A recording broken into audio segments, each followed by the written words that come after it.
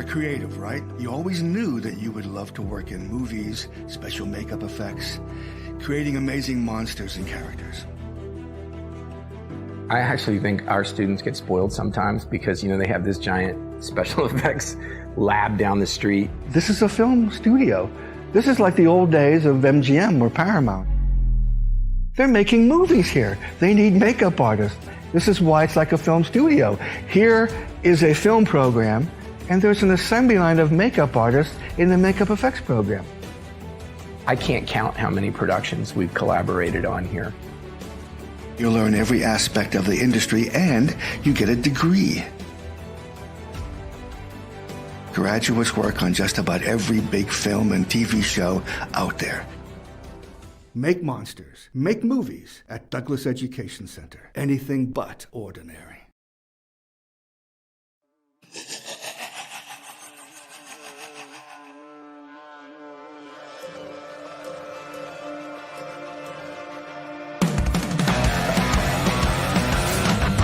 Welcome to the May Massacre.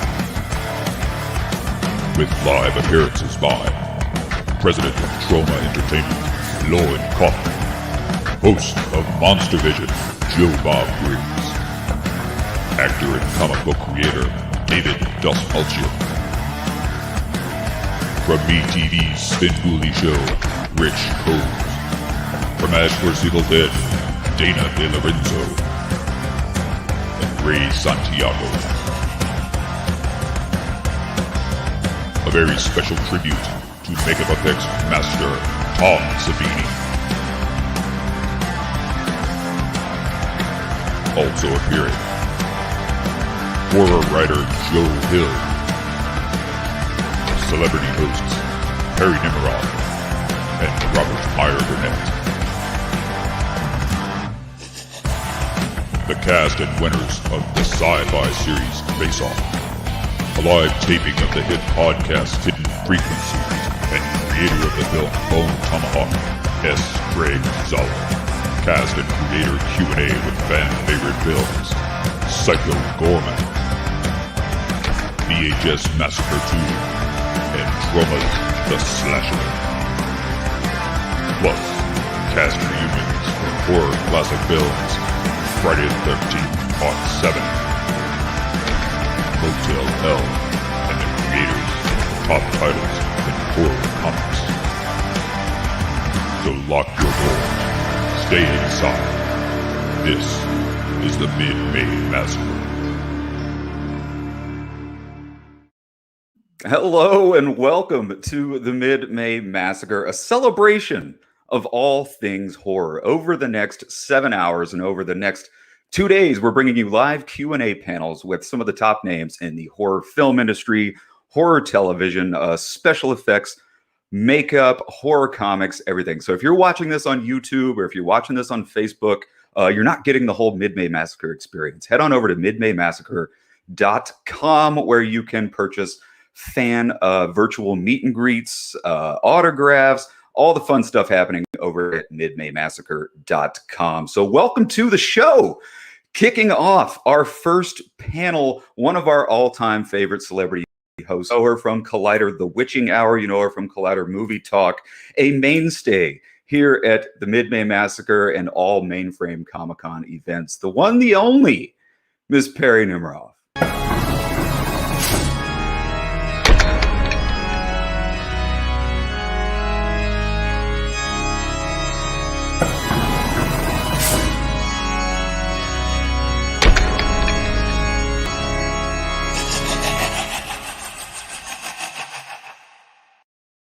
I am so distracted by that introduction. I'm going to need a copy of that video to play it before every single thing I do from here on out.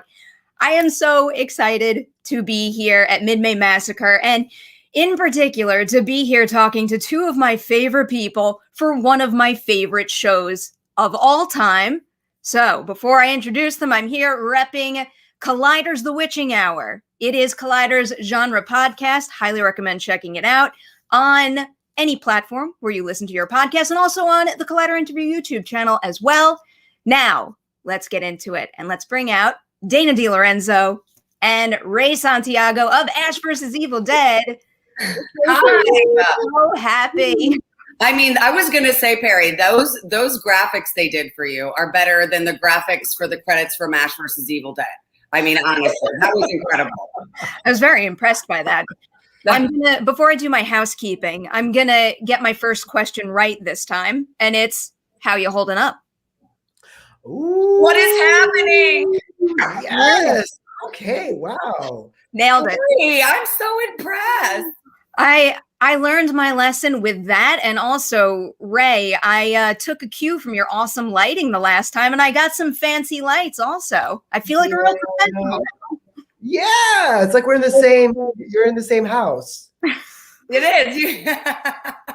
I'm in the porch. I'm in the next door. Yeah, I mean, your place looks very earthy, Dana. Like you look like you're in a very like we look like we're in like a very evil place, and you look like you're on the good side over there. No, you look like you guys are in the party place. I look like I'm the crazy cat lady with plants.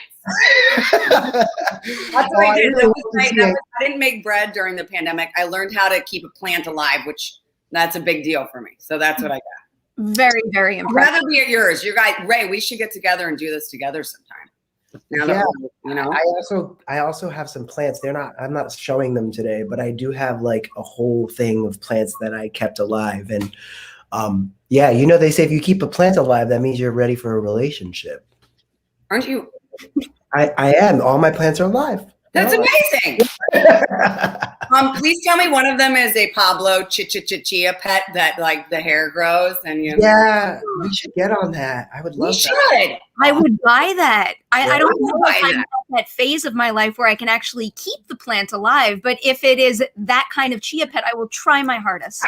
I mean, I think those are pretty. That hair. Listen, your plant will live. So before I get to all my questions for you guys, I want to let everybody know out there that during the second half of this panel, we're going to be taking your live questions. If you start dropping them in the live chat now, we'll start collecting them. And then maybe Dana and Ray will answer some of your questions as well.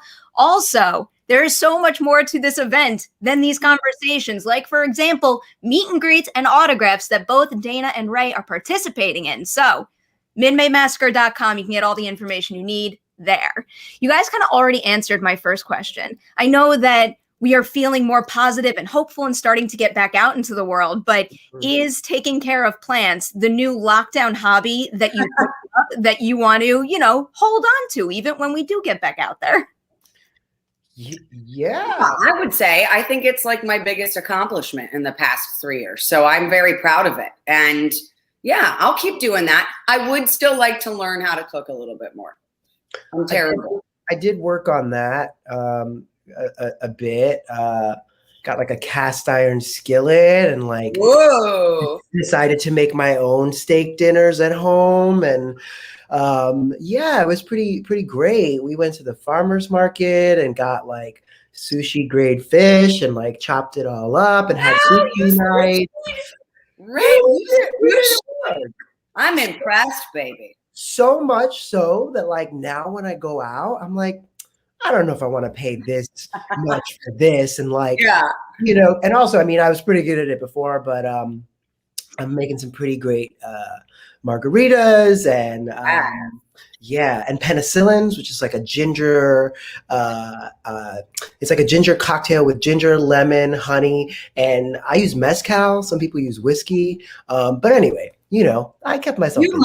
You loved those penicillins when we were filming in New Zealand. Yeah. That was the first time I'd ever heard of it. And I worked at bars my entire life. And I remember we were at that cute little underground place. And you're like, I'll have penicillin. I go, are you sick? What's wrong? It was good. It knocked us on our ass, I think, a little bit. Yeah. Definitely harder to walk up the steps of that place. This is all just making me want to try one even more. So Dana, I feel bad following that up with this, but what is your specialty? What is step one of learning to cook more? Wait, step one of learning to cook more would be to make sure I have the proper equipment that goes beyond the same thing I think my mom bought me at the dollar store when I was in college. Like I'm still like I need the cast iron skillet like Ray. But also, you know what? I think it's just I come from I'm 100%, Italian Sicilian, and everyone in my family, every woman was like the world's greatest cook. And all of those genes skipped me and went to my brother. Like my brother makes the family sauce. My brother makes the chicken francais and the chicken parm and all that. And he just loves it. And I just never had that. I was always, to me, it's stressful. To me, it's very stressful. So I don't know. I have gotten better at baking stuff I can do. It's the cooking. It's the zhuzhing. It's the, how much, oregano do you add in that? Oh, a little bit. Well, what does that mean? You know what I mean? I don't have a feel for it the way so many people do, but I'm going to try. You're talking to the queen of the microwave. I totally get it. No judgment. And I can't even do the bare bones basics. No. Okay, good. You know what, Perry, maybe you and I, now that I'm sure, because I'm fully vaxxed, I'm sure you are. Now that things are opening up, let's get together and take a cooking class. That's what I want to do. I am totally up for that challenge. And Ray, you can come and you can try it out, and you can do the sushi and your cast iron and steaks and penicillin. Listen, I would love to go. I'm gonna be honest with you. Like, it was really, I had a lot of help from the boyfriend, and I would just kind of like micromanage like the seasoning of things, but like I don't really still understand how to use my cast iron skillet. I seem to that's a lie. I learned you have to use a specific kind of oil. You can't just use like regular oil because it'll like the high temp oil. Yeah. So I learned to use avocado oil. But yes, I'm down to go to a cooking class. Let's do it. Let's do it. Got to make it happen. So of all the times I've spoken to the two of you, I'm surprised I've never gone back to first features and first shows, because I've been doing a lot of career overview conversations, and I just love hearing about what sticks with you from your very first on-screen experience to what you're still doing now. So I'll throw it to you first, Ray, because you happen to have worked with one of my favorite directors out there very early on. Is there anything about working with Karin Kusama on Girl Fight that you find yourself still thinking about now, even though you have so much experience under your belt? I would say the way that she sort of like courted me was really a beautiful intro into my life in the industry. I was like a child. I was like 12, and I just have vivid memories of her riding the subway with me from like downtown Manhattan all the way to the fucking South Bronx, where I was like, ooh, I hope she's going to be okay. She's trying to protect me, but who's going to protect you on the way home? But no, she kind of like saw in the room that I was the character without me even realizing. And so it just taught me that when it's your role, it's your role. And when someone sees that, it's yours to keep. That's the same thing that happened with Ash. It's the times that you don't think you're going to get it and you just go in there. And I remember seeing the look on Karin's face and on Lauren's face, the casting director for Ash, when I walked in, and it's that same thing. So I don't know if that kind of connects to what you were saying, but it's that when it's yours and somebody sees that spark, it's yours. I love that, especially hearing that about a filmmaker I admire so much. Dana, with you, I don't even know what title to go with, because you had so many, appearances in really big movies and also some really big TV shows out there. So I think you have me confused with somebody else, Perry. Harold and Kumar was a very fun movie. That movie, the Harold and Kumar Christmas movie. Yeah, I know that is. I just think that's still to this day the only one. I think that's the only one on it. That's what I got my SAG card on. In Chicago, and we filmed that in Milwaukee, and that was, I do have very fond memories of that whole thing, start to finish, because I'd filmed it while I was still living in Chicago, and I only had 8 seconds total. Like when you watch the movie, I'm definitely under 10 seconds. And why I say that is because I was there for a week shooting one line a day, because they were it was like moving. It was with me and Harold and Kumar, and it was a couple different scenes. And all I did, by the way, I do feel like this was a precursor to what was to come with Ash versus Evil Dead. My first on-screen feature film, SAG card, all that stuff. And all I did was say fuck every line. Oh my God. I mean, that, which is what Kelly Maxwell does. Yeah. And I forgot that until actually a fan like recently tweeted me something like, oh, I saw you in Harold and Kumar, never knew you were in it. Looks like you still had Kelly Maxwell's mouth. I was like, yeah, no, I guess that's the thing. But I had such a great time doing that. And it was just because, you know, it's like, I'm just going to say to people, I got so excited to see my very first feature film craft services, as in it is a supermarket of every snack, every food you've ever wanted, and it's free. And as a broke actor, I definitely went grocery shopping at craft services many a times. And I was like, fruit roll-ups. Suddenly you want everything you've had since you were a kid. Or at least I did. So that'll always be very special to me. And also weirdly, I wore purple. Also Kelly's color. I don't know. I feel like it was meant to be. It was pretty. I love how it all, you know, kind of comes full circle. Yeah. All right. Jumping into Ash versus Evil Dead specifically. Okay. What is one thing that you saw Bruce do while making that show that you have either put in your back pocket and you're actually using yourself today, or just plan to use in the future? Ooh, I don't think I've ever been asked that question. Success. You've done many of these conversations.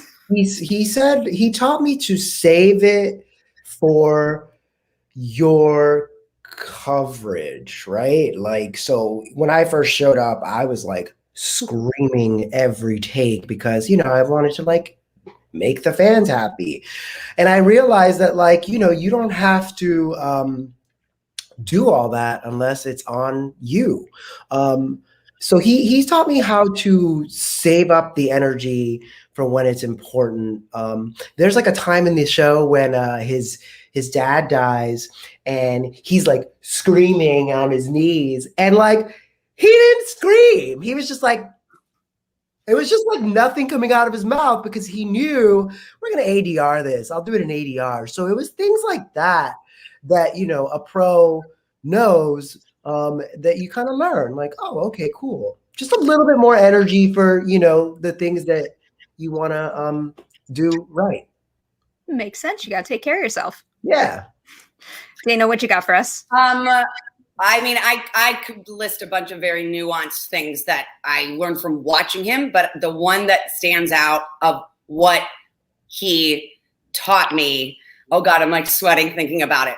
It was both Ray and I's very, very, very first scene of shooting the film. Sam Raimi's shooting the TV show, the pilot. Sam Raimi's directing, and it's that scene in the value stop. And fun fact, we actually shot that in the middle of the night, like at 4 or 5 a.m., even though it looks like daytime. So I was already kind of out of it a little bit. And so that very first scene is him coming up to the register, meeting Kelly for the first time. And it was his coverage first, meaning the camera is on him. And, you know, I'm in the shot, whatever, like what Ray was just talking about. And Sam came up and I said, okay, am I supposed to be doing anything here? Is there going to be a person coming through? Like, do you want me to improvise? And he said, well, you know, why don't you do something with a register, receipt, paper, blah, blah, blah. And I said, okay, you know, but I knew enough not to be too busy. You don't want, when the star or anybody else is acting, you don't want to be doing too much stuff, especially if it's not your coverage. But what I did not know, because I was just so excited to be this cashier with Bruce Campbell for the first time, I did not know that making noise during someone else's take, like I was changing the receipt paper, and I did that. And he was doing his lines, and I just did at the top of the scene, okay. And after that, he goes, hey, darling. And then, like, from the whole set, I was like, yeah. And he's like, you know that noise you're making when I'm saying my lines? And I said, yeah, don't do that. And I said, oh, okay. and I learned my lesson. And then and it was and Sam had a good laugh. He goes, Sam came up to me immediately after that. I'm like, Red, think about it. And Sam goes, so how do you like working with Bruce Campbell? And it was, which is like, cause Sam always likes to kind of prod at Bruce. But that taught me a very valuable lesson that came in very handy when Ray and I were doing a scene where all we had to do was move things and touch things. Like in the, remember Ray? Remember when we had to move the entire trailer in episode 6?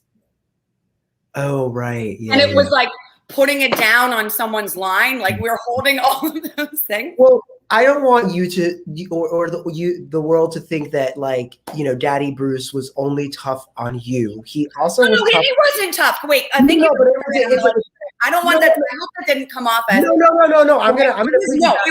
It was the very first shot, and I already fucked up. Was the point? It wasn't. No, Uncle Bruce is amazing. Okay, it's just when your parents teach you like manners or whatever. Like it was the same thing for me. Like it wasn't like he wasn't giving us like a talking to or a beating. It was just kind of like, this is how you do this. He did it with me too. He said to me, marks have a purpose. Yeah. And, I think what we're both saying is that I feel like I learned is like technical things, because we came in hot, like with the artistry, trying to, be the actor. And then we realized that, there's technical things like hitting your mark. If you don't hit your mark, then the cameraman's not seeing it right. And then you got to do it again. So you're wasting energy and time. So he was teaching us, and you know what? Rest assured, we never forgot that lesson from that. No, we sure didn't. Hit your marks and find your light. Yeah. But I think Ray and I both said this before. What we and I know we want to move on to the next question, but also, he's the star of the show. He's number 1 on the call sheet, and he never kept anybody waiting. He was always prepared. He got in, he did it. And I think that also set the tone for having worked with someone like that, because by the way, he could have been a jerk, but he plays Ash Williams. If Bruce Campbell was a jerk in real life, I wouldn't even be mad about it. I'd be like, you have every right. But he's like honestly the greatest guy, and he's respectful. And I think that really taught me of like, look, be there, be on time. Which I would anyway, but like, I don't know. He was also kind of really. He was always joking with Ray and I, especially like if we had done like, Ray, you can vouch for this. If there was a moment and we had like a funny beat, it was always him usually if it was the 3 of us who had the last beat. But he would be like, hey, that was funny.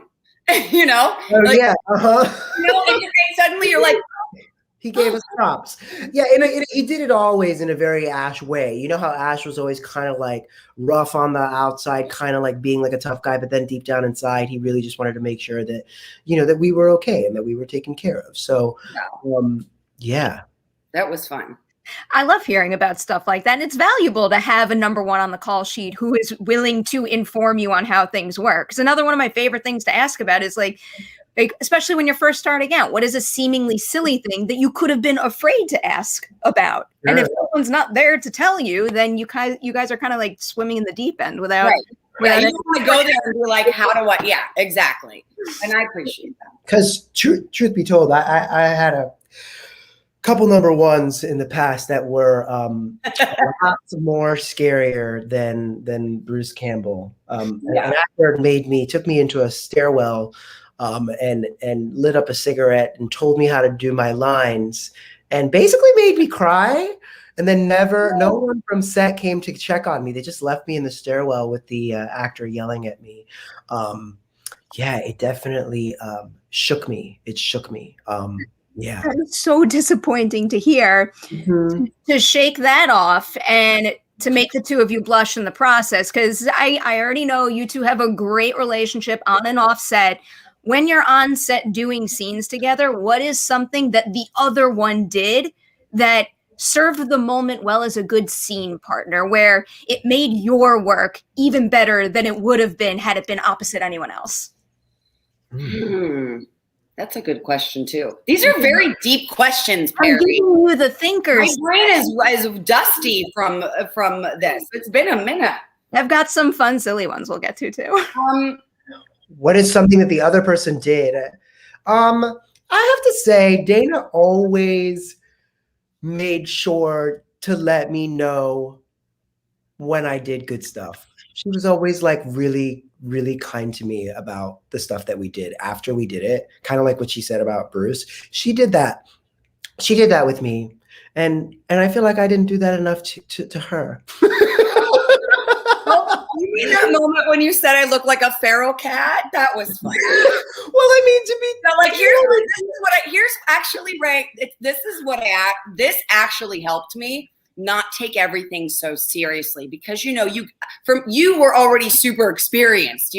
This was my first lead on a TV show, so I like you were saying, like, go in there and I'm like, duh, so taking it so seriously.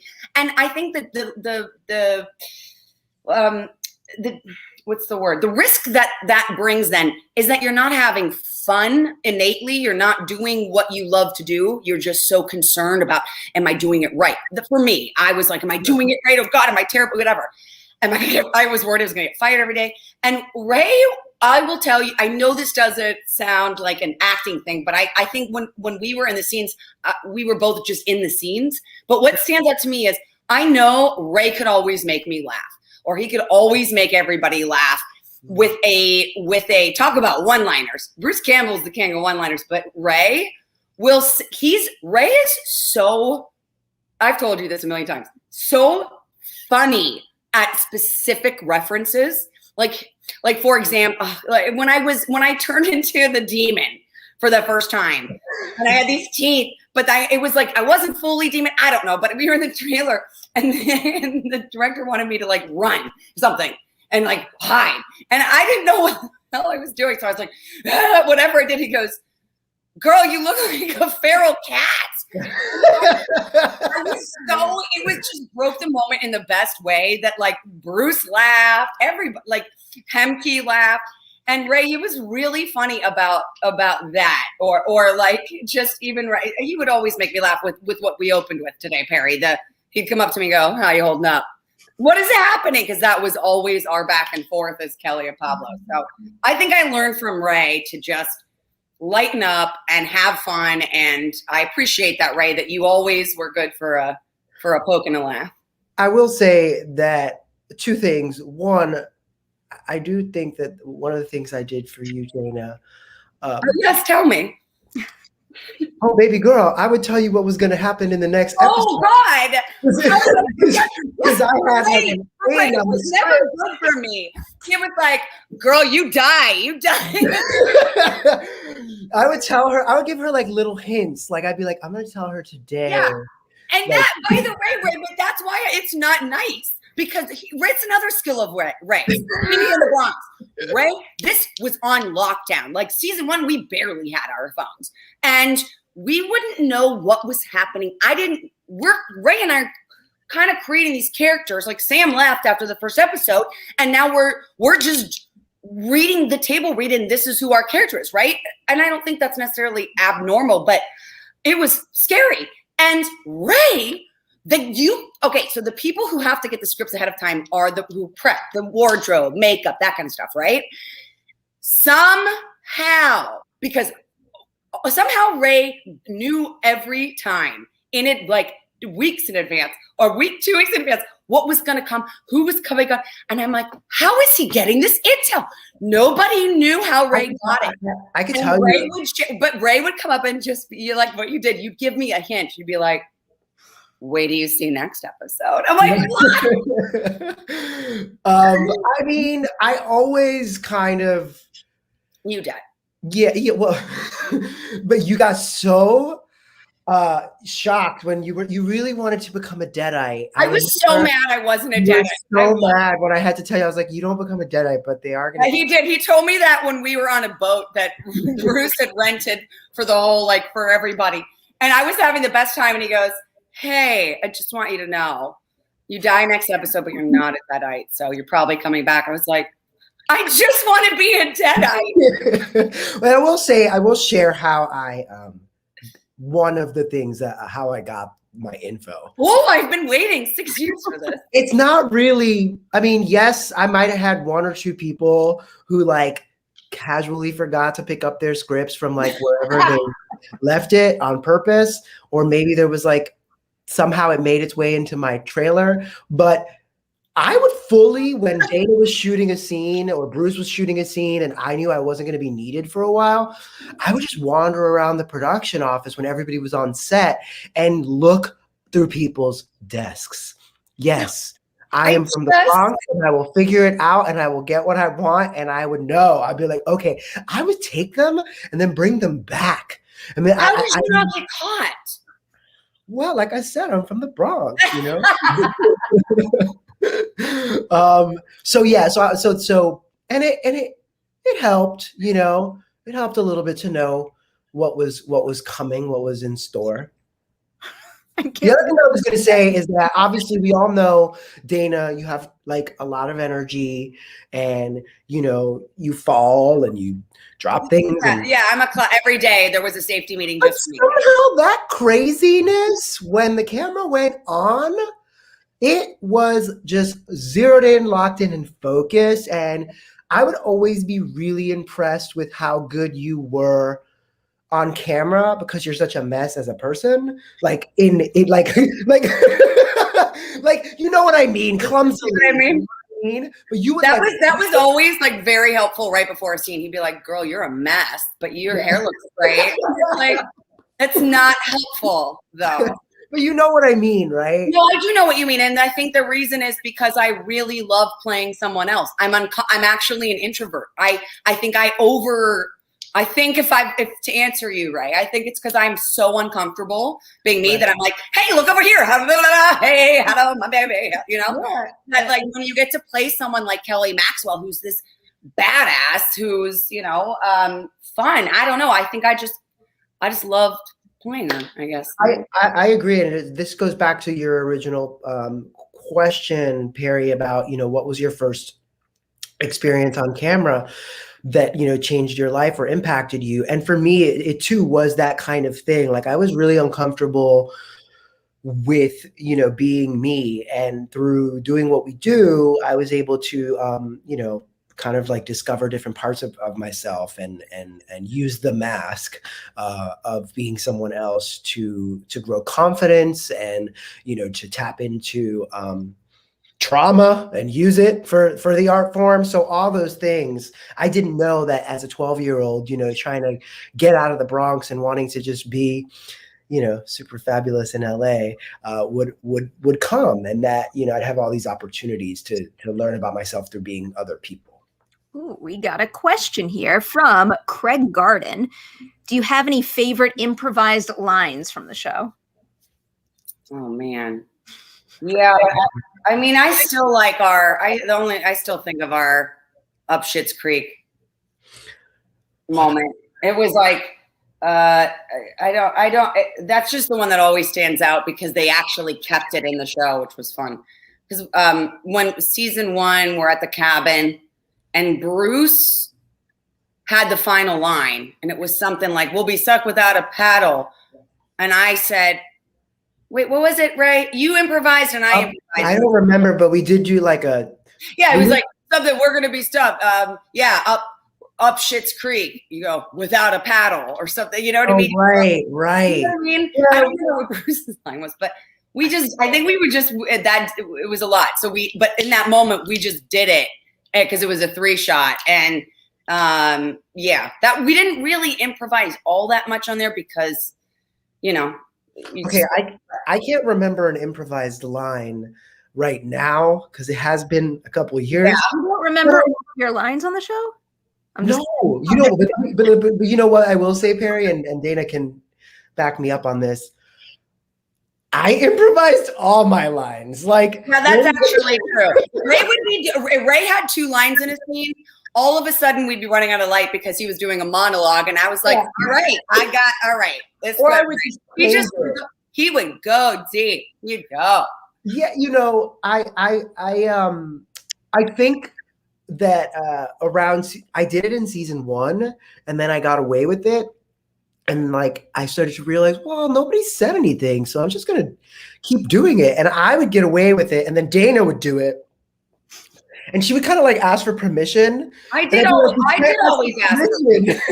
Because I think we have writers on the show, and I know. Be respectful. So because for me, I wasn't so much of an improviser as, the line that a lot of people like was an example of how I would ask for permission. When I'm, reading something, and then if something comes to me, I would go to the showrunners and say, hey, as an alternate line, let's do the script. And then if I get another take, who knows on the day, but if I get another take, can I say something like this? And one of those lines was, back off now or I will fuck your faces with bullets. The original line, it was something, because it's like I yelled twice out the window. And I felt like the second time it needed to escalate even more. And so I said, can I just say something crazy like this? And as an alt, and the writer said, we're changing your line to that. That's officially your line. So yes, Ray, though, would have the benefit of the spontaneity of it.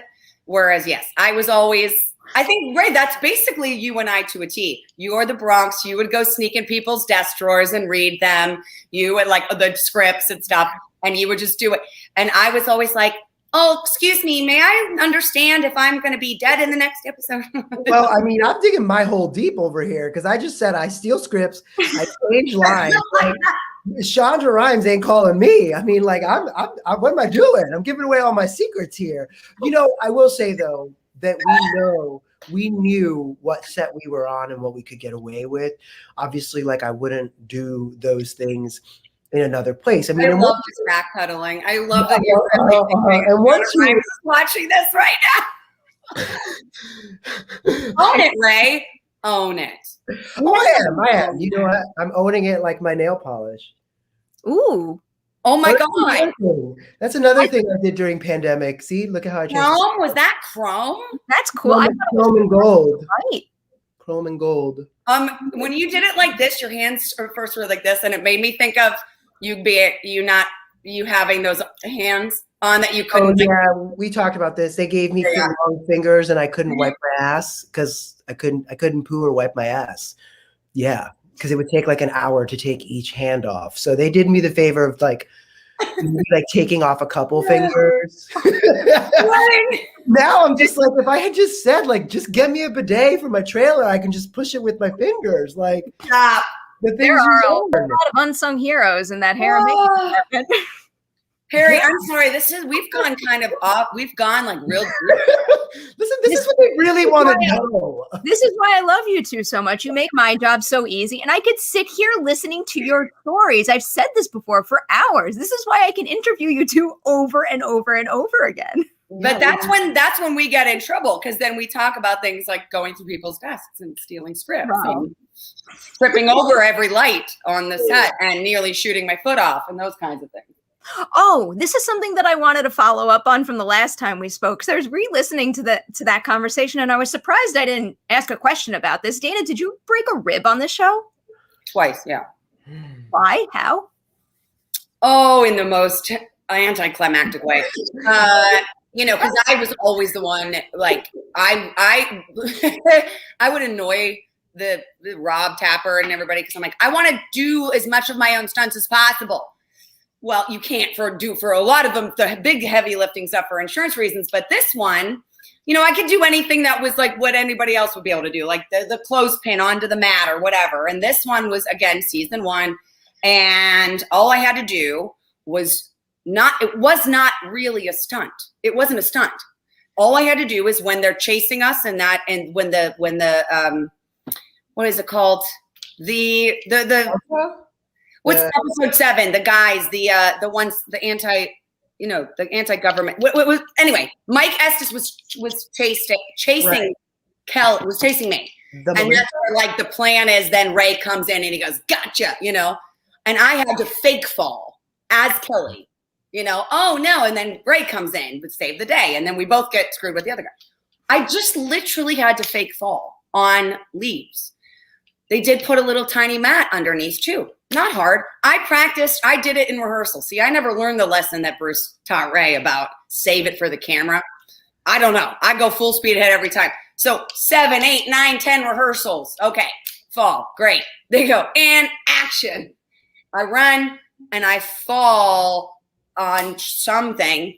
And instead of landing on my wrists or anything, I landed directly on my, why am I getting so close to the camera? I landed directly on my rib. And then fun fact, guys, when you watch the rest of those episodes, or that episode, season 7, episode 7, when Ray and I had to do that truck thing and the deadite with that, when he's punching it at the tree and I'm holding the gun, all of that was with the broken rib. And when I'm screaming, I was screaming in actual pain. But credit to Stu. Ray, remember this? Stu, our stunt coordinator, said when I was like, I couldn't even breathe and I'm being tied up to that truck and had to kick around and do all that stuff. And he came up to me and he goes, the pain is today, but TV is forever. And I was like, okay, I got you. Okay, so it worked. I got to pretend I was screaming in fear instead of in pain. That quote sounds like a very good tattoo idea or something. I think so. And he's not wrong. It looks great. I would have been so mad if I was like, I can't do it, you know? All right. We got this question here from Insomniac Drive-In for Ray and Dana. Which was your favorite season to work on? For me, I would have to say 3. Even though it was the most chaotic and disjointed, fans didn't really love season 3 that much. Some did, some didn't. I don't know. Some did, some didn't. I don't know. But for me, I loved it the most because I got to go from being like weak Pablo to finally becoming like a little bit of like my own hero and doing that whole thing. And I also became the deadite and blah, blah, blah. So I also broke fractured this pinky right here, a guitar, a stuntman with a guitar hit my pinky and it got like a little mini fracture and but it's okay now. I'm glad it's now. What's your favorite season, Dana? Definitely season 2. I feel like for me, that's when Kelly really hit her stride. I loved all of the scenes that I got to do. I loved the stuff of like fighting with myself in the first episode, and although that blood tank was next level, getting all those gallons of blood on us in that first episode. But I also feel like for Kelly's journey, one of the things I was hoping that they would have her do more is have a little bit of agency. If she's the one of the group that was the one with the brains and the plan, or just the one who common sense, I really wanted her to be able to have some of those moments. And then in episode 6, finally, when the house was being attacked, like I just had a lot of fun with that. I loved everybody. Like I loved the cast we had. I loved having Ted and Michelle and Peppy and Lee Majors. And I got to do a lot of stuff with everybody because season 1, it was a lot of like either me and Ray or me, Ray and Bruce, obviously. And then season 2, I got to do a little bit with Ray, a little bit with Bruce, a little bit with Lucy, that damn ashy slashy puppet, which was the highlight of my life, I think, doing that. So yeah, I'd say, but I honestly, I love them all. But that I'd say if I had to pick, if you had to twist my arm, I got to play with a puppet and learn how to puppeteer in a day. That win, for me. I can't believe it, but it's almost time to wind down. And I have so many more questions that I didn't get to, but the 2 questions that I wanted to end on with you guys are a little random. It's how we end every single interview for Collider Witching Hour. I swear, this first question has a purpose. It's, do you have any pets? No. Your plants count. Yes, I mean, no, I don't have any pets. I'm allergic to cats and dogs. Wait, do you need us? Yes, and I have a pet. Oh, sorry. The plant. I have a pet. We are convinced that there is a connection between animal lovers and genre lovers, despite the fact that there are so many horror movies out there that like to not be so nice to pets out there. So we always try to highlight pets. I mean, I love animals. I just am not lucky enough to own one. But you have plants that are thriving and you take care of them. So it's that box. Yes. If that plant ever becomes possessed like that tree, though, watch out. But I mean, then it would take an even bigger step into the pet category. So we should probably hope for that to happen. All right. The next question we always ask is, what's something horror related that you would like to recommend to everybody watching right now? It could be a new movie, an old movie you just caught up on, a podcast, you name it.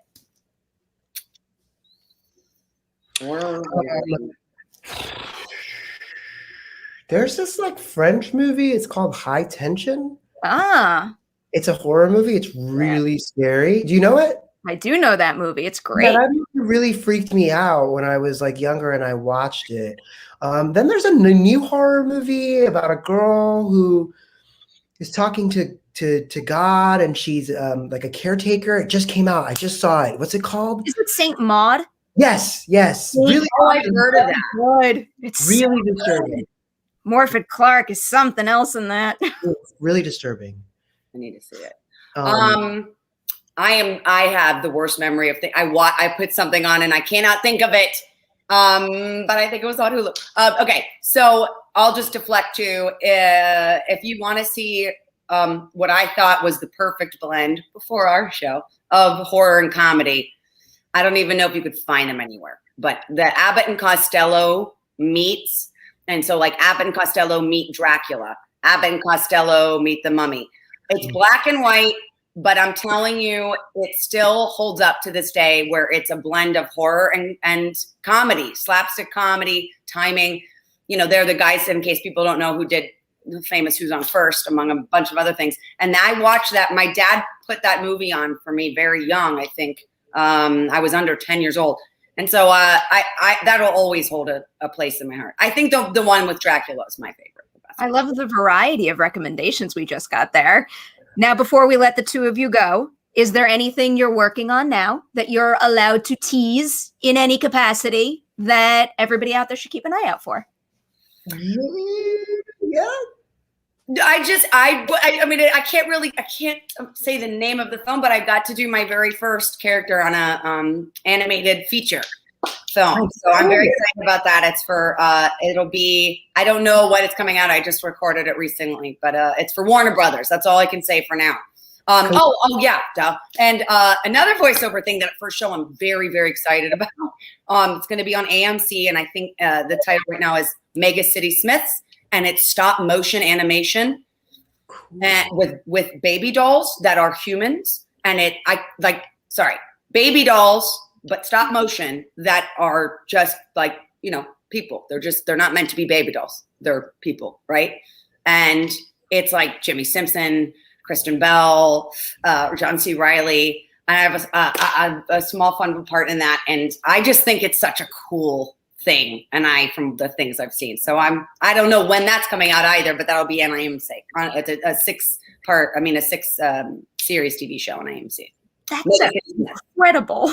That sounds awesome. I don't know what it is with me and puppets and like dolls and things. Maybe I'm learning about myself, but it just makes me laugh. It's a comedy, I should say. It's like dark comedy. It makes me laugh to see just anything inanimate come to life. I don't know. Maybe it's my love for Sesame Street when I was a kid, but I don't know. So I would like to share with the horror fans out there that are on today. So I am working on another horror comedy. It is for Netflix. It is called Day Shift, and it's starring Jamie Foxx and Snoop Dogg and Dave Franco. I'm just gonna say, I think fans will be happy. I'm playing a different character. I auditioned for another role and then got the one that I'm in now, and I'm happy to be with that company and to be able to just play in the same kind of world. So I'm excited because I've missed this. I've missed the genre. I don't blame you. That's so much exciting stuff right there. We have to let you guys go, but I can't get enough of looking back on Ash versus Evil Dead, but also congrats on all that wonderful upcoming stuff that we can all watch soon. Thank you guys for hanging out with us at May Massacre. And big thanks to everybody out there for participating in the conversation. We are going to say goodbye and toss it to the next panel. Bye. Bye. Thank you. Thank you, guys. Bye, Dana. Bye, Ray Ray.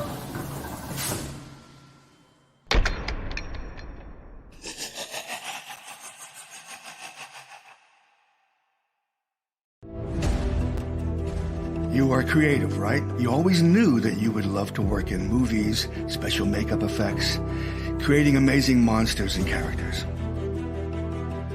I actually think our students get spoiled sometimes because, they have this giant special effects lab down the street. This is a film studio. This is like the old days of MGM or Paramount. They're making movies here. They need makeup artists. This is why it's like a film studio. Here is a film program, and there's an assembly line of makeup artists in the makeup effects program. I can't count how many productions we've collaborated on here. You learn every aspect of the industry and you get a degree. Graduates work on just about every big film and TV show out there. Make monsters, make movies at Douglas Education Center. Anything but ordinary.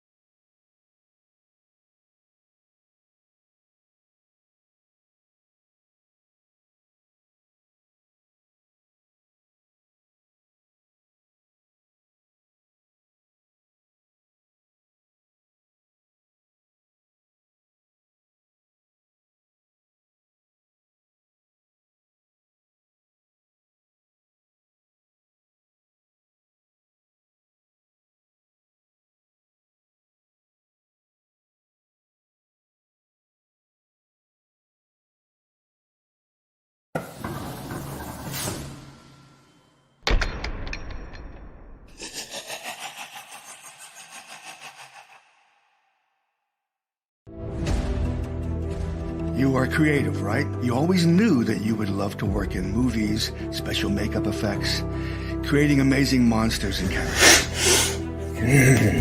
I actually think our students get spoiled sometimes because, they have this giant special effects lab down the street. This is a film studio. This is like the old days of MGM or Paramount. They're making movies here. They need makeup artists. This is why it's like a film studio. Here is a film program, and there's an assembly line of makeup artists in the makeup effects program. I can't count how many productions we've collaborated on here. You learn every aspect of the industry, and you get a degree. Graduates work on just about every big film and TV show out there. Make monsters, make movies at Douglas Education Center. Anything but ordinary. Well, hello, welcome back to the May Massacre. How outstanding was that panel with the cast of Ash vs. Evil Dead? Well, we are rolling right along into our second panel of the day. By the way, if you're watching this show on Facebook, if you're watching it on YouTube, please, you're not getting the whole experience. Head on over to midmaymassacre.com, pick up some autographs, some virtual meet and greets from all the panelists that are going to be appearing this week on the May Massacre. So without further ado, we're going to go ahead and roll right into panel number 2. Here to host is really a mainstay here at May Massacre and every single mainframe event we do. You know him from his own channel, The Burn Network. He is a film director, indie film maker. You know him from the John Campea Show as well. The one, the only, Mr. Robert Meyer Burnett.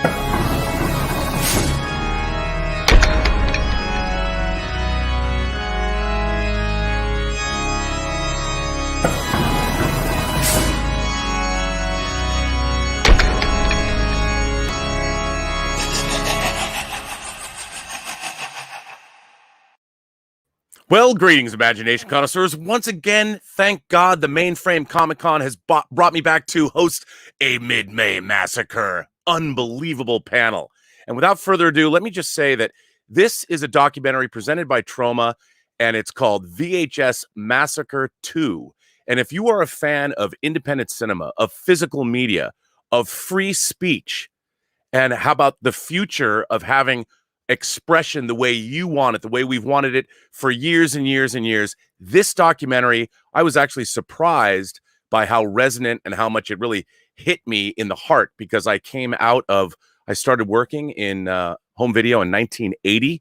I worked for Weston Nishimura, who is he founded the VSDA, the Video Software Dealers Association of America. And this documentary, I have to tell you, if you are here for May Massacre, you must see VHS Massacre 2. And to tell us about the documentary, we have an amazing panel. Let's first bring on the director, Thomas Seymour, the producers, James Richardson and Timothy Kulig.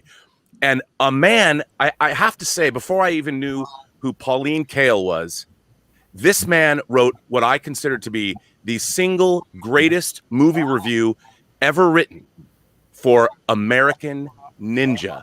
The host of The Last Drive, and Mr. Joe Bob Briggs, is here with us. And then we also have, I guess if there is a Hall of Fame in exploitation land, this woman would be the Hall of Famer in the Scream Queen section of that, Miss Debbie Rochon. Writer, director. Debbie's not here yet. Debbie and Lloyd, we're holding off on. So okay, we're holding off on. Well, then, okay, then. But my God, and of course, James Richardson is also a professor and is in the documentary. And I have to say, sir, it is an honor to meet you. I really loved your contributions to this documentary. You were a tremendous on-camera personality and had a lot to say. So to get into it, Tom, James, and Tim, how did this film come about? Well, the film came about, I had finished the first VHS Massacre film, which was a lot more about kind of examining how the video stores were going under, which was pretty emotional for me at the time. You know, Kim's Video in New York, for instance, went under, and we kind of chronicled that. So sort of good for the film, terrible for everyone in New York. Right. And there was this hope. Joe Bob Briggs at the end of the first one kind of said that streaming could be a good thing, and there could be some hope in there. So I think I think we were hoping that platforms like Prime and YouTube maybe could be a place where we could make some money back. But as things were sort of revealing themselves, you just realized how poorly the exploitation filmmakers were being treated. Yeah. Bizarre censorship, weird double standards, and continually decreasing the amount of residuals to the point where, they treat someone like Lloyd, who's kind of a legend in the exploitation filmmaker, the same way as some guy making a YouTube video for the first time. And so you just realize that there's something seriously wrong. I think the media consolidation has got to a point where it's really fully controlled, and that was, again, it was like somber again, and I felt compelled to sort of try to investigate it. So luckily I was able to get everyone who's here on board, and we made a movie. Well, I have to ask, James, you're a professor, you're an academic, but yet your love of exploitation cinema drips off the screen, much like blood. And how did you find yourself involved with these filmmakers? And are you continuing to fight the good fight for exploitation filmmakers and indie filmmakers? I mean, I don't think any of us, how could you grow up? How can you be a teenager and have a rite of passage without seeing movies like, well, Mother's Day or whatever exploitation film is your bag? I mean, essentially, I got brought into this because Tom and I know each other from work, kind of. And we talk, quite honestly, a lot of times about like just really cheesy exploitation films a lot of the time. And he knew my love for it. And he also knew my passion for indie filmmakers. I teach in the digital media program at LaGuardia Community College. And one of the things that to educate students in terms of how to market their material, how to not get ripped off, how to create this type of content that resonates with people, the same type of content that's resonated with me for years. Before being a professor, as you can see behind me, I was a nerd. You're a fan. You're an imagination connoisseur, James. That's what you are. Well, now I would ask Tim, how did you wind up being a producer on this film? Well, I've been lucky enough to know Tom Seymour for the better part of 3 decades. And during that time, we've done, I'd say, dozens of projects at this point. And he pulled me into the first VHS Massacre as a composer and also as a producer. And when he told me what the subject matter was going to be about, I was fully on board. I actually worked in the video store industry for years, in my late teens, early 20s, and I can speak to that evolution of, the physical media going from one type to another and evolving to streaming.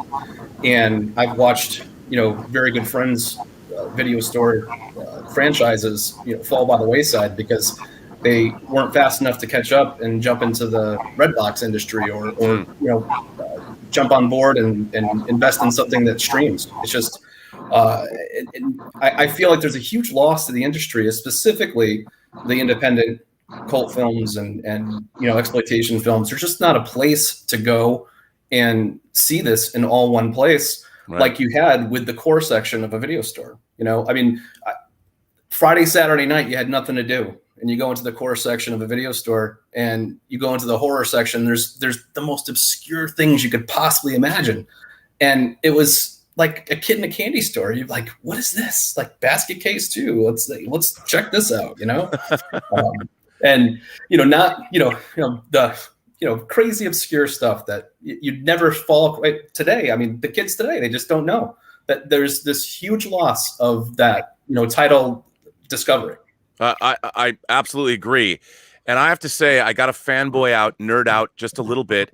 When I was younger, I lived for Fridays because syndicated in the Seattle Times, where I grew up, was Joe Bob Briggs' column, where he reviewed films that I might not have known were coming out. Like I said before, his review for American Ninja with Michael Dudikoff and Steve James might be the single greatest movie review I have ever read. You've seen him in Mick Garris's The Stand. You've seen him in Casino. You've seen him as the host of The Last Drive-In. But a man that really brought knowledge to me that I desperately didn't even know I needed, but I lived for. Mr. Joe Bob Briggs, sir, it is such an honor to be on a stream with you.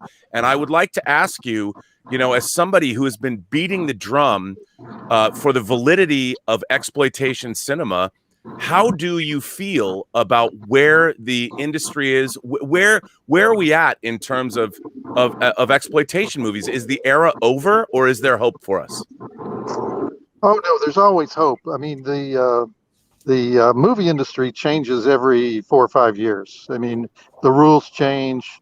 The reason those big studio executives in Hollywood get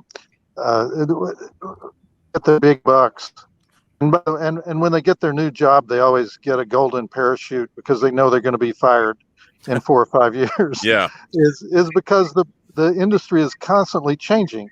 So we had a 40-year period where, or I don't know, 35-year period where, for the first time in history, the distribution guys gave up control of the time and place that you watch the movie, and the guy who owns the pipeline is always the guy who doesn't care about anybody else. He just wants the pipeline to be full, and that's essentially what Paramount, Universal, Fox, all these companies, that's what they do. They're a pipeline. They don't even create that much anymore. They're really not production companies anymore. They're just pipelines. And now the pipeline power has switched over to Silicon Valley. And so you have these guys from Northern California that are coming down and telling the guys in Southern California what to do.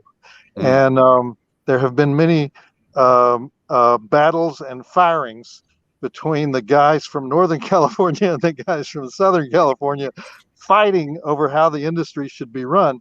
And the Northern California guys are winning. And what they're doing is they're saying, look, all we do is we put up a pipeline and we charge a huge amount to be in that pipeline or be featured in that pipeline. Okay, so they've taken their stand. So now the independent guys have to figure out a way around that. And they will figure out a way around that. And I'm here to help them. And I think everyone on this panel is here to help them. There's no rule that says Netflix has to control the world for the next 50 years. There's no rule that says Amazon Prime and these other companies are going to remain in the position that they are. I always use this example. There's a guy named Justin Seaman. He makes movies. He makes no budget movies. He's right on the border between Pennsylvania and West Virginia in the Pittsburgh area. And he made a movie called The Barn. Now, he told me how much he made on it, and I probably shouldn't divulge that, but he made a lot of money, and he showed me how he made the money. And the way he did it is withholding the film from Netflix, from Amazon Prime, from any of these companies that have the bad deals, withholding the film, selling his film convention to convention, selling the DVD, setting up events on his own, blanketing the world with social media, and basically saying, if you want to see this movie, you're going to see it on physical media for the first 3 years. And that's the only way you're going to see it. And so that was his solution. That was his workaround. And he made that work. And he had the energy to go to all the conventions and to do the social media work and everything. And then at the very end, when he's exhausted every other revenue stream, maybe he'll make an Amazon Prime deal or a Netflix deal. The problem with a lot of what's going on today is people get rid of their movie too fast. They give up the they make one of those streaming deals too fast. Yeah. when Roger Corman accepted his honorary Academy Award, he made a very good observation. He said, motion pictures are a compromised art form. They are 50% art and 50% business. And so if you're going to be an indie producer, director, filmmaker, you got to pay attention to the 50% business, and you got to be aggressive in that space. And I think that we have guys who are aggressive in that space, and hopefully they're teaching the younger guys how to do that. And hopefully we'll have streaming options that don't make us go through the majors. And in the long run, that's and we'll get loyalty to those streaming options because they're not controlled by the majors. And so yeah, I think there's a lot of hope.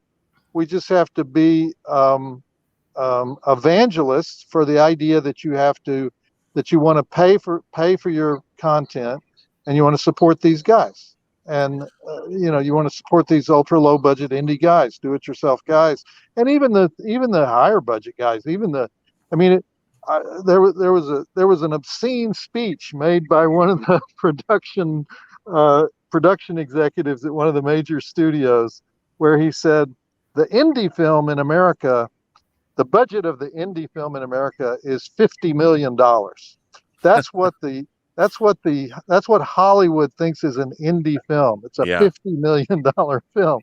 Okay, so what we're talking about here, the true indie guys that make true exploitation films, are not being. They don't have a Sam Arkoff right now who can go and get space for them in the market. Yes. That's what they need. Yeah. Well, one of the things that struck me about the movie as I was watching it, Tim, Tom, and James, this movie is really a support of freedom of speech, freedom of expression. And my girlfriend said something really interesting to me the other day. She said films are becoming pasteurized, and I thought I was like, my God, babe, that is perfect. That's perfect, because anything edgy is being bled out of even exploitation cinema that you can see. I mean, thank God for channels like Shudder. But when I was watching this movie, it really is in support of freedom of expression. And I wonder if that was something, did that develop over the course of making this film? Or was that something you all were keenly aware of as you were making it, that it was becoming sort of in support of freedom of expression? Yeah, I mean, it was definitely like when I started the documentary, you started to see this odd censorship. In 2018, Amazon Prime deleted thousands of independent films off their platform, and they gave some vague standards reasoning, which didn't hold any water. And from there, I actually had a film deleted out of my own personal library. Oh my God! Bizarre, right? I bought the thing. I mean, it happened to be my own movie, London Betty, was deleted out of my permanent library. What? So you start saying, that's crazy. What's going on here? So I sort of had a hunch, that things were not right. But then speaking with J.R. Bookwalter, who had a Tempe video distribution company, and then Troma. There he is. Hey, there's the man. I have to say that one of my great joys of the last COVID year was streaming multiple times with Mr. Lloyd Kaufman. I mentioned Mother's Day before he was here, but it is a great honor once again, sir, to be streaming with the mayor of Tromaville and a purveyor of freedom of speech and expression. Give a hard time to filmmakers that are alive right now. It's almost like they want to see. Oh, sorry, you were. I'm sorry, Mr. Kaufman. Please continue. I can't. Well, hold on. I'm sorry. I was okay. There we are. Thanks a lot for saying that. That's better than getting an Oscar, because you can buy an Oscar, but you can't buy love, right? No, for a song. I mean, but I mean, your films and what you've been doing, I think, in addition to being the impresario of Tromaville, you've actually been beating the drum about freedom of expression. And in a way, you've been saying that, look, yeah, I've been making films for the better part of 5 decades and all that, but we're really in danger of losing something in terms of our ability to express ideas or fun or all of this. And I'm just curious. I mean, as we've talked over the last year, that's been an undercurrent of everything that you've said. You've been warning us. I mean, you're almost like the canary in the coal mine. I wonder if you could speak to that issue and how the loss. And one of the things I loved about this movie is it basically is saying the loss of these kinds of films is a very dark path to go down. And we're having our freedom of speech chipped away, cancel culture, whatever you want to talk about. And I wonder if you could speak to that and why independent and exploitation films are actually something that is one of the pillars of our democracy. Well, I don't know about exploitation films being the pillars of democracy. I see them more being the sheets and blankets of democracy rather than pillows. But even the word exploitation, it's a word that pushes people like us to the back of the bus, right? It's like the N word. It's like I never cared for that word because when I was a kid, I saw a movie by Ernst Lubitsch, right?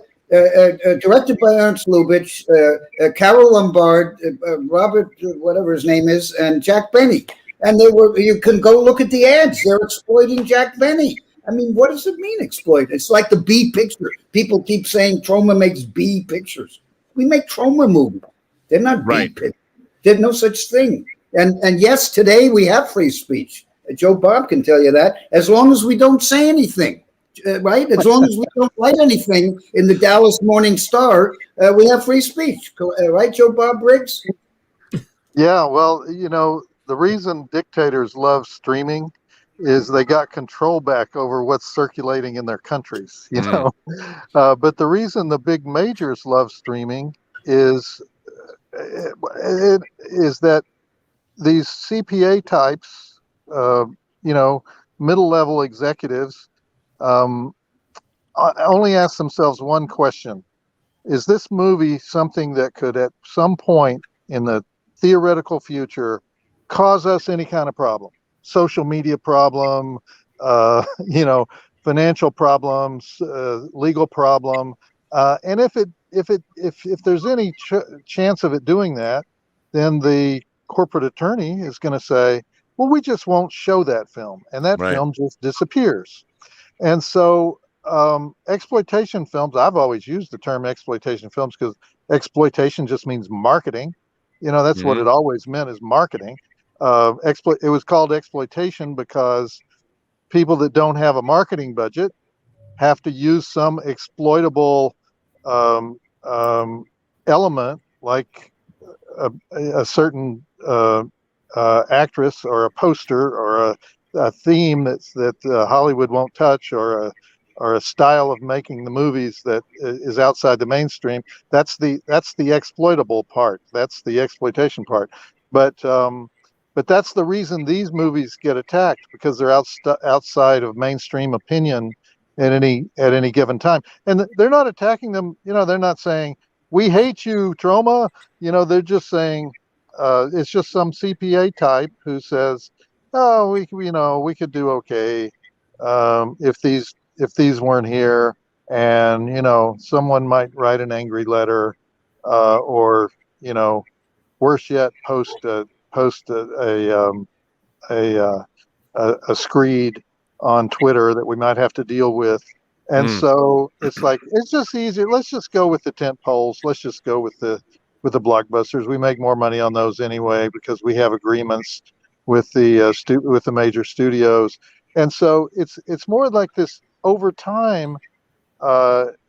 These guys are just like, they just want a plain vanilla slate that doesn't cause any waves, and so that's where we are today. That's why I say the independents have to band together and get into some alternate ways to some alternate. I agree with you.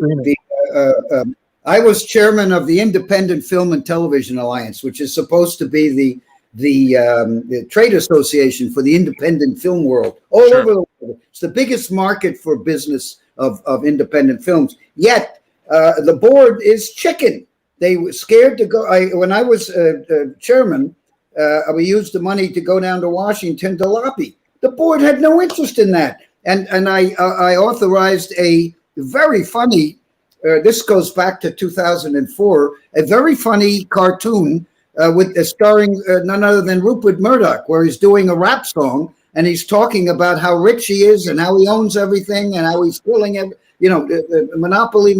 And a couple of the board members, oh, that's so. We presented the cartoon to the board, and I got it for nothing because a couple of $1,000. So we put it together, $2,500 because we used Troma people to make the cartoon, and the animation was very good. But the people on the board were saying, "Oh, this is such an insult to Rupert Murdoch because they're living off the crumbs of what falls from the table of this book." Right. Thank the good Lord for Tom Seymour. What a great guy he is, and what a great two great documentaries, and there's a small one now that's on Troma now, that a shorter one that's absolutely brilliant. So God bless Tom Seymour and Debbie Rochon, of course. Let's welcome Debbie Rochon. She's a writer. She's a director. She is a producer. She's also in the Scream Queen Hall of Fame.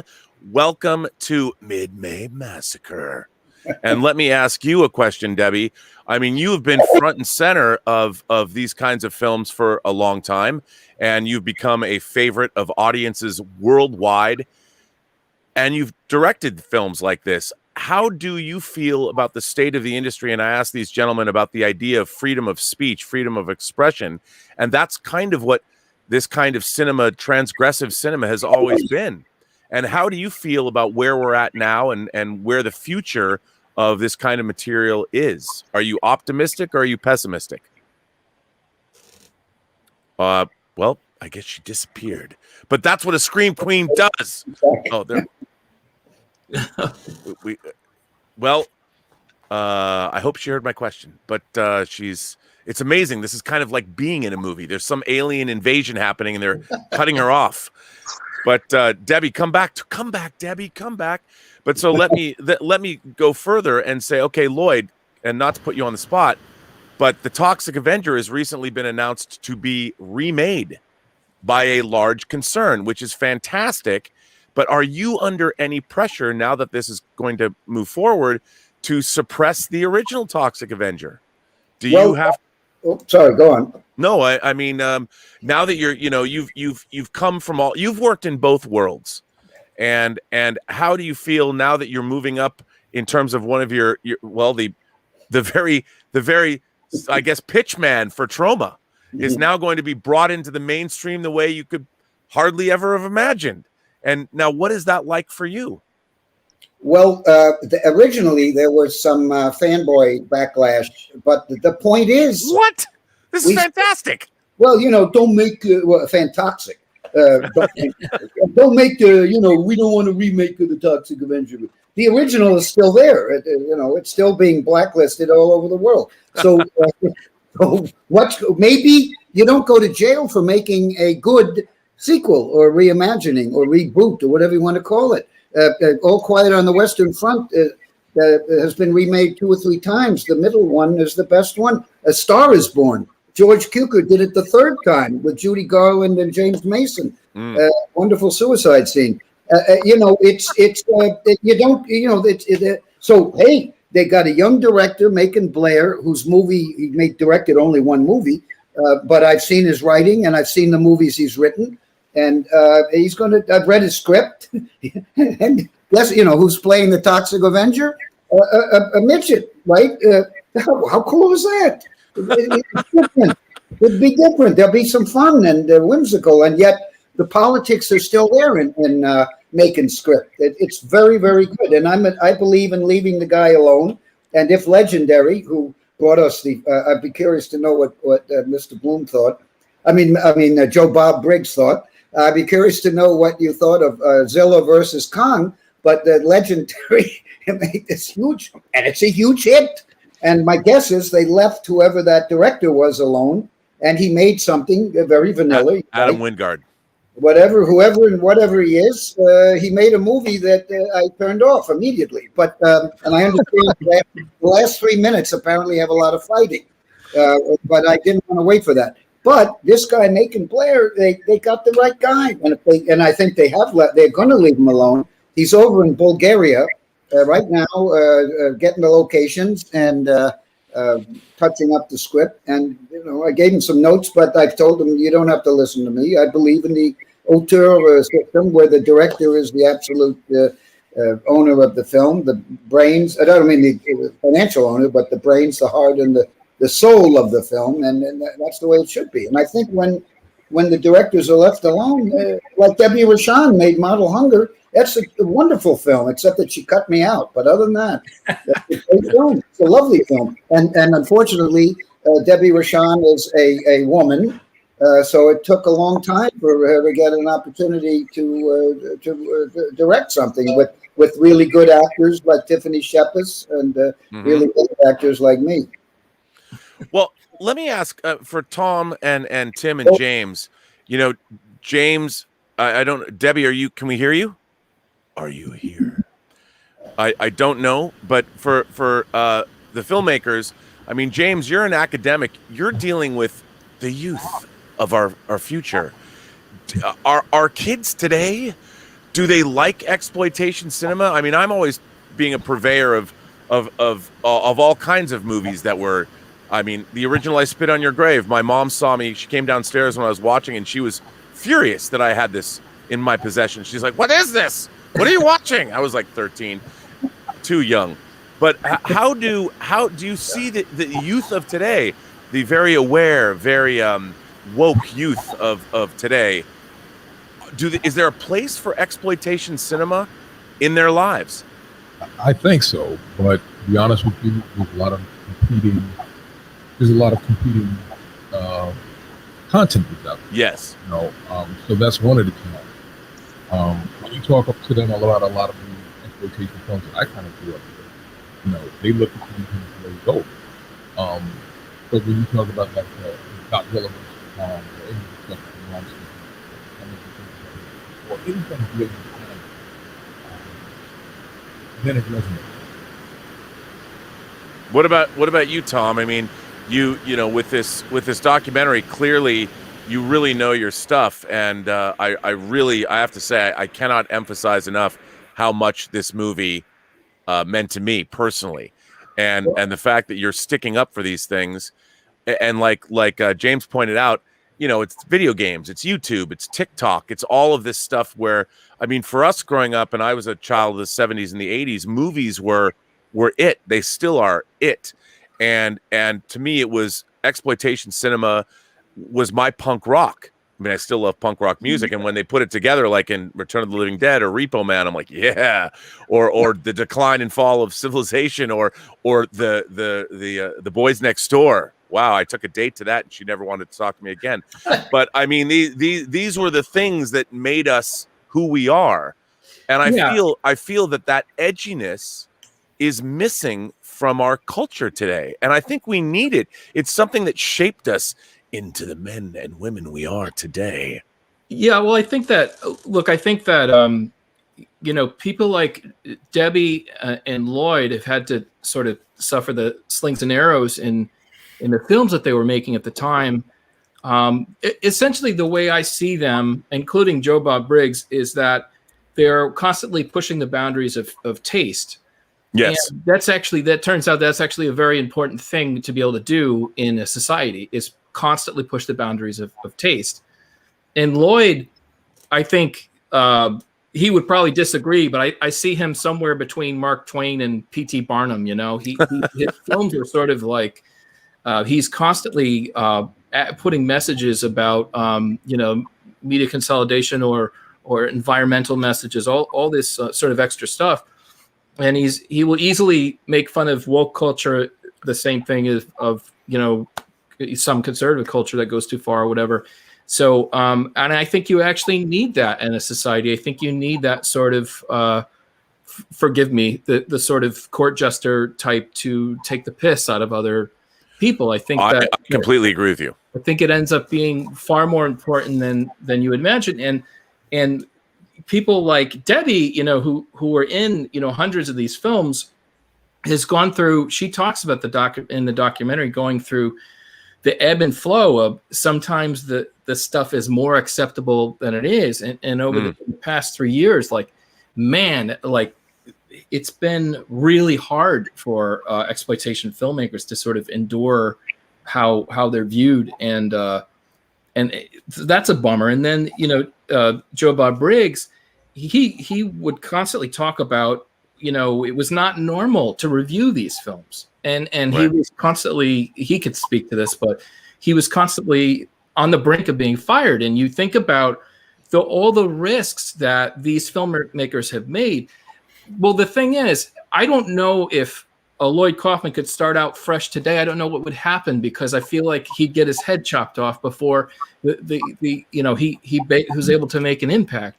And so I do think there's a serious problem. I do think that films are stories. So you should kind of fuck off a little bit in regard to how how offended you are by someone telling a story.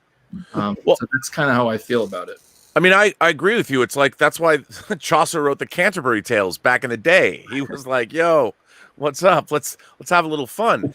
Now, I have to ask, Joe Bob, for me, I as a young man working in home video, your work, your reviews, and I'm talking in the 80s, I lived for them because you were you were the town crier telling us that these movies existed.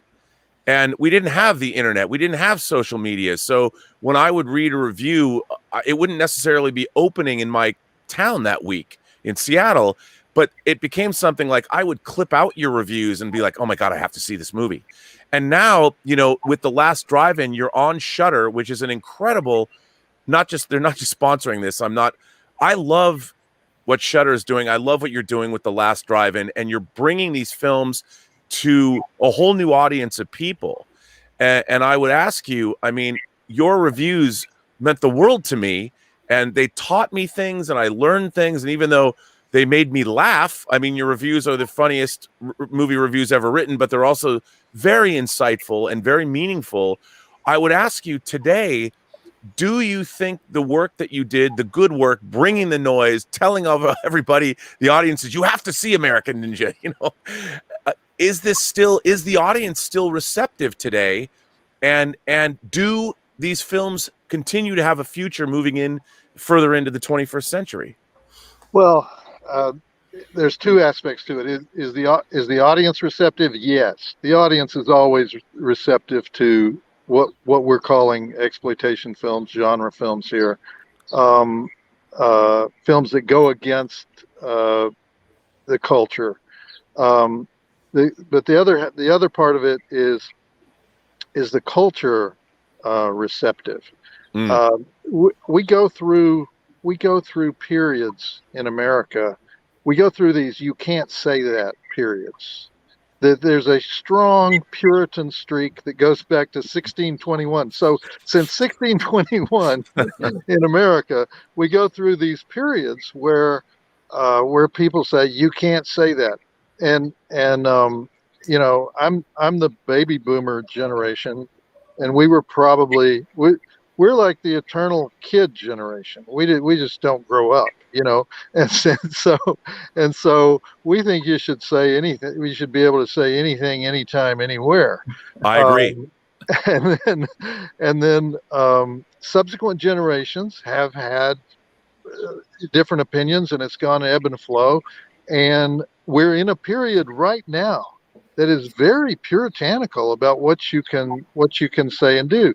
And I tend to say you don't necessarily fight that the way Lenny Bruce fought it, which is go to jail. you kind of talk. You kind of try to do things like what we're doing today. You try to talk people through it and make people say that more free speech is always the answer.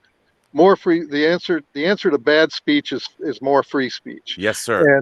And anything that you can that you hate that's going on in America or the world or elsewhere can be dealt with through more exposure of it, more speech, more artworks about it. And exploitation films have always been right in that niche. At a time when nudity was controversial, where did you go for nudity? The drive-in, the grindhouse. At a time when gore was controversial, where did you go for gore? The grindhouse, the drive-in. Whatever is controversial, whatever Hollywood is not giving us, that's what the exploitation filmmaker moves in and gives us. Only right now, that guy is running scared, and so the solution is we have to keep we have to keep a conversation going that's about free speech.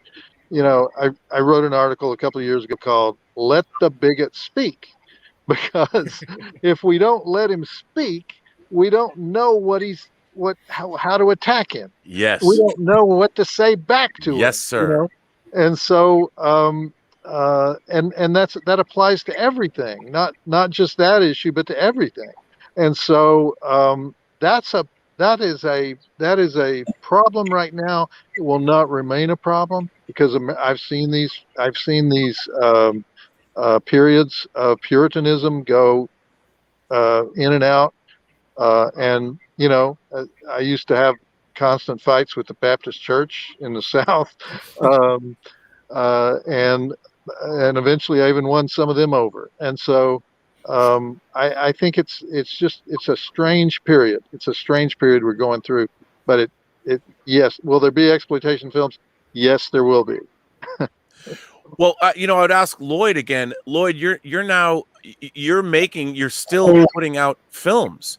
Your Trauma is still very vibrant. You've got a presence on social media, the internet, all of that. And now you see how big I am? I'm blowing my nose during. You don't see Oliver Stone, who I discovered. He didn't blow his nose on TV. When he's licking the ass of a dictator like Putin, he didn't blow his nose. And same with all you guys, right? We love film. That's it. Right. We love film. We read books. We talk to people. We can debate somebody and try to listen to the other side. That's what Tom and Joe and James and you and sorry, I don't know. I can't see anything. So by the way, I think Debbie is now. She's here. We can see her. The technology has been. Woo! You are here. I have to say once again, Debbie Rochon, writer, producer, director, and MVP in the Scream Queen Hall of Fame. Welcome to May Massacre. Yay, Debbie. Good to have you. Losing you. Technology. I don't have no idea if you guys can hear me because I can't hear you. However, I will say this. Isn't this a perfect problem to have, considering we're talking about VHS and the massacre of VHS and everywhere that, streaming and everything is taking over. And look at the problems. The problems never end. So here we are. Welcome.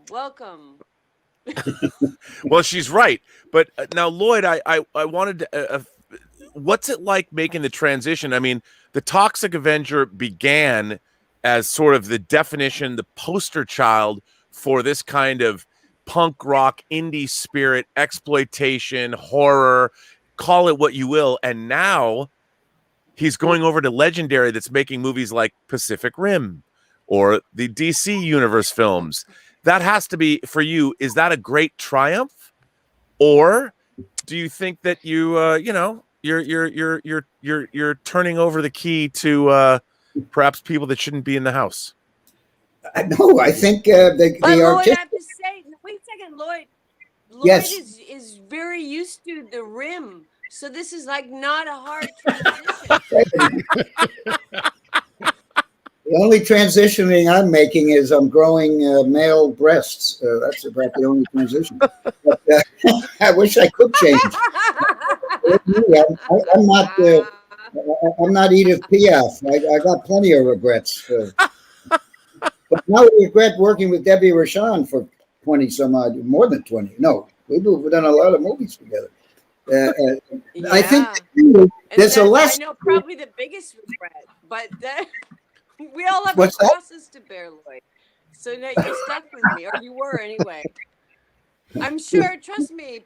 The rim job, anything to do with that, they won't be calling me. So we don't have to worry about that. You can just sort of like clean out, so to speak. Rim. It's all a theme here. We're doing our best with no internet. Well, I'm sorry. You guys probably had an intelligent conversation before I came on. No, I love talking about rim job. It's all good.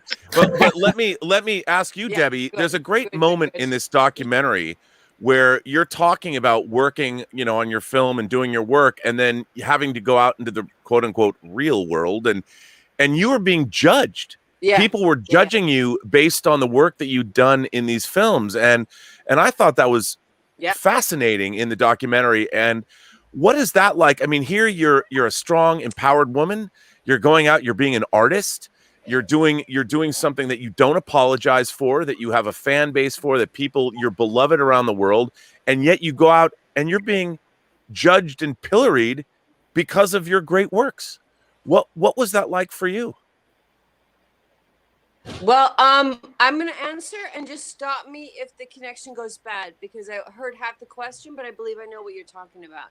So, putting Model Hunger together, it was really, as it is for everybody, not just for me, but it's a very difficult road financially and in other ways as well. But the biggest hit is financial. So, I had to go out and go into the real world, and happily did so, because the 4 years it took to finish the movie and actually get it completed in post was worth it. But so as soon as people found out, and I didn't tell them at all, but it's the internet, it's the day and age we live in. As soon as people found out, they got because I was working at a place that starts with Y. Anyway, but I thought I wanted to work there for many reasons, because also growing up in the streets homeless, I thought, well, maybe I could somehow be an inspiration also to like the people I'm working with, maybe, while I try to get a paycheck, like do two things at once, perhaps. But they got like this campaign going where they got all the parents to say that they thought I was a danger to be around children. And so, because of the movies, right? So they ousted me, and it was just, I took them to the Human Rights Commission. I did everything that I could on my end, because I didn't think it was fair, but they really hadn't come across anything quite like that before. Oh, you're a horror movie actress that's been discriminated against. Like they never really saw a case like that. They didn't know what to do with it, really. But it was a big scene, a big thing. And I mean, it's almost like once you do that, there's no turning back. So make sure you want to do it. And that's not a reason not to do it, but it's something that people do need to keep in mind. It's more than a tattoo, because you can have a tattoo removed, but you can't have some of these movies removed. Absolutely. And nor would we want them to be. Yeah. That's my opinion. But I can't believe we're almost at the end of our time for the panel, and I would like to, starting with Tom, if all of you could sort of speak to, I really can't stress enough, if you're a fan of physical media, you're a fan of independent horror, exploitation cinema, VHS Massacre 2 is a wonderful documentary, and it's an encapsulation of a period of time, a way of thinking, and even the state of America. And it has a lot to say. And if we could just, as we wrap up, starting with you, Tom, what would you like this audience who is obviously receptive of this material. That's why they're watching the Mid-May Massacre. But what would you all have to say, beginning with you, Tom? What's the takeaway now? What is important about being fans of this material, and how can we all move forward and make sure that we always have these kinds of movies to see and enjoy and all of that? Well, let me first, I just wanted to say real quick, Roger Corman, he licensed Death Race 2000 and a bunch of other titles. They made Hollywood versions, and he just kept making his Death Race movies. So what's the big deal? Anyway, that's the first thing I want to say. Second, Machine Gun Joe Viterbo. Yeah, I mean, it's sometimes you got to go to the well a little bit, get a little cash, keep making your movies. You got to do it, you know. And you know, Troma did a network cartoon series in the 80s too. They have to do it every now and then. They'll go work with a studio or network. Nothing wrong with getting paid. Gotta keep the doors open. Anyway, not to speak for Lloyd. Sorry. What I think I really want people. It was important for me to sort of paint the picture about what these films meant to me, but I think how they actually add to the culture. And probably James can talk a bit about basically what these films meant to him. But what the fear is that there's going to be this lack of variety in motion picture, and you really do need these. You need fucked up films. You really do. Yes. You need films to really push the limits, so you at least know what the limits are, and you could say, "Whoa, okay, Serbian film, no thanks, that's too far." You know, but the Blu-ray is great though. So, you know, anyway, so that's how I feel about it. I feel like, you know, it hopefully, you know, for the younger audience, you can at least get an idea of where we're coming from. A lot of these films don't seem progressive now, but were super progressive when they were made. You know, so a lot of the times it ends up being like a transitional thing, and you look back on the film, you're like, oh, this is, you know, this doesn't seem contemporary. It's like, no, like especially blaxploitation, which James can talk about. This was a huge deal. This was super pro-blackness, all black cast, some black directors. Anyway, I don't know. James, maybe you could talk about that a bit if you want.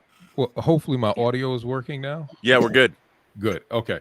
So for me, particularly the blaxploitation films shaped my entire character. You know, there's nothing that I wanted more back in the day than one of those Jim Kelly afros. And as you can see, that didn't work out too well in the long run. But I wanted Pam Grier. Martial arts, it basically got me in terms of the type of fashion that I wore. It was influential, not just on me, but on thousands of brothers and sisters in terms of the way we kind of saw ourselves. These were, at the time, as positive role models as we had on screen, you know, because there weren't a lot of us on screen, and, you know, period. So, you know, it was heavily influential in terms of the way we reacted with the world. I don't know how I would have evolved without those films. In terms of being proud of who I was, of my culture, and of being black. Because every time, you know, we weren't always drug dealers, pimps, pushers, and stuff like that. These were characters that were out there kicking ass, much in the same way as, you know, the Marvel characters today are doing. It was influential. That's what you said in the documentary, and I love that. The superheroes of their day. I mean, Rudy Ray Moore. It's so like it's fantastic that who didn't love Dolomite? Tim, I would ask you too. I mean, you know, you like as a producer and a music maker, how do you feel and about all of this? And I love the retro feel of your work, the music and all of that. Thank you. Terrific stuff. And how do you feel moving forward? I mean, you know, you've got people going, I'm really into dark wave or synth wave because I love that music of the 80s, and it all comes back around. It's all cyclical. So are you optimistic about the future of these kinds of films? I am, and honestly, I go back to a statement that Joe Bob made earlier about keeping the conversation going. I feel like that's really what these two documentaries have been all about. It's been about you know, making sure people realize that there is a genre out there, and it's underrepresented. And going forward, it's my fervent desire to be as involved as possible with anything that Tom does, because I support anything he does in the sense that I know if it's a project he's behind, it's a project I should be behind. And secondly, I believe in the things that Joe Bob has done over his career and Troma Studios, and I support him 100,000%. And we'll be here for you as long as you guys want us here. Well, I have to ask, Joe Bob, as we're wrapping up, I mean, you're on Shudder. You've got a brand new audience of people that are discovering you for the first time. What you're doing with The Last Drive-In and the presence that when people do live tweets on Twitter about The Last Drive-In with your guests. How do you feel now? I mean, you've been in this game for a long time, and you've been maybe the greatest fan and professional that has been pushing these films, and you certainly taught me a lot. How do you feel about the future of this cinema? And obviously, you're still at the forefront of getting the word out. So, are you optimistic about the future? I am. I'm not optimistic. I'm not pleased about the present, but I'm optimistic about the future. And the reason is the independent guys, all ideas in the movie industry for over 100 years have come from the independent guys. The independent guy creates the new idea. He does it cheaply, and then it's copied by the majors. This has always been the pattern.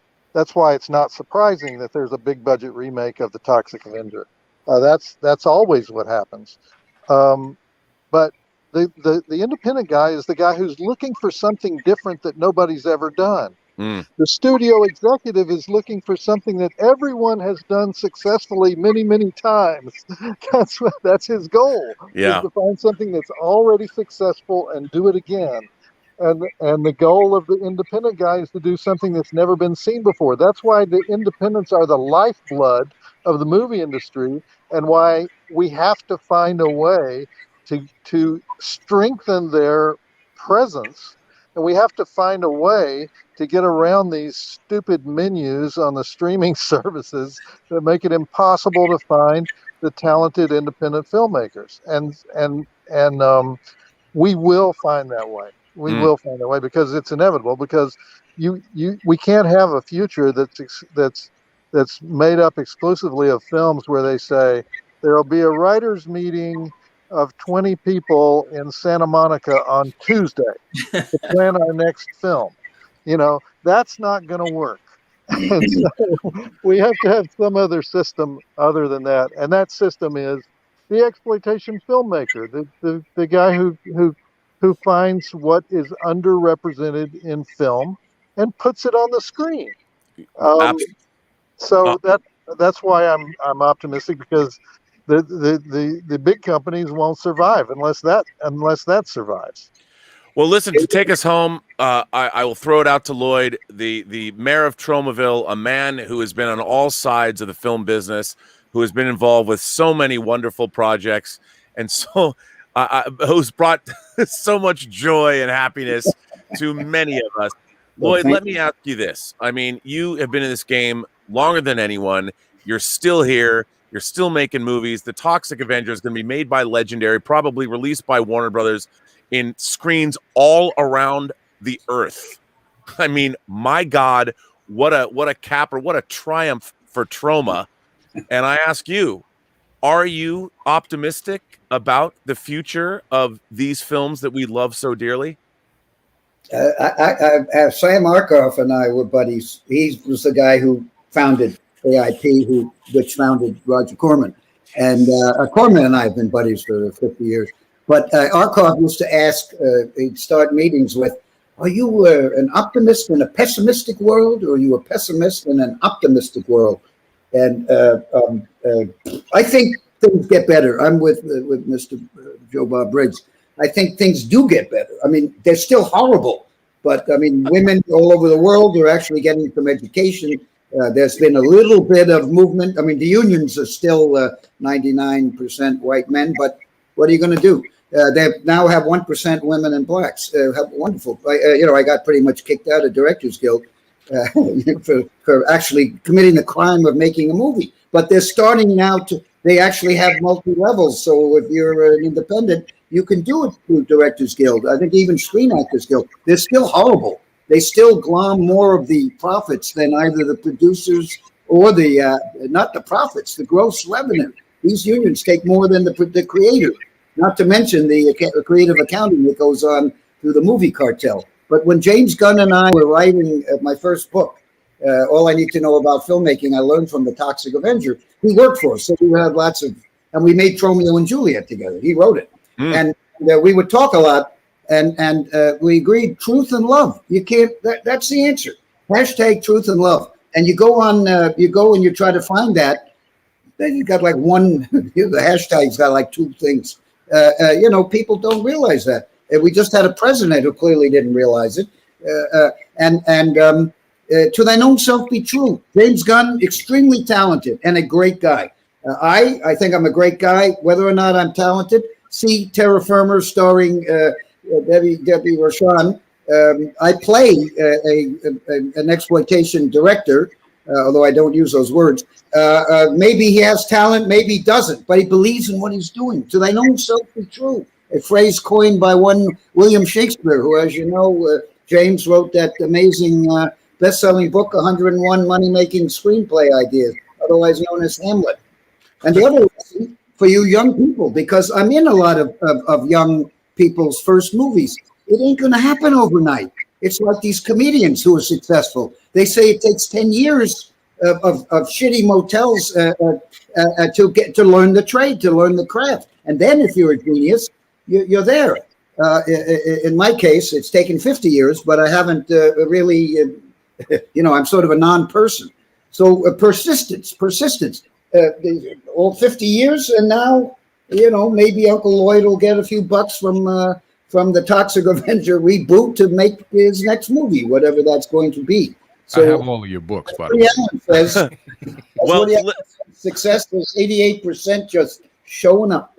Well, listen, gentlemen, I cannot thank you enough. I believe the Mid-May Massacre convention is going to be screening VHS Massacre 2 tonight. You can find out about that here on the website. This panel has been amazing. I want to thank everybody for participating, and I can't stress enough, if you are a fan, and I know everyone watching this is, watch VHS Massacre, but also watch VHS Massacre 2. It's an important film. I was very honored to host this panel. Thank you so much. Thank you, Mainframe Comic Con. Thank you, Shudder. Thank you, Troma. Thank you, gentlemen. This was an amazing panel. Thank you very much. Thank you all and see you all. And thank you, Joe Bob Briggs, for risking your career on some movie. I haven't had a career.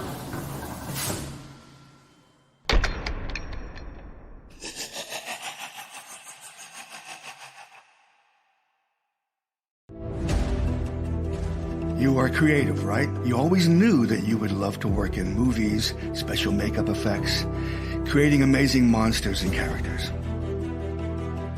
I actually think our students get spoiled sometimes because, they have this giant special effects lab down the street. This is a film studio. This is like the old days of MGM or Paramount. They're making movies here. They need makeup artists. This is why it's like a film studio. Here is a film program, and there's an assembly line of makeup artists in the makeup effects program. I can't count how many productions we've collaborated on here. You learn every aspect of the industry, and you get a degree. Graduates work on just about every big film and TV show out there. Make monsters, make movies at Douglas Education Center. Anything but ordinary.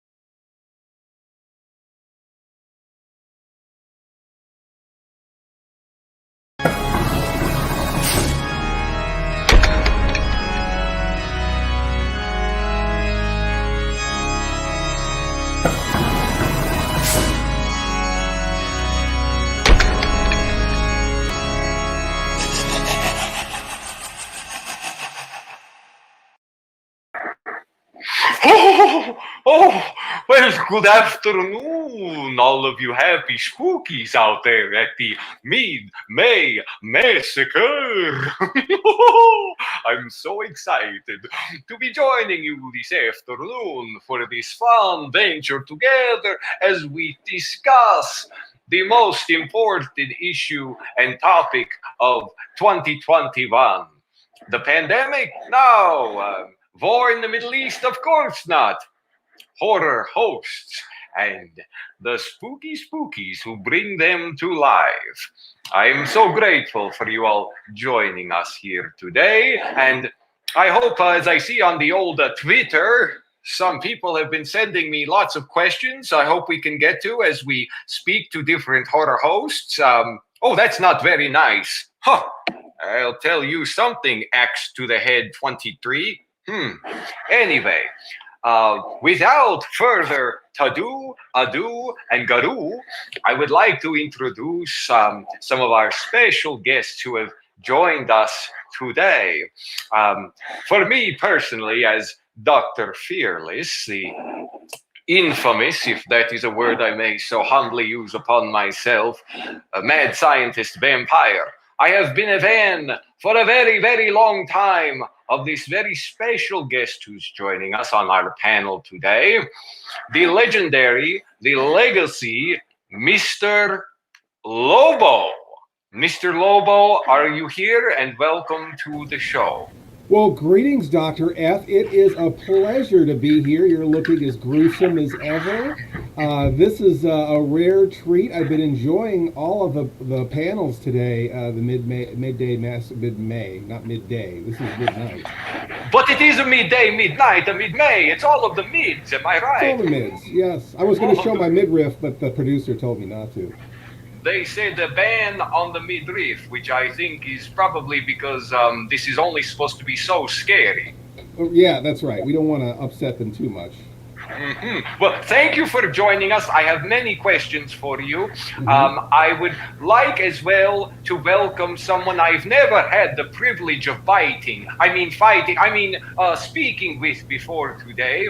The Queen of Screams, the incredible, magnificent Marolia. Welcome to the show. Wow, you look amazing. You are a sight, a vision. Oh, my dreams from afar. Please, welcome. Well, thank you, darling. It's nice to meet you.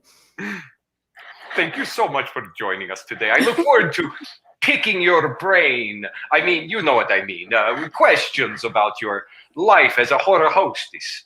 I hope you do. And I'm so excited. I've never as well gotten to meet, but I have admired and enjoyed and been entertained many, many times by the incredible team, the Mummy and the Monkey. Hey, good to be here ourselves. Hi, Dr. Fearless. Great to meet you here on the interwebs. Oh, man, it's a pleasure. It's an honor. It is such an honor. The horror is all mine. You are looking as beautiful as ever. And, Mummy, you look great too, I must say. You look very good as well. Yes. Thank you. Now, one of my dear friends, someone whom I have celebrated the most hallowed of Halloweens, as well as many a night watching some of the greatest offerings cinema has ever presented, my dear friend from the sometimes very cold and sometimes very hot northern Midwest, Marlena, Midnight of the Midnight Mausoleum. Welcome to the show, Marlena. Hi. Oh, hello. It is so good to see you, my fiend. It's good to see you too. It's And good to see everybody, actually.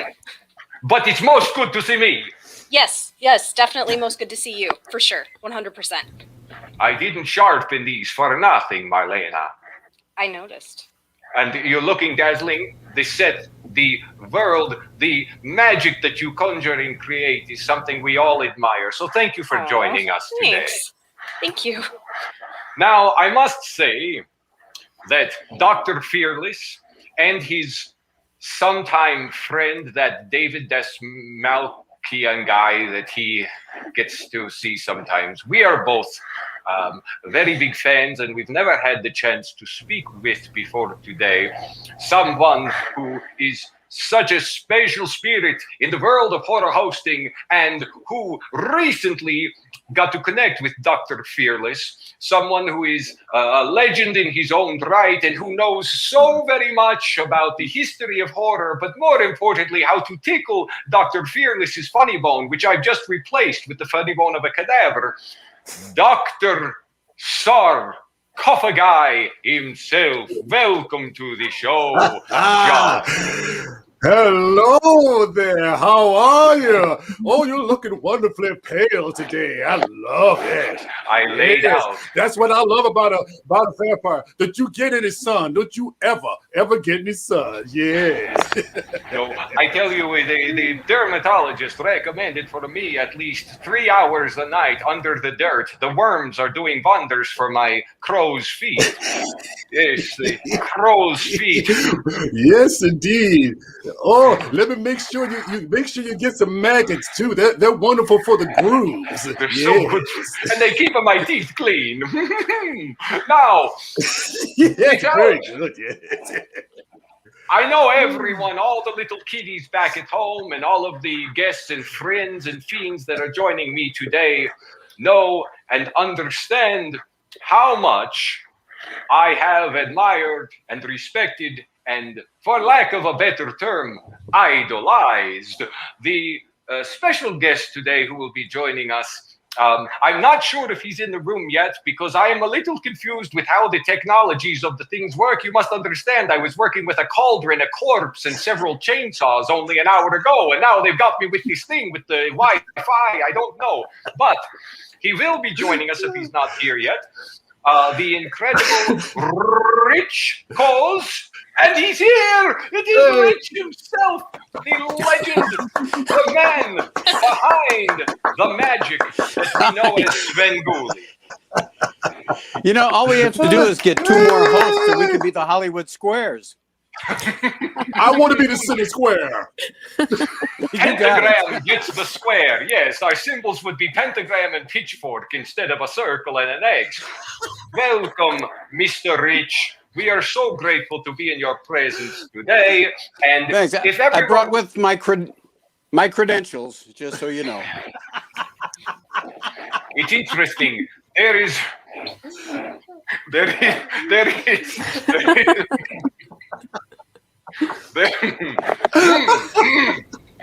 Dr. Fearless is very confused. You're just like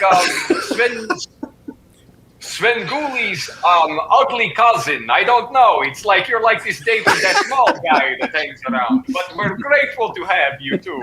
Yes, the skin is just not there. Well, welcome everyone, and those of you watching from home. It is so exciting to have this group of amazing people, if that's what we will call them, gathered together. I would personally like to just share a little bit of Dr. Fearless's history with those of you watching. And then I have some questions for the panelists. I also have had some folks back in the Twitter reach out to see if I would ask some questions as well. But I wanted to start the conversation off. I'm just going to go from host to host. And if you don't mind, I could share this with our audience, but I think it's more interesting hearing from you. If you could talk about, if you remember, if you don't remember specifically, then what led up to the very first time that you donned the full persona of the majestic being that you had created, were becoming, had manifest. If you have a memory of that very first time, and if you don't, maybe the time that surrounded that time, we'd love to hear. And Mr. Coz, because I know you worked under the legend Jerry Bishop, and then you took over this incredible world that you created and took it to the stratosphere. If you could share with us a little bit about how that felt the first time that you got in front of the camera. Well, what led up to it was kind of odd, because when I did my auditions and got the job originally, I looked exactly like the original Svengoolie, Jerry G. Bishop. And they said, well, we think that's kind of a dated look now. Try something else. So I came up with something pretty close to what I wear now. And they were like, the program directors had to go, well, I still don't know. And at that point I said, well, guess what? This is it. And that we went into the studio and recorded the first show with that outfit. And I just remember there were guys on the crew there who had worked with Jerry G. Bishop, the original Svengoolie. So it was kind of cool to have the feeling that, here were the guys that were there with, my mentor and the guy that got me into the business. And they were, it was just a really cool feeling. That's amazing. That is incredible.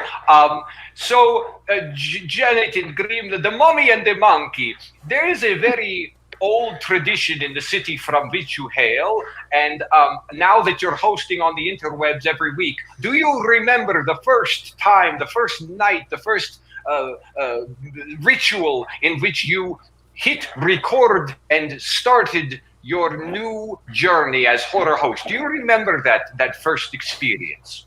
Well, there was a lot of booze involved, so it's a little hazy, but we'll try our best to, kind of... Do you mean boo like boo, or boo like boo, or boo like bleh? All of the above. I see. Yeah. We're working too long together, Decay. Yeah, so you want to talk about how you came up with your Decay character? Well, yeah, before I started horror hosting in 2013, I created a mummy character around 2010 for a charity zombie walk. And this was when all the zombie stuff was still really popular. And I thought, well, everyone's dressed like zombies. What could I do different but still be undead? And prior to that, I would attend Comic-Cons and anime conventions, and I was all into cosplay. So I created my own mummy character, Janet Decay. And that when you finally got the bead on a horror host position opened up, you used that character to fill the spot. Yes. So in 2013, before we were the Mummy and the Monkey, I helped host a public access cable show called The Daughter of the Ghoul. It wasn't our show, but Grim and I helped with it. And after the show was canceled, we joined forces, and that's right. Here we are now. Yeah, and baby, I was just born this way. I don't know what to tell you.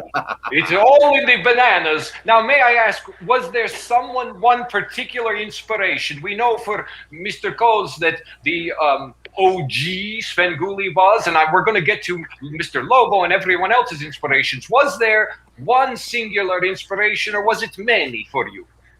Well, as you stated, Cleveland has a plethora of horror hosts, late-night horror hosts that go back to the mid-1960s. We had Ghoulardi, and then Big Chuck and Houlihan, and then Big Chuck and Little John, and the Ghoul, super host.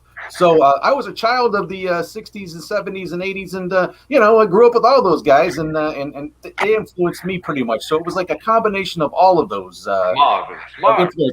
Yeah. I see. Same. It's not just one. There's multiple. Like I used to watch Big Chuck and Little John. I used to watch The Ghoul when he was on WBNX. Other horror hosts I would look up online, or if I got the cable channel, sometimes I would watch Elvira as a kid. But hail Elvira. Yes. Yeah, it's a combination of many, different things that I love. And as a kid, I was obsessed with ancient Egyptian things and the mummification process, and of course the mummy movies. When they scrape the brain out of a mummy, they go up through the nose, much like my 3-year-old when she's trying to pick a big, juicy booger. Now, my inspiration was before Svengoolie. It was Cremation Mortem in Kansas City, and if she is watching from the crypt right now, Cremation, I'm sending you so many kisses and sloppy, bloody fang bites on your neck. Now, next, I'd like to ask Mr. Lobo, you have been presenting what should be a classic cinema that very often gets replaced by maybe not so classic cinema at the last second for quite a long time. And I have been enjoying your contribution to the macabre for many years. Could you tell us about the first experience that if you can remember or recall, or if I have to hypnotize you and send you back there, the very first time that you became Mr. Lobo for an audience? The very first time for an audience or for television? For television, thank you. Okay. Well, I grew up with Bob Wilkins, who was the host of Creature Features, and Bob was just he was just a dork in a suit that would show. I know it's hard to imagine that I would be influenced by someone like that, but he was just a guy in a suit that introduced the Saturday movie and a cool guy to hang out with, and he had a very dry sense of humor. And we had been doing some revivals of Creature Features locally where we would have Bob come out and host, It Came From Outer Space, and we'd show an episode of Lost in Space or Hardware Wars, all on 16 millimeter film, and we'd have Bob host. And I would write jokes for Bob, and Bob was very encouraging for me to try this sort of thing. And I worked, years later, I worked at the local television station, and we had experimented with trying to do something for the station. And I tried to just be like, Bob was a regular guy. And I tried to do something like that on a Saturday, and it just didn't work. I'm not a regular guy. I'm not the kind of guy you go have a beer with. I'm not the kind of guy who picks up his kids from soccer practice. But I decided that when we did Cinema Insomnia, originally it was going to be Insomniac Theater up until the 11th hour. This was in 2001. And there was a show with Dave Attell called Insomniac. Mm-hmm. And it came on, I think, at the same time. And so we were worried that in the TV guide, it might be something that would be confusing. So I switched it to Cinema Insomnia, which ended up being sing-songy like Creature Features. It ended up being a better name. But I basically, at the last minute, thought, okay, I know how important this job is. If I had a funny nose or a cape, I'd lose it somewhere. I'd forget it in my car. I'd disappoint someone at a show. I know myself too well that I would F it up at every opportunity. So I have to make it something easy that I can maintain and keep going. And I thought, what would I be okay with if I'm getting into my car at 2 a.m? Do I want to hear, hey, Uncle Spooky Pants, yeah, I saw the movie last Saturday?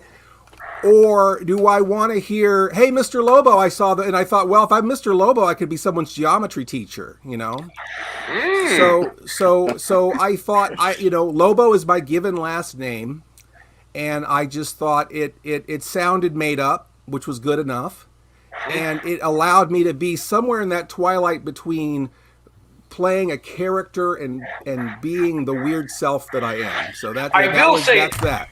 Something I've always appreciated about your presentation style is that it is definitely, I feel like someone that might live down the block as opposed to someone who might live down at the moor, or like me, perhaps underneath your house in a small space.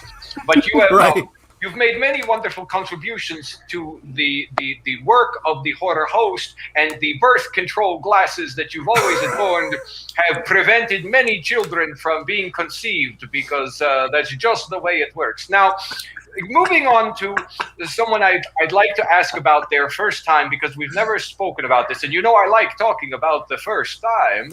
The first time I beat, the first time I threw, the first time I decapitated my dear friend Marlena. Now, I know it has been quite a journey for you, and in many ways it feels like you're just beginning. You're just starting to soar out of the belfry, but yet you've been doing this for a bit of a bad minute. Could you tell us about that? Do you remember? Was it scary? Was it enthralling? Did it make you want to suck some blood? The very first time that you really did the Midnight Mausoleum. Well, I guess so.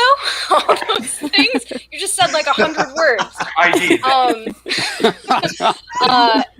So it was like in late 2018, I think, early 2000 or 2008, 2009, and we just kind of decided we were gonna be horror hosts, and that was kind of all there is to it. So we just ran with it and just put on a bunch of makeup and went for it.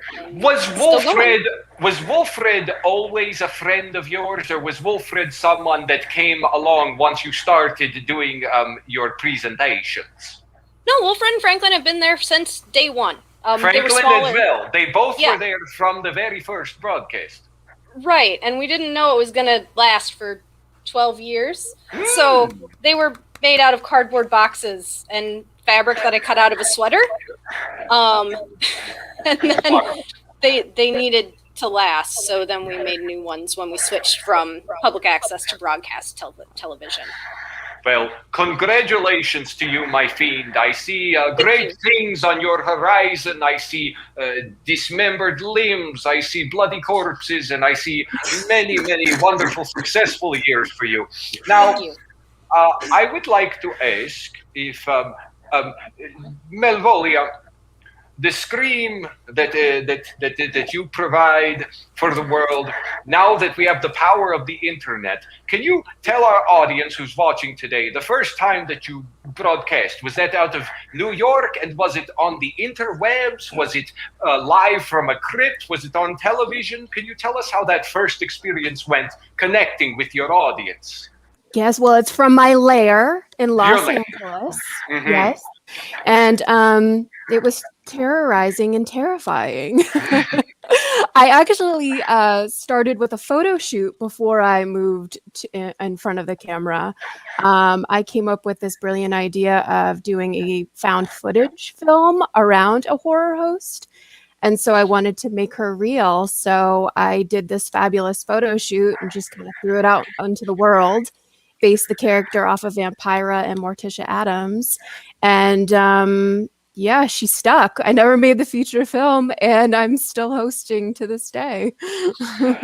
Don't we feel like, my fellow hosts, I think this may be a good reason in a future year that we all gather together and help Malvolia complete her dream of making the film in which we all feast on the blood of innocent victims and watch terrible movies together. I didn't say terrible. Malvolia, one last question. Were you always a fan of, as they call it in the biz, the genre? Oh yes, it was like embedded in me at birth. My father was a huge horror fan, so I had no choice. I was with it from the beginning. Me as well. I was born with a tattoo actually on my scalp, and it looks like 3 numbers. I believe it's 3. I can't see anything. Mr. Dimes, Doctor, the other doctor on the panel with me. I'm not sure where you got your degree, but Dr. Sarcophagi, could you tell us about the beginning, the start, the genesis of this wonderful horror host journey you've been on? Well, after I broke up with Harriet Tubman because I wanted to put a dining car on the Underground Railroad, I ultimately got out of my depression sometime around 1995, where I decided, I appreciate that. Sometime around 1995, the co-producer, I guess you could say co-actually produced and directed and edited and everything, and I just basically ad-libbed everything on the spooky movie show back in 95. And that was the first time, and basically, we were inspired by one of our favorite horror, which is Count Gordeval, who's based out of Washington, D.C., WDCA Channel 20, creature feature. CountGore.com. Give a shout out to that. Can I give a shout out to somebody while I'm at it? Shout. That's what we're going to do. Let me give you a shout. Yeah. Yes, I've always loved that character in Dune, the shout out Mapes. So I want to give a shout out to the shout out. Anyway, I had to do that. I had to. It's important. So anyway, that's what happened. We basically got inspired by that. We just wanted to be on television, and we wanted to. We love the art. There is an art form of being hammy and actually celebrate the bad in the fun in horror films, because I've always said, and Lola has a similar saying, but mine's slightly different. He says that the movies are not bad, they're just misunderstood. And I've always said there are no bad movies, only bad audiences. That's right. I'm going to get that printed on the license plate of my hearse. I'm stealing that from you, just like I steal the brain. Absolutely. Now, for my next question to the panel, I'm going to go in a little different order, so you have a time to think about it. But this is something very important to me. I've spoken to you, Rich, about this, Marlena, and several others. But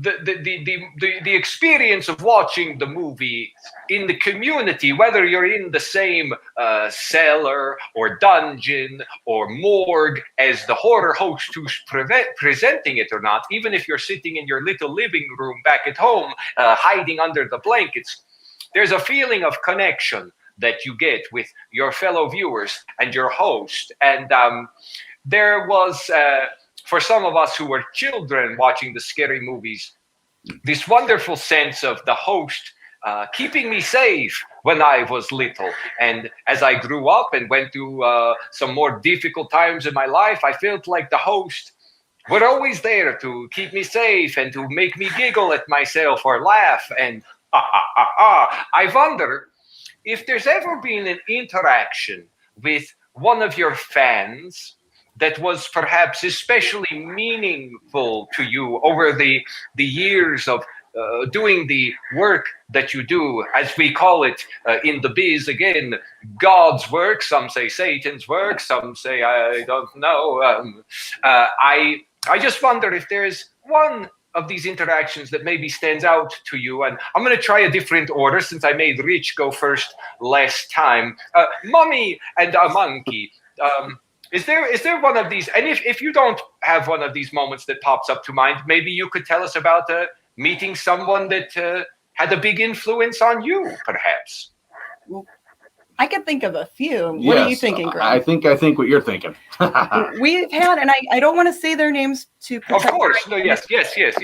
But we had some fans write in to us that during the pandemic, they were dealing with depression, anxiety issues. We had one person tell us that they were suicidal and that the show made them feel better, that it cheered them up every week. It was something for them to look forward to watch a crappy movie with the sound effects Grim threw in there. Well, I would even say that before even the pandemic, we had a similar situation where someone just said, hey, can you, on your next broadcast, can you like mention so-and-so's name? And because they'll be watching and it really pulled them out of a funk that they were in. I mean, something that was pretty serious. And I mean, who knows? I mean, you never know how you affect people sometimes. Yeah, like we had no idea. It was just like, we were in shock to even get a message like that. Yeah, or the letter that you received from the one friend and you just started bawling, Yeah. Not on the set, but when we got this off camera. Yeah.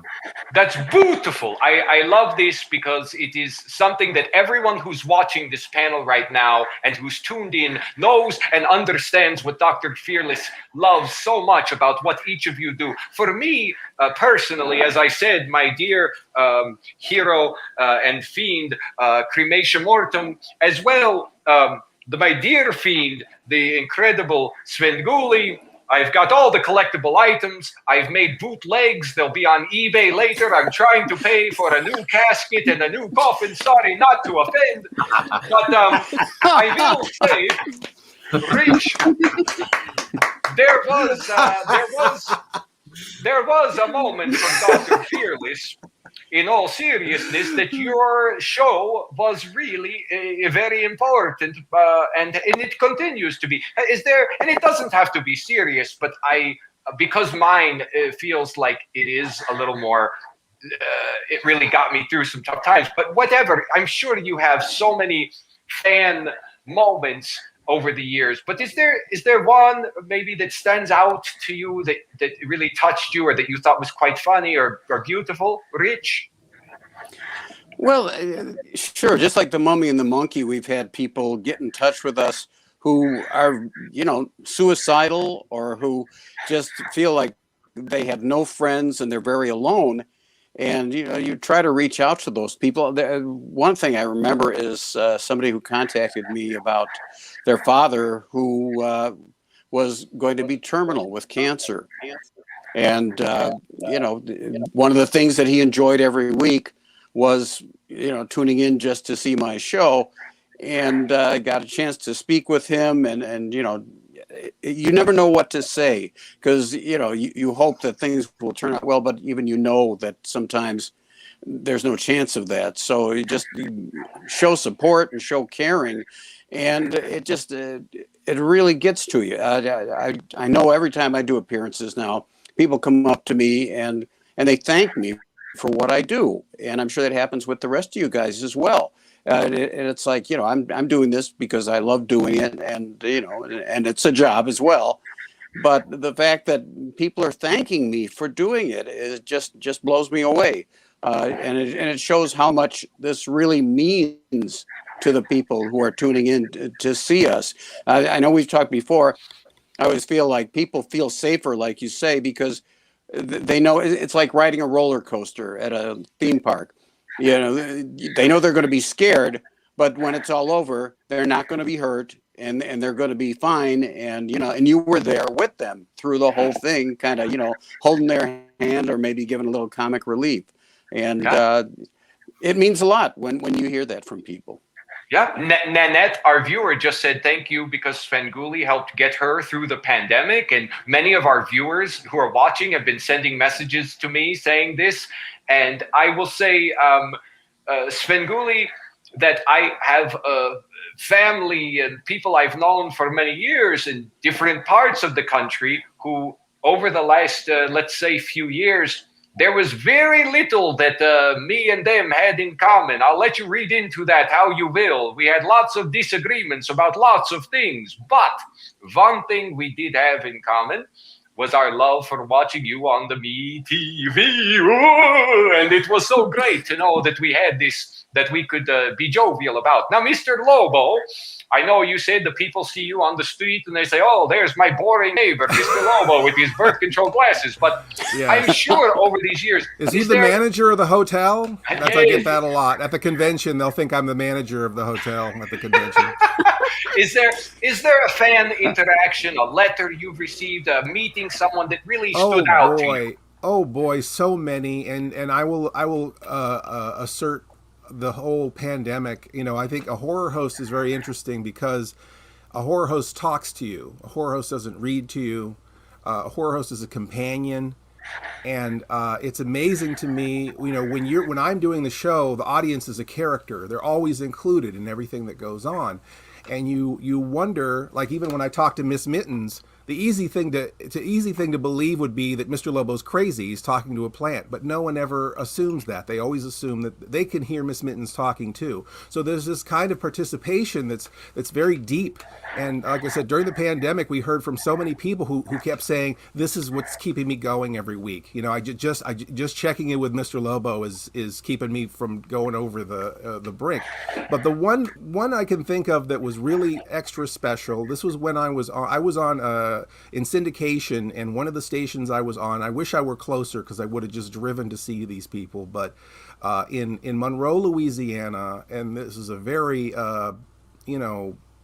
rural community, there was a little girl named Katie who had severe disabilities, and she did not talk, hardly ever talk, and she would record things off of TV and play it in her ear and record things off of TV. And then one day she went, I wonder what Mr. Lobo's going to show me tonight. And her parents flipped. And they sent, they contacted me, and we sent her a T-shirt, and she wore that T-shirt. She had to wash it on Wednesday, and she couldn't wear it to church. So other than Wednesday and Sunday, she wore that T-shirt every day. Wow. And she ultimately passed because of her disabilities. And so I never really got to meet her in person. But in driving across country, Katie's parents asked me to swing by their place. And we did, and it was the most beautiful thing I've ever experienced, to see Katie's room just as it was 10 years prior, with all of, Mr. Lobo's fan club kit on the wall and newspaper clippings and her little tape recorder. And it was just wrenched my heart out. But it was so wonderful to connect with the family and experience that, and it really gives value to our work, a value that is amazing, because you get to be part of someone's family. They invite you into their home, and it's a huge responsibility. It is, and I will say to all of you on this panel, the detail that each of you puts into your work, from the fez that we would normally see, from the set building. I know I've been to Bourbon. I've seen what goes on, with Svengoolie's incredible detailed work, and you know, knowing Marlena and seeing the effort that the people who are watching don't see, the behind the scenes, how much love and care is poured into every piece of cobweb, every dusted plant leaf. Speaking of Marlena, do you have a moment? I know you do appearances, and you've had fan males and you've had fan females. Is there one that really, something that might stand out to you? We've had a few families that have said at various appearances, you know, they've come up to us, and it's like younger people and then like older people, obviously, who are their parents. They're not going to be the same age. It'd be real weird. But they, you know, they're like, oh, like we didn't ever like have any common ground, but you know, I like your show and they like your show, and now we watch it together. And so like, it's really nice that you can bring people together. And you know, we've gotten pretty close to some of our fans, even during the pandemic. We haven't been doing a lot of new content, but you know, safely we have had like a couple who are really close to us, like come to the set just so they could like hang out and like, you know, be with us. You guys know who you are. And, you know, I think they were happy because they were maybe feeling a little bit down and lonely, and they were kind of close. So I think, I don't know. Yeah, they seemed pretty happy about it. I can't wait to come visit the mausoleum in person. And also, I will say that during the pandemic, in one of my more depressing lockdowns of isolation, I had my Marlena DVDs, which kept me very company and very good company. And you make me laugh, which is hard to do. Dr. Fearless does not laugh. He feels no fear and no emotions. It's very true.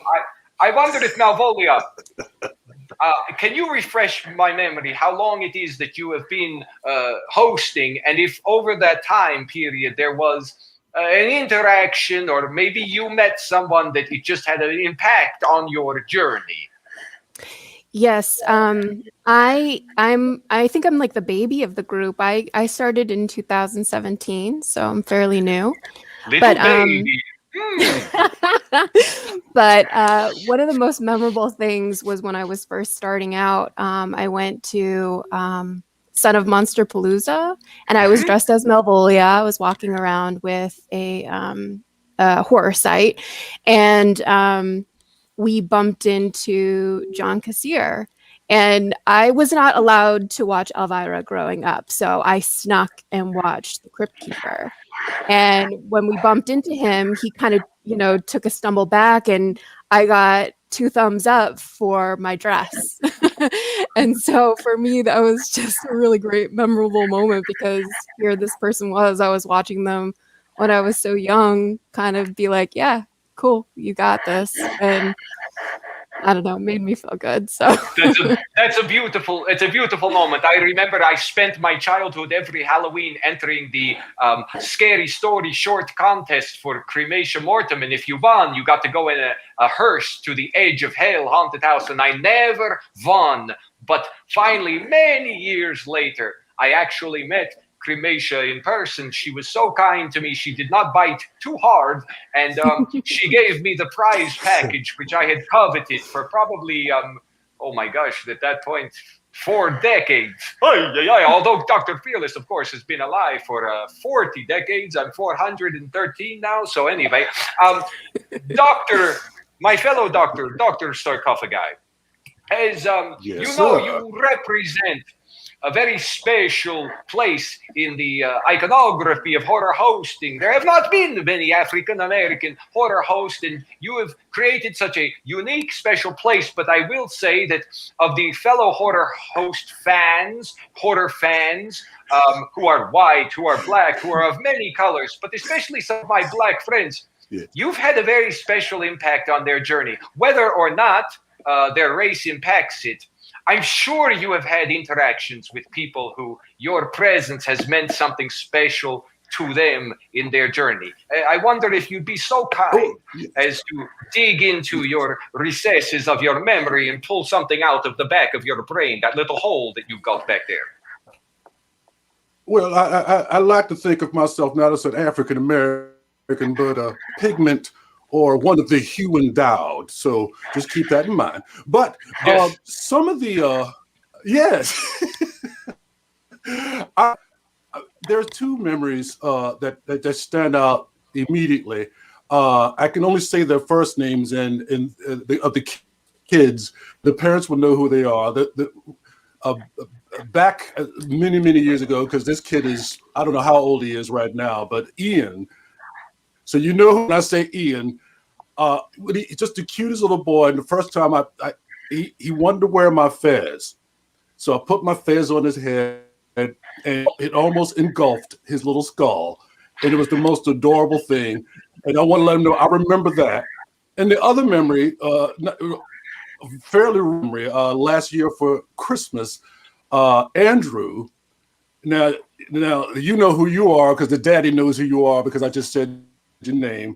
Sent Dr. Sarcophagus something specific for no particular reason.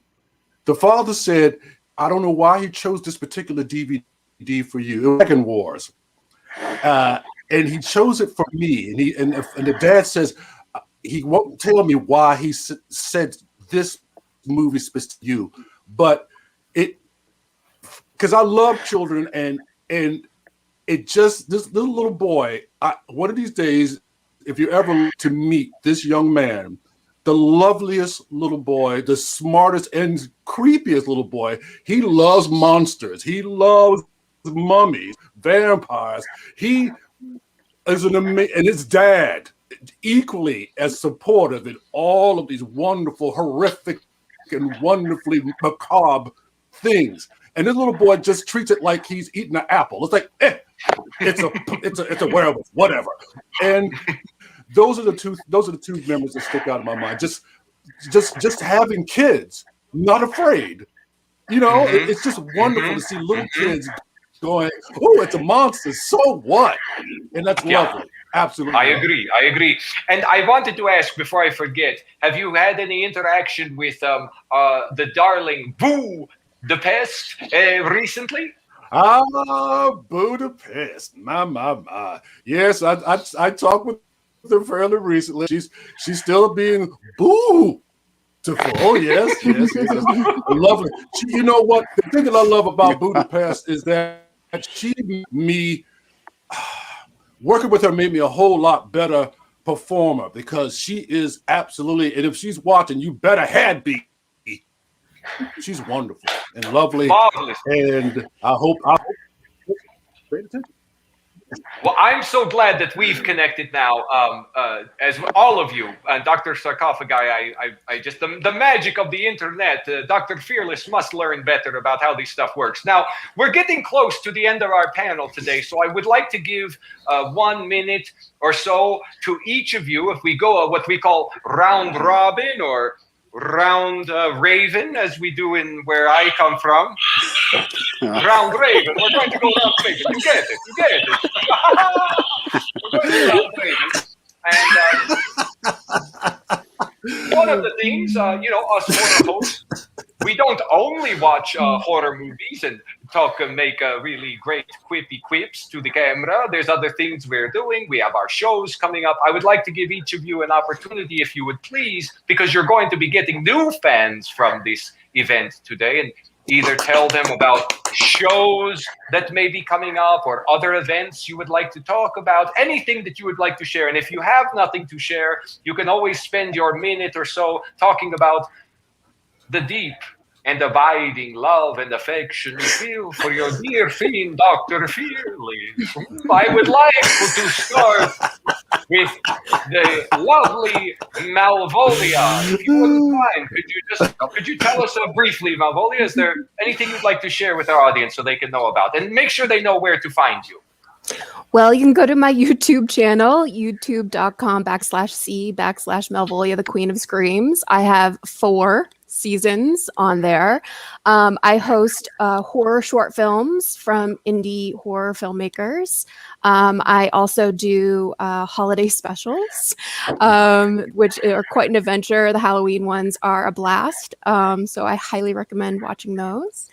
You can catch me on Fearflix. I host a series called Gothic Horrors, which is in association with After Hours Cinemas. What else? I host every Saturday night SCS Entertainment's feature. I'm going with them for the next 2 months. And yeah, let's hang out. Follow me on social media and we can become lifelong friends. We will, and I would like to be a guest star on your Arbor Day holiday special because I have many things to say about the arbors. I can hardly wait. Going to our friend Arbors. Mummy and the Monkey, would you please share with all our wonderful viewers today something you'd like them to make sure they know about that's happening in your lives, your deaths, or whatever? Whatever. So we have some whatevers for you. We live stream every Friday night at 10 p.m. Eastern on our Facebook fan page, The Mummy and the Monkey. And then we also have a YouTube channel, The Mummy and the Monkey, where we have an after party talk show. Our Facebook show is the Harry Scary Hangout. Our YouTube is the Harry Scary Hangover. And like how we're live in front of the camera right now, that's how we horror host. We just talk to the audience in front of the camera, and our skits are pre-recorded. That's right. And when I'm not monkeying around, I'm up there drawing. And hey, I got something special for you there, Dr. Fearless. You recognize these guys? Look at that. Oh, wow. That's freaking awesome, dude. Oh, my God. I love that. Hey, you're out of character there. Yeah, I just... Who was that?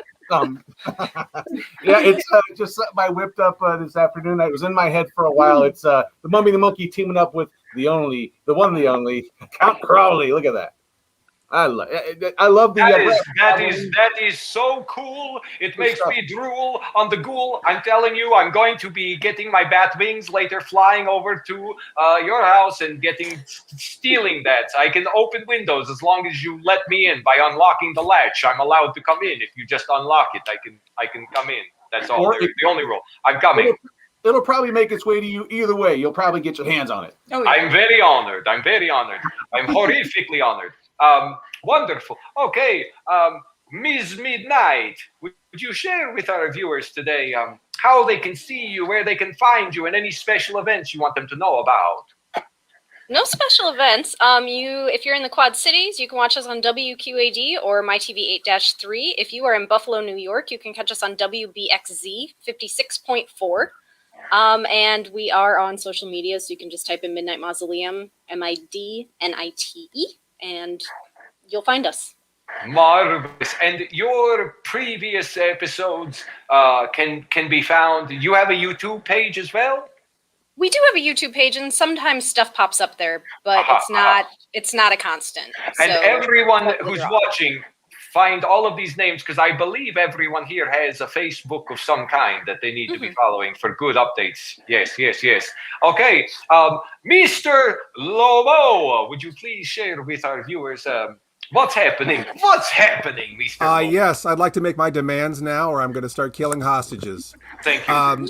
No, actually, I guess the main place you can see me is on my Roku channel, OSI 74. Which is a free channel for Roku. There's a lot of other horror hosts on there. You might see some of the people, you might see Dr. Sarcophagi once in a while pop up on there, or some other notable horror hosts. I do have a Twitch stream that I'll be doing tonight on Twitch, Cinema Insomnia on Twitch. We usually show a double feature every Saturday night, and I pop in for Q&A. We have a Cinema Insomnia YouTube page. We have the OSI74.com. You can watch the stuff. Amazon. There's a few episodes on Amazon. We're gonna get this content to you wherever you're hiding.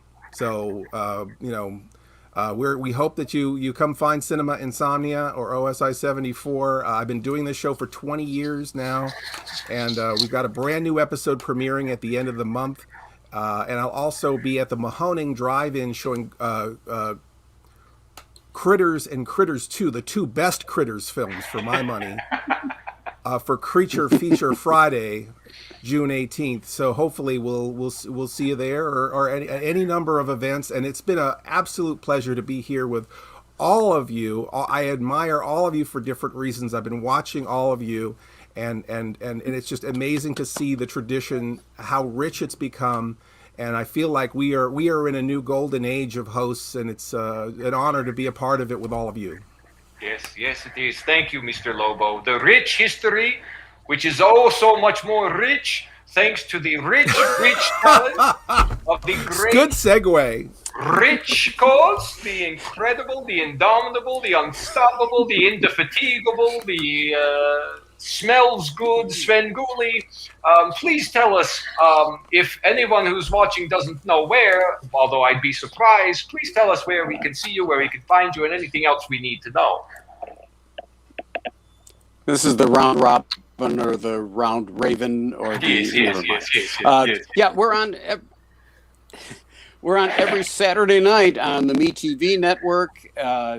If you're not sure if you get us or not, go to metv.com, click on where to watch, and just enter your zip code, and it'll tell you what stations have our channel on it. Tonight, we have a movie I've been trying to get for years, and we finally did, Fiend Without a Face. And I'm really happy that we're showing that tonight. We've been shooting... Thank you. We've been shooting here in my home since the pandemic began, and it's been very frustrating and limiting, but we've still been cranking out shows that way. Hopefully we'll be back in the studio soon, and I'm hoping that later this year we'll be able to go out and do appearances again. So just crossing my fingers on that. And one of my friends just recently reminded me that I've actually been in broadcasting for about 50 years now, and you think by now I would know better. But it's so cool that, I tell people I became an overnight success in 40 years. So what are you supposed to do? And it's so cool to see all of you here and to know, you guys are helping to keep horror hosting alive and doing a great job at it. And it's just so cool that there's so many of us out there now who are, still keeping this alive and doing such great work. So I tip my hat to you if I had my hat, but I don't. So, but anyway, great job, all of you guys. And thank you so much for, doing what you do. Well, thank you, Rich. You really are a gem. We're so grateful. You're an inspiration to so many of us. And again, you're right. There's so many people bringing the tradition back and keeping it alive and inventing new characters. I mean, you've got Dario Evil down in Louisiana now, a brand new horror. There's new blood, as we say, down in the lab.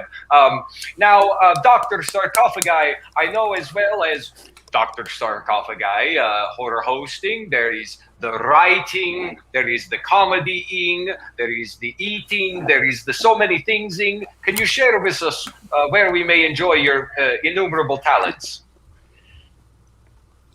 Basically, everything you just said, like the writing, Amazon.com. You're going to see a lot of stuff from my alter ego, John Dimes. Of course, I just said John Dimes. And there is actually a book with what I said earlier. There are no bad ones, only bad audiences. That is actually a book on the cinematic criticism and those who just make fun of everything. Please do peruse that. Go to YouTube, where you can see a lot of my animated adventures, if you want to call them, or misadventures. It's Sarcophagi for show. SHOW, and it's at when you find it at John Dimes is Perspirant Pictures. That's my production company for that, and I got other videos and things like that there. And please be friends with me on Facebook under John Dimes. Dr. Sarcophagi has a Facebook page. I can't think of anything else because I'm going to be coming up with new animated things for Dr. Sarcophagi, and so I just got a lot of stuff. And so just look for me, and I love to have new friends on Facebook. I love people. Yes, I do. They're delicious. And hey, and let me tell you, I'm so glad that I got to meet everybody here, because I haven't seen a lot of people outside of the house, if you understand what I'm saying. And I'm glad we're not, having to wear masks right now. And Lobo, say hello to Dixie. I will. I cannot thank you all enough. I have to get put back into the chains in just a moment, but I'm sorry to those of you watching. We didn't get to your questions, so any of the hosts that are on the panel right now, the most common question I received was if you had a favorite horror film or film that you like to broadcast. So you can go on your Twitter, everybody who's watching, go and follow all of these people on their Twitter, on their Instagram, their Facebook, and maybe they will post the answer to this. Yes, and I just, from the bottom of my decrepit heart, I want to thank you all. It means so much to me. I'm so grateful to you. Have a beautiful, beautiful night, and I will see you all at the next matinee. Ooh. Thank you. Good night. Good break. Thank you. You later, alligator. Everyone was great. Bye.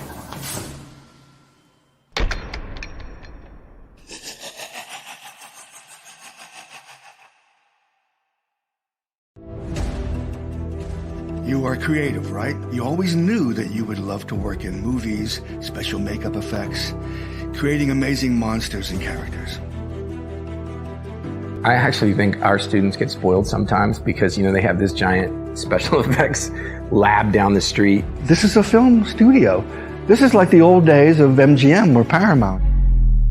They're making movies here. They need makeup artists. This is why it's like a film studio. Here is a film program, and there's an assembly line of makeup artists in the makeup effects program. I can't count how many productions we've collaborated on here. You'll learn every aspect of the industry, and you get a degree. Graduates work on just about every big film and TV show out there. Make monsters, make movies at Douglas Education Center. Anything but ordinary.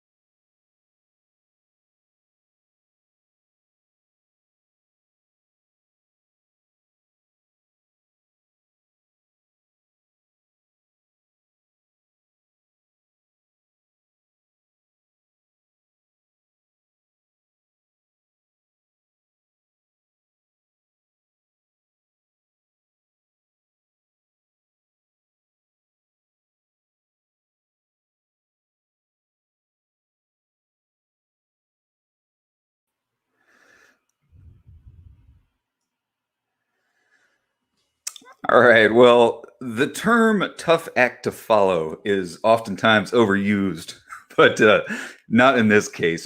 Thank you so much to all the horror hosts from all over the country coming to the Mid-May Massacre, sharing your stories. That was an absolute amazing thing that I don't think has ever happened in the history of online convention doing. So, guys, we're going to go ahead and roll on with the show. About 10 years ago, a show came on the air over on the SyFy network that I absolutely loved. I was there at the very first episode. I have been addicted to this show. The show has become sort of the tentpole show on the SyFy network, and that is, of course, the show Face Off. And here to talk all about their experiences on the show Face Off, sort of what they're doing in the industry. We're talking about horror and movie makeup right now. Let's go ahead and get everybody in here. First up, from season 9, Mr. Jordan Patton. Are you there? How's it going, Jordan? I'm doing good. How are you guys doing? Doing really, really good. Thanks for taking your time to join us on this panel. Really, really excited. Also joining us from season 10, the great Caleb Lewis. Caleb, how's it going, guys? Looking good. I love your backdrop there, sir. Oh, it's not very horror, but I gotta switch it. More ornate than mine is. So. These next two guests are actually joining us together on the same screen, and I can't wait to bring them on the camera because, I mean, just look at what's going on over here. This would be Rashad Santiago and Rick Prince from seasons 5 and 6. Gentlemen, what up? Hello, greetings. What's up, guys? Bringing your A game right from the top. Yeah, we are actually broadcasting from set. We ran from the location outside into a Wi-Fi facility so we could make this. Thanks for having us. Oh, absolutely. What are you guys shooting? What are we on set, Ev? Or can we say? Yeah, we are working on a movie for John Cooley called Convergence. It is a fantasy sci-fi adventure, and that is about all I can say on that. But stay tuned for more from us on Convergence from John Cooley. Awesome, man. Well, first off, we always kind of like to start these things with what's everybody been up to? Are you starting to get out of your caves and back to work? I mean, we know you two are, but Jordan, Caleb, what have you guys been up to post-pandemic? Jordan. For the past, I would say, close to 3 years now, I've been teaching at the Douglas Education Center in the Tom Savini Special Makeup Effects program. And that's been a lot of fun. It's been a whole new adventure for me. So I've been enjoying that. I've been teaching prosthetic eyes and teeth there, as well as mostly the animatronics class. Whoa, hello. Caleb, what have you been up to? So I actually just got off set yesterday. I'm actually on my way home. I'm at a friend's house, which explains the backdrop. But, yeah, so yeah, it's super cool. Things are starting to get back into the groove of things now that COVID's kind of dying down and we're all getting our shots. So yeah, without a doubt. Jordan, I want to go back to you. Talk a little bit about the Douglas School, the Savini School. They are big sponsors here of the May Massacre. As you've seen, we've been running the commercials the entire broadcast. What can you tell people about that particular institute and sort of how it changed your career, how it changed your professional life and your craft? I mean, I've always kind of been like bouncing around between all the different things with like, doing makeup or masks or animatronics, puppets, things like that. So whenever I heard that there was an opening at the Douglas Education Center for a teaching position, I jumped on that pretty quickly. I thought that would be a good fit for me. I always thought it would be fun to, kind of pass on some of the information that was passed on to me over the years. So, I've just been, floating around to some different classes. Every semester is new. We get new people in. Fall semesters are usually pretty big. So we usually have, about 60 new students coming in every fall. So it's always interesting to see, what kind of new talent's going to be coming through the school. That's awesome. Rashad, how you doing, my man?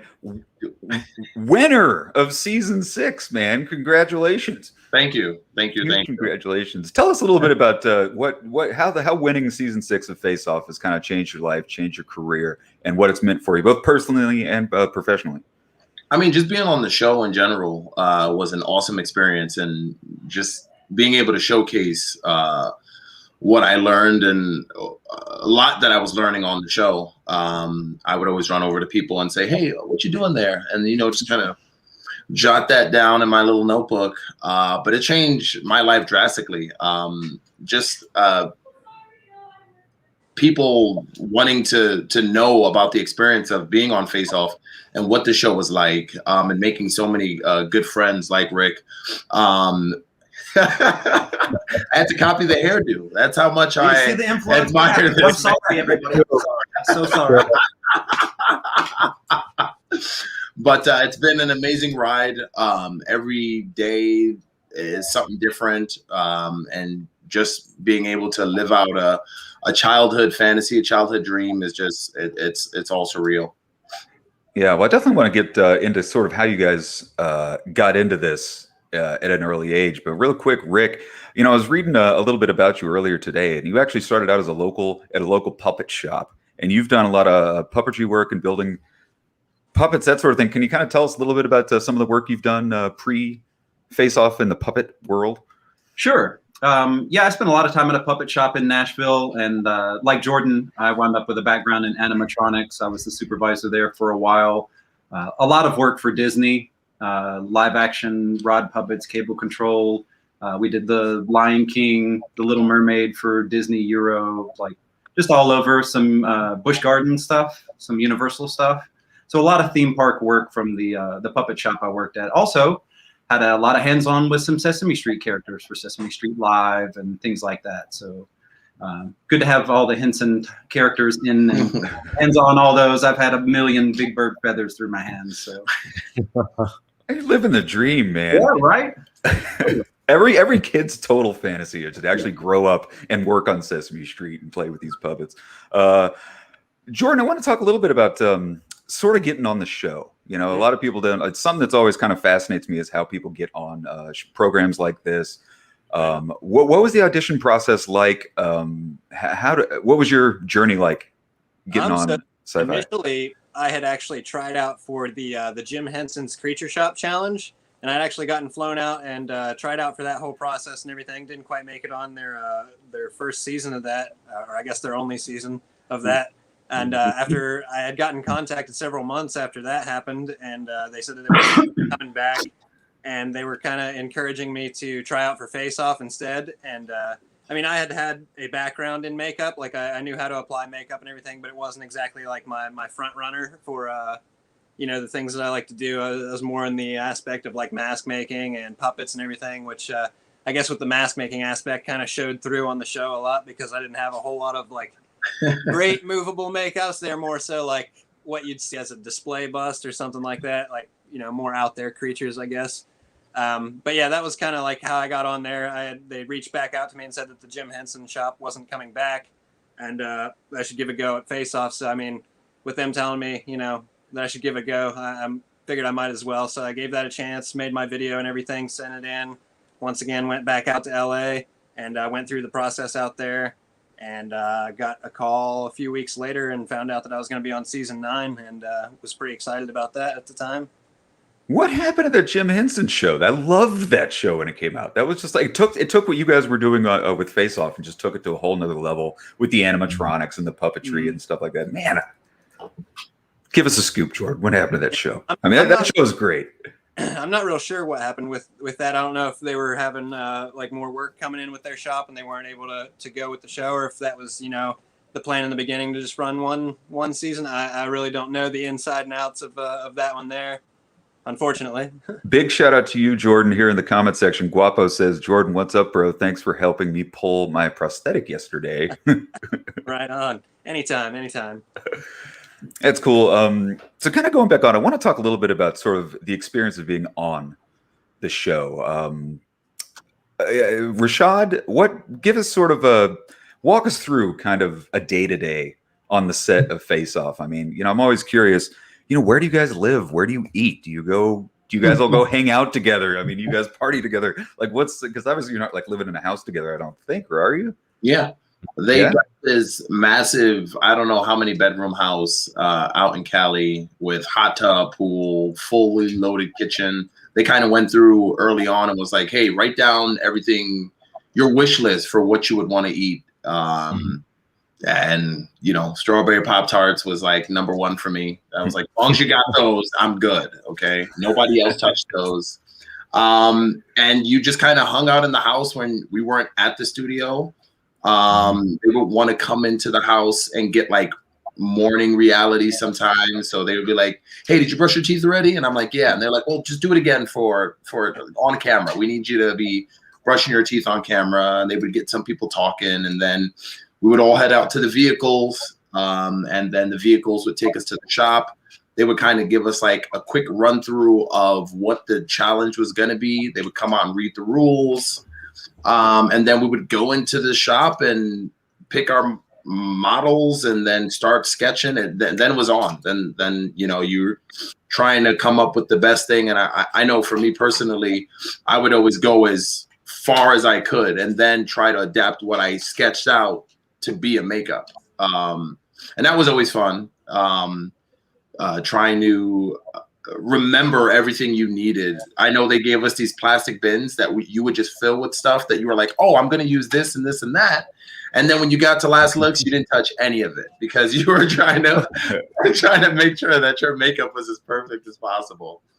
But yeah, that was kind of like the normal process of day to day. You after the challenge, you would go home and talk about, you know, what you could have done better and what you're going to do the next time. And then the next time came, you still had a bin full of stuff that you didn't get to. So it was. Well, so like we weren't allowed to leave the house. We just had each other. So like we couldn't go out to restaurants. We couldn't go do anything. Like it was just us. So like we couldn't even get books or like newspapers or like anything. None of that. No books, no newspapers, no television. It was all up here. Yeah, it was all up here. Yeah. Now, while you guys were at the house, did you guys do anything to kind of like kill your time? Like, you know, whenever you're there on the weekend or something, like maybe your one day off or so. I remember we were trying to make a video with the iPads that they left us to mess around on. We were trying to make a like spoof of The Shining called The Shastening. Had access to like all this free Shasta and whatnot. And I remember we were out by the pool and we made the scene where all the blood comes out of the elevator. We made that out of cardboard, and it was like me, Ben, Evan, and several others, and we're out there, and we've got this big picture of red Shasta, and we're like filming it, and we've got this cardboard elevator scene rigged up, and we're like, all right, ready, 1, 2, 3, and they're like pulling the doors open, we're pouring the Shasta down there. We did that and like several other scenes, and we were gonna put together like just a spoof movie. But did you guys ever get into anything like that, you know, while you were at the house? We played this really ping pong. I did a lot of ping pong on season 6. And when they brought me back for season 7, we were playing like see how hard you can throw this ping pong ball at somebody's back. And we were like recording it in like super slow motion, and just the sounds and the wave of the skin of this. I didn't think you could hit somebody that hard with a ping pong. Like it was even like whelps on people's backs. That's way more violent than the way Jordan passed his time. Yeah, we had the beautiful mansion, and it was so exhausting that honestly, a lot of us on season 5 spent our time just at the pool or just kind of out relaxing, kind of enjoying each other's company, because you have so many other talented artists there. There's a lot you can't discuss in between being on the show proper. So you kind of have to keep your conversations about things that you're not about to compete on the next day or whatever. But during that time, you get to know each other and you get to make a bunch of friends, stuff like that. And you get to follow the people that have been on before you and then after you. So congratulations on both of you guys. You know, it's been awesome. I mean, did you guys have any rules when you got to the house, like things you could or couldn't do because of people prior? That would be from this season. We were allowed to have either 2 beers or 1 glass of wine every other night. That's because not me personally. Not me personally. It was Rick. I don't know, Rick. Whatever you heard, it may be true. Oh yeah. Well, I want to ask you, Caleb, kind of piggybacking on what Rick was just talking about the camaraderie and working with the other cast members, because it seems like it's the kind of show where it's not, you know, people trying to claw over each other. Everybody seems to help each other out. Everybody seems to like just feed on what other people are doing because it's such a creative group. What can you tell us about just sort of relationships formed and stuff like that while on the show? Yeah, absolutely. So I went on Face Off a week after graduating from Douglas Education Center. I took the Tom Savini Special Makeup Effects program as well. And so like that whole process, you know, because of people on previous seasons, I was able to kind of get in with them. So I had never been on set. I never really knew like what was going on. So I learned so much. I feel like I learned just as much being on Face Off as I did like being in school, you know, because like these people have been working in the industry forever and I had never done it. So I mean, all of us got like super close, you know. We would all walk around and like talk about each other's makeups, like what do you think looks good, like what do you think I should change, you know, because it is a competition and we're all trying to like win this money, but like we're all friends and like in the industry, like if I can't do a job, I'm going to get a hold of somebody else who can, you know? And it's just kind of that like, like family relationship, you know, like there's no reason to fight. There's no reason to, you know, anything. Cause we're all just like doing the same thing. We're all artists. We're all creative. So, like being able to like meet all these people and like really understand like what the industry was about was like super immersive for me. And like, as soon as I got on the show, I knew that's exactly what I wanted to do, you know? So. Yeah. Well, how did you pass your time? We never asked you that question. I don't know about you guys, but that house was definitely haunted. Ghost Hunters episodes, and like we're making up like stories about like how the ghosts died and stuff. So we'd be like, okay, so we're going down the hallway right now, and like we're hearing footsteps and like this and this and this. So we just kind of we had fun. Like we did our own ghost like. Well, for those people who maybe have never watched the show, they're a little bit unfamiliar with the process. Let's talk a little bit about the process of making a fully fleshed out character, a prosthetic, really, I mean, from sketch all the way to stage, not just on the show, but just in everyday life. Jordan, can you kind of walk us through sort of, you know, how does one go from an idea to an actual finished thing? I mean, walk us through the process. Yeah. Well, I mean, on the show, you've got, you know, much shorter time frame than what you would in real life.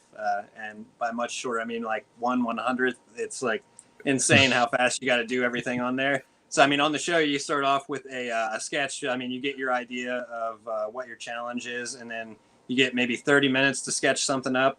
And then after that 30 minutes is up, it's pretty much hitting the ground running. You've got to get your models, get your life cast, and you start sculpting.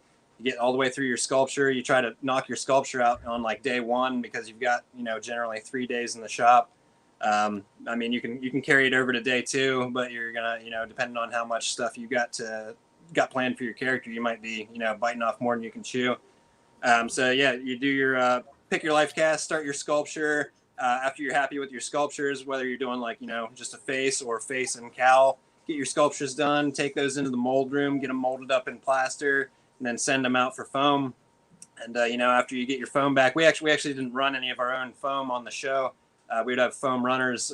We just have to get our molds out at the end of the day, and we'd get our foams the very next day at the beginning of the challenge. And then, you know, we'd have to go through, clean those up. Sometimes we have a good run. Sometimes we'd have a bad run because, you know, you're cleaning these molds out. You got a bunch of moisture in them. Some of us would get back with like crazy steam pockets in our foam. So we'd have to spend a lot of time fixing a lot of errors and stuff in some of our foams just because, you know, we had to clean our molds out so quickly. But, you know, after you got your foam, you just go in and you've got about 5 hours in the shop where you can apply your full makeup. 4 hours in the shop and then, you know, 1 hour last looks. But yeah, I mean, it's sketch, get your life cast of the person, sculpt it up, mold it up, get it cast and apply it, paint it. And then, you know, go on the stage and get judged by everyone. Yeah, we'll get to the judges in just a little while, but I want to ask both of you. I'll throw this to Rick and Rashad. One of the things I liked the most about the show, or do like about the show, is that every week's a different sort of category. It's not always, you know, it's not always horror. It's not always fantasy. You know, each week you got a new challenge and a new way to sort of explore new creative aspects. Do you guys have a favorite? I mean, do you like working in horror? Do you like working in fantasy? Maybe just, you know, on the show itself. You know, do you remember one that stood out more than any of the others? Rashad has way more to choose from as far as his favorites go for his length of tenure on the show. So you can catch me in 3. What I thought was weird that I got interviewed for the Curse of the Third episode before judging. Womp womp. Spoiler. But yeah, to the point of your question, I like the fantasy aspect. Oftentimes we're tasked with doing horror, specifically on indie films, things like that, where most everything goes red at the end. So being able to take advantage of the fantasy aspect of the visual look of your character without any thing obscuring the look. It's just a clean makeup by itself, colored the way you wanted it without any difference. And fantasy offers a broad spectrum to choose from. It's a very big palette, and I was very happy to get that. The fawn on the first challenge versus the entire team of the veterans at that point, because it was veterans versus newcomers on our season. It was daunting, but having a fantasy creature right up front was very rewarding. It was a team challenge, so Lainey and I both had a great time creating that fawn. And the models just bring those makeups to life. Oh yeah, yeah. Rashad, yourself, anything you remember? One particular project that really stands out from the show? Yeah, I would say the fighter robot. That challenge, we had 4 days, so it really opened up and gave us more time. Just that extra day just added so much that, I don't know, it was almost like, this can't be real. Like, we've been that whole extra day. So I feel like up to that point was, I don't know, I kind of felt like it was almost like I'm not good enough. It was like every challenge I was getting close, but I just wasn't good enough. They just weren't. It was like, oh, you're safe this challenge, or you're safe this challenge. I just kept getting safe. I was like, what in the world's going on here? So when I got that challenge, I was like, I'm just gonna go as all out as I possibly can with the fabricating and just try to create.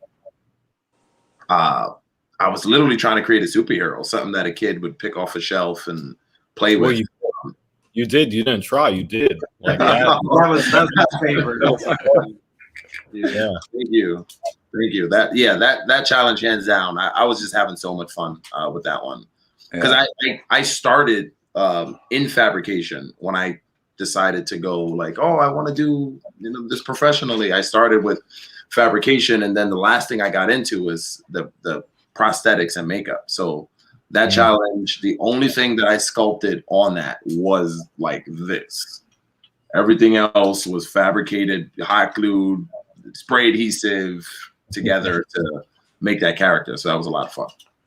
That's a great segue to my next question. And Caleb, I'll start with you. I kind of want to go around the room and talk a little bit about people's inspiration. What can you pinpoint one particular thing? Earlier here on the show, we had Joe Bob Briggs on the show. We had Lloyd Kaufman on the show, the people at Troma.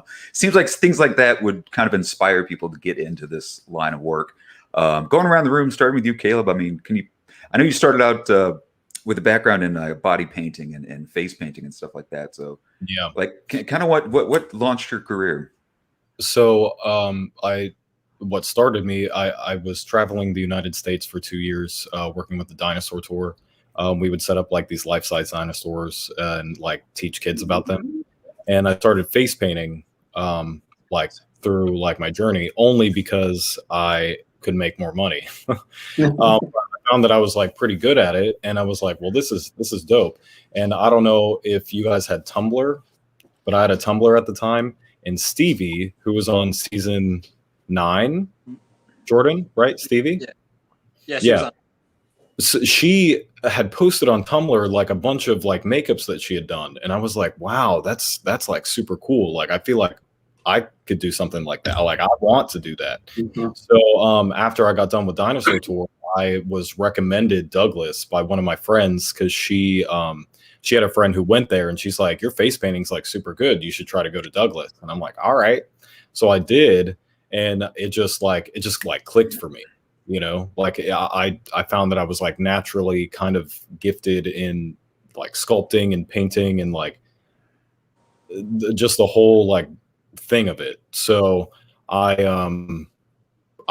went with it, and then I got on Face Off a week after I graduated, and it's just kind of like rolled from there. So that's crazy. Jordan, kind of same question to you. I know I read somewhere that you actually made your first prosthetic in high school, and that prosthetic launched your career with you got like a scholarship to a special effects school. Can you tell us a little bit about kind of your early days? Yeah. So I mean, in high school, I had several friends online that actually like kind of delved into mask making a little bit, just kind of making them in their own garage. And so I kind of just reached out to a few people and was like picking their brains a bit. And I gathered up all my materials and everything and figured I'd give it a go. And it just so happened that like around the time that I was doing that, one of my friends handed me a flyer from the Art Institute, and it was for a mask making like scholarship competition.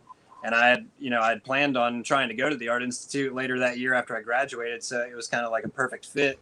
But that also, inspired me to work a little bit harder at my first mask. So, I worked on that for a few months, got it molded up, cast up, and painted and everything. It was like kind of like a weird biomech zombie with like a respirator fused to its face. And after I got that finished up, I drove it up to Pittsburgh, and it was supposed to be on display at a mall for like the competition. And then, after they were on display for a little while, or maybe it was like at the beginning of it, they had told me that I had won the scholarship competition. So that was kind of a bigger deciding factor on actually being able to go to school for this type of stuff, just because money is always an issue. And just knowing that would help knock off a little bit of that, final cost, that was kind of like a deciding factor on going to school for it. Kind of same question. Rashad, you touched on it just a little bit more, but Rick, when I mentioned Trauma and I mentioned Joe Bob Briggs, I saw your face light up just a little bit. Is there a certain any inspiration there from the great films of Lloyd Kaufman or the slasher films of old? Yeah, ultimately, how is there not? I think pretty much all of us around the actually I'll go this way has seen the Trauma films, probably most of the library at this point. And it ultimately is a bunch of your friends now at this point that are in there slinging and doing it. And those are indie, tough jobs to get done, and you're doing them yourself. They're passion projects. And I think we can all be inspired by that. And that's another point that led into the filmmaking that we pursued on our own. But like the guys, I also got the Greg Nicotero scholarship for Douglas Education Center, but I was 37 maybe at the time, and had a child, and the discount of the scholarship still wasn't enough. It was too expensive. But it was like 6 months later, I got the call from Face Off. So I would have been busy. How old are you? You look like you're 28. It's the elixir that I keep bathing myself in. Thank you, though, man. So, I mean, it sounds like just such a fun show to be a part of, but I mean, there must have been times where the intimidation because I mean, you're going head to head with some of the most creative and talented people in the country and even in the world. Tell us a little bit about some of the more stressful times. You see on the show when molds crack and when just stuff doesn't stick. Kind of want to go around the room. Rashad, I'll kind of start with you. Do you remember any one particular time, or just some of the general stresses that come with being on the clock on a show like this? Well, the good thing about the limited time we had is you took glances at what everybody else was doing when you had the time, but most of the time you were just tunnel vision on your own piece, trying to get that good. And I think the thing I would keep an eye out for the most is making sure that my thing wasn't similar to anybody else's, making sure that my color palette was different or my sculpture was different in a way. But I think one of the more stressful times, besides just being on the bottom and seeing those cursed red lights, is for our finale makeup. The beauty layer didn't cure on one side of the mold. So when we opened it, we just saw like hemp and like pieces of like detail. So we were at that point, I was just like, that's it. I just like wrote myself off, and I was like, I'm not. It was good to make it to this point. So it was kind of hard to keep morale up at that point, because I was like, there's no way we're gonna get a usable piece out of this. And we missed like the deadline to be able to get the mold done and get it out. So we had to run our cowl in like flex foam, which wasn't very flexible. It was like this really stiff, like horse neck. Oh man. But yeah, everything kind of came together like last minute, and all that weird stuff kind of played onto my team's favor. But yeah, it was a very, very scary time. It's got to be kind of stressful when, and maybe you can just let us take a peek behind the curtain just a little bit. But I mean, when they tell you, okay, this is what the project's going to be, I mean, do you have any heads up whatsoever, or do you really just dive right into the sketchbook and have to come up with an idea like right on the fly? I don't know, Jordan, what do you think? What's the stress level like of having to come up with a character like that quick and on the fly? I mean, it's kind of perfect that you led it into that, because that's what I was going to go with anyways. For me, that was the most Perfect. stressful part, is going into a challenge and not knowing what it was going to be about. So you're just kind of standing there and your heart's beating, and it's kind of like, I refer it to, like, I used to race back in the day, like dirt bikes, and you'd be sitting there waiting for them to drop the flag, and your heart's just like beating so fast. But like after that flag drops, you know, you kind of calm down, you see where you need to go. And like Rashad was saying, you kind of get that tunnel vision. So, you know, for me, the most stressful part was at the beginning of a challenge, not knowing what it was going to be, sitting there being like, please don't be like a beauty challenge. Please don't be something like that. It's like, give us creatures, give us horror, give us something, you know. But, you know, like after you figure it out, your gears start turning, and you're just like, all right, you get that tunnel vision. You're just like, all right, I got to focus on what it is that I want to do here. Yeah. Caleb, back to you. Like, what were some of the just hair pulling out moments on the show? The whole thing. Really?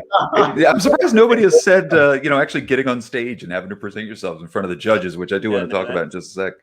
Yeah. So like I said, I had just graduated from school, so like I had no idea how a set worked. I had no idea how, anything really worked or like came together. I just knew how to like do makeup in a sense. So that's really just like what I focused on. And then, these challenges, you have to like get into this mode where you're like, okay, I got to create, I got to think of something, or else I'm going home, and you don't want to go home. So it was intense. It was so much fun. It was a great learning experience, but it was intense.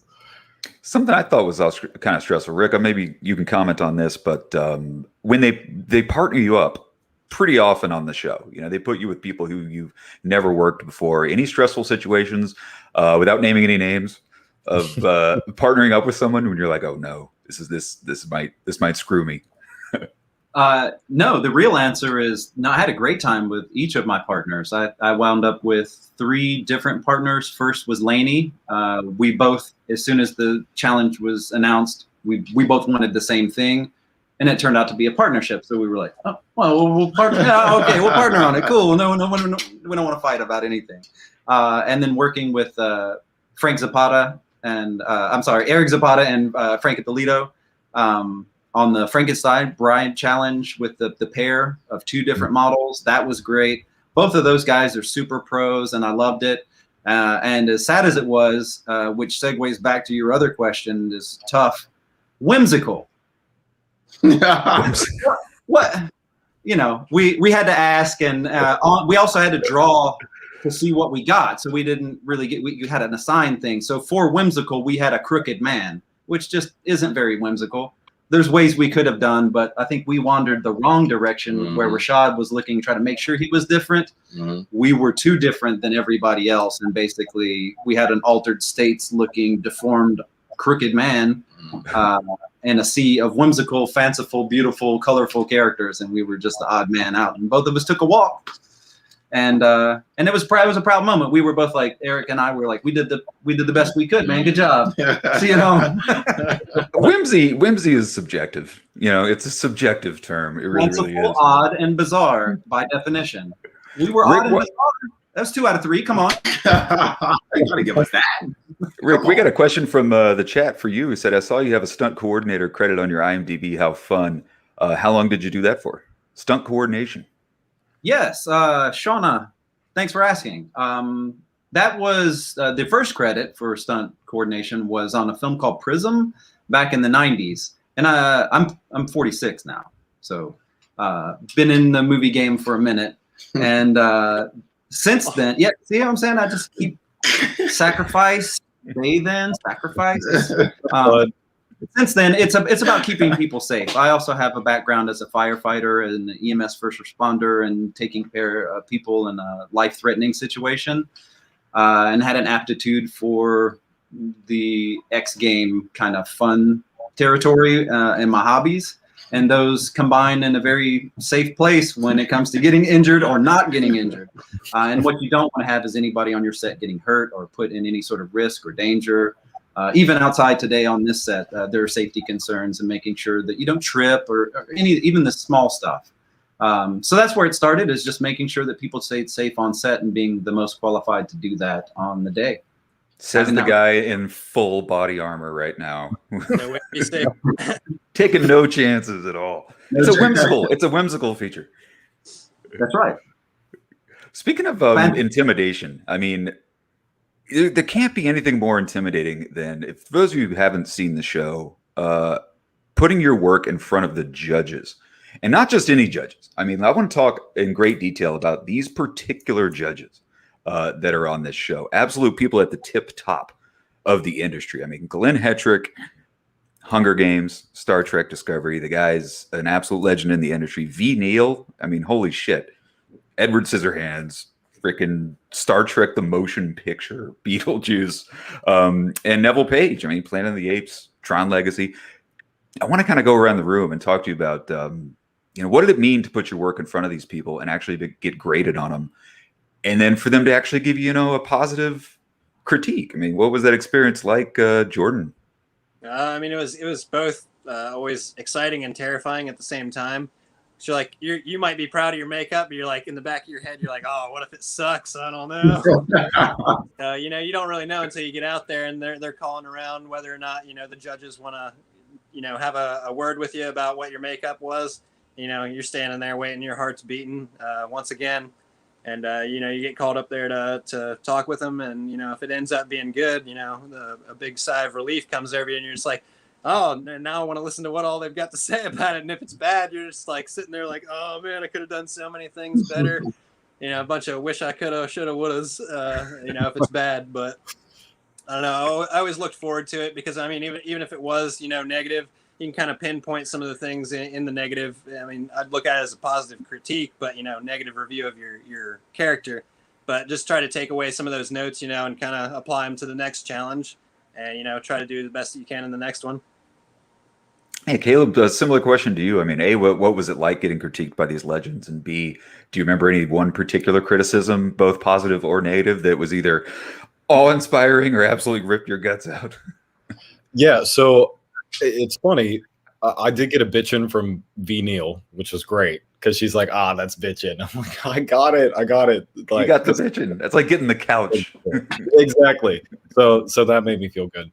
But it's funny because I feel like how they edit things sometimes, a lot of people think that like Glenn is like a dickhead, but he's really not. He's like, okay, this is what looks good, and this is what looks bad, and this is how you can improve. Like he was kind of like dad. He was like, this is how you can do better next time.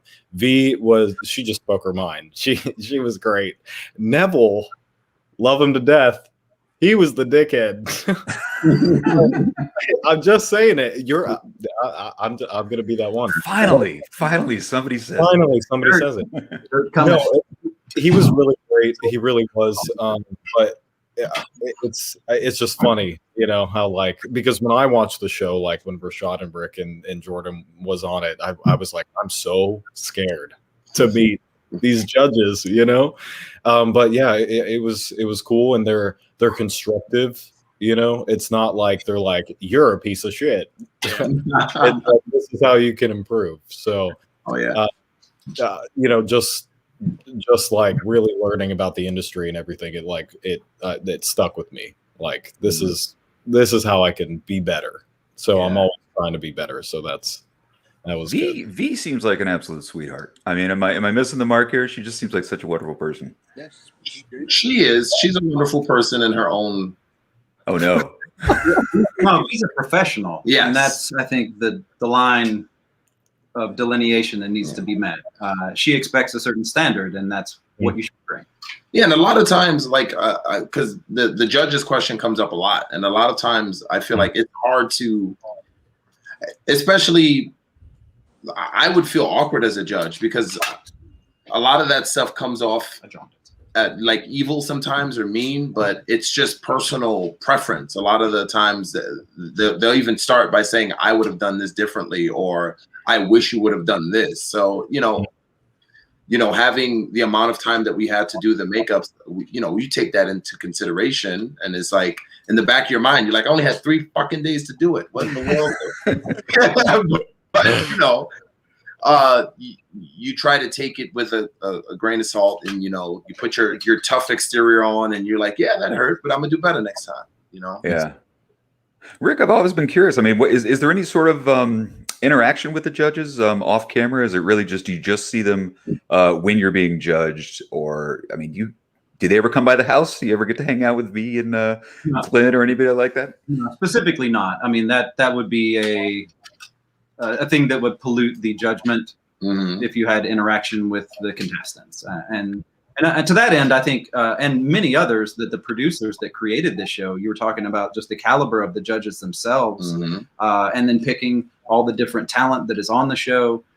They really did an excellent job of putting together 13 fantastic seasons worth of stuff. And I say that as a fan, like, we're not paid or compensated or anything. If you didn't win, you didn't, So it's really, we see that in the fan base and what the fans say and how they interact with us, and that we didn't fight and it wasn't catty, and it was an instructive thing that the whole family could watch. To that end, they have my eternal thanks for bringing that show to life. There were times when you caught a glimpse of like the judges walking past, and you'd be like, oh.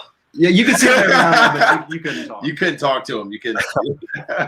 Really? Like, so even afterwards, there was no ever chit chat after the show? Well, Like we had a special Krylon guests. party or something. You're talking about well after the show, where you'll see him at an event.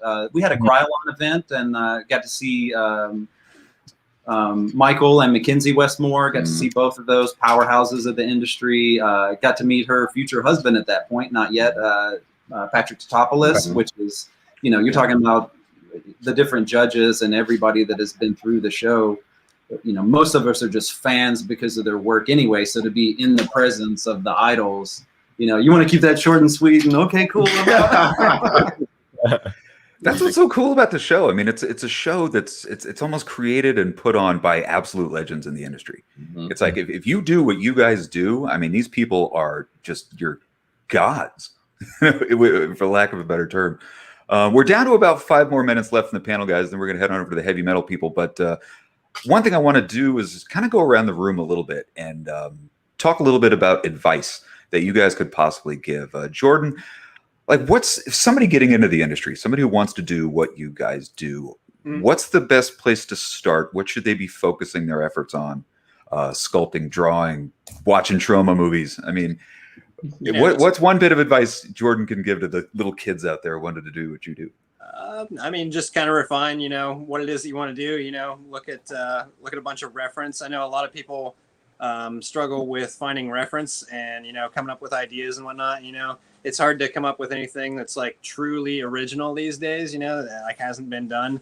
But I mean, like, sometimes whenever I'm looking to design a character or something, I almost treat it like Build-A-Bear Workshop. Like, I'll look up a bunch of reference pictures, and I'll have an entire board of like, say, like, oh, I like the eyes on this creature. Oh, I like the ears on this one.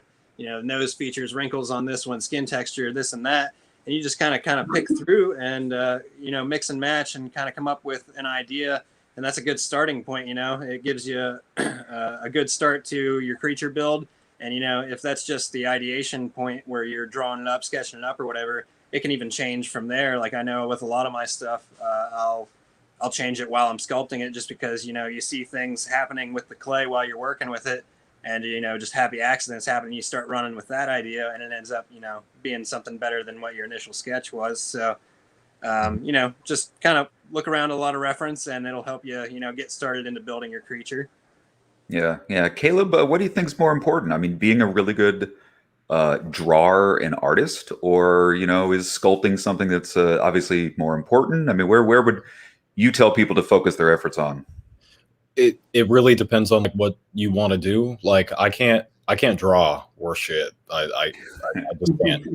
Whenever I am thinking of like a creature, I can like see it in my head. So I make a list of like things that I want on it, and then I can like see that. It's weird, but yeah, I can't draw. So I guess my advice, like what I tell myself is practice makes progress, not practice makes perfect, because nothing's ever going to be perfect. You're an artist. You always have to like learn and grow. And I think that's very important, is to learn and grow, because if you just kind of stay at the same level, you never get better. Like, improve, and there's always room for improvement. So my thing is practice makes progress. Just keep doing the damn thing, because this industry is very saturated, and as soon as you stop, somebody's going to take your place. So just keep focused, like keep your head in the game, like keep creating, like do your thing, and just you just have to do it. Just do it. Nike. Trademark right there. Rashad, to kind of piggyback on that just a little bit and sort of expound on it just a touch, aside from sort of creative stuff and learn how to draw and learn how to sculpt, professionally, as far as like training and stuff like that, what would you recommend to someone wanting to get into the industry, as far as, where should they go to learn? What should they, that sort of thing, like schooling, that sort of thing? I mean, I didn't go to school. I was self-taught, so it's kind of hard for me to be like, hey, there's a wide reserve or reservoir, if you will, of places that people can go, whether it's YouTube or to different schoolings that they have available. There's just so much out there. Like Caleb said, it's oversaturated. It's literally all over the place. Special effects since Face Off has just kept going up, and you can just go on Instagram and just type in SFX, and you'll just get a slew of different prosthetics and face paints and bullet holes and zipper faces, and just there's so much of it. And I would just say make sure that your internal database is always full, as far as like looking at animals and looking at texture and looking at wood and looking at skin and hair, and as much as you can get in there, as much as you can cram in there, because that all comes handy when it's time to conceptualize and create. Okay, Rick, I'm going to let you bring us home. I want to expound on it even further now. And now we're giving advice to people, since you said earlier you've been in the movie biz for a really, really long time. Any advice on helping people actually break into the industry? So they got the training, they got the know-how, they know what they're doing. Do they start with indie films with their friends? Do they just move to Hollywood and muscle their way in? Both of those are viable options. We have been able to do it without making the trip to LA. It doesn't mean LA is not involved at some point in the movie business, especially in distribution, but we made a couple of films in Tennessee, which is definitely not known for its movie industry, especially not special effects or monster movies. We, I think, made the first two with creatures in them from our state in that regard, that were, at least in the past, whatever, that had, Face Off people in them anyway. But that's done on our own. It is working with your friends. And a lot of that were people that we met on the show. We saw their talent, recognized A-game when we saw it, and said, hey, man, I'm going to Tate. What's up? What are you doing? Rashad. Hey, buddy. What's Steve Tolan? Whoever our friends were that we had met during our time, you could see their abilities right there in front of you. You get a couple of those people together on the set. You do something like we did with Puppet Master, with me and Heather Henry and Eric Zapata and Tate, and it's just a whole gang of people doing their best work. And that means that the rest of the full camera crew and the director gets what he wants in camera. It makes for a happy set. Or you could pick up and bounce out to LA and start PAing and work your way up on the set. A lot of times it is, were you on the last one? Cool, you're on the next one. You stay your face present, and it is just practice, and you work and you refine your skill set and your trade and your professionalism on set, and you're guaranteed the next job because people know what you bring to set. It's phenomenal advice. Before we go, who's going to be on Face Off again? Who's returning? Done. Face Off is done. Let's do it. Not coming back. Let's bring it back, man. I'd give it another go.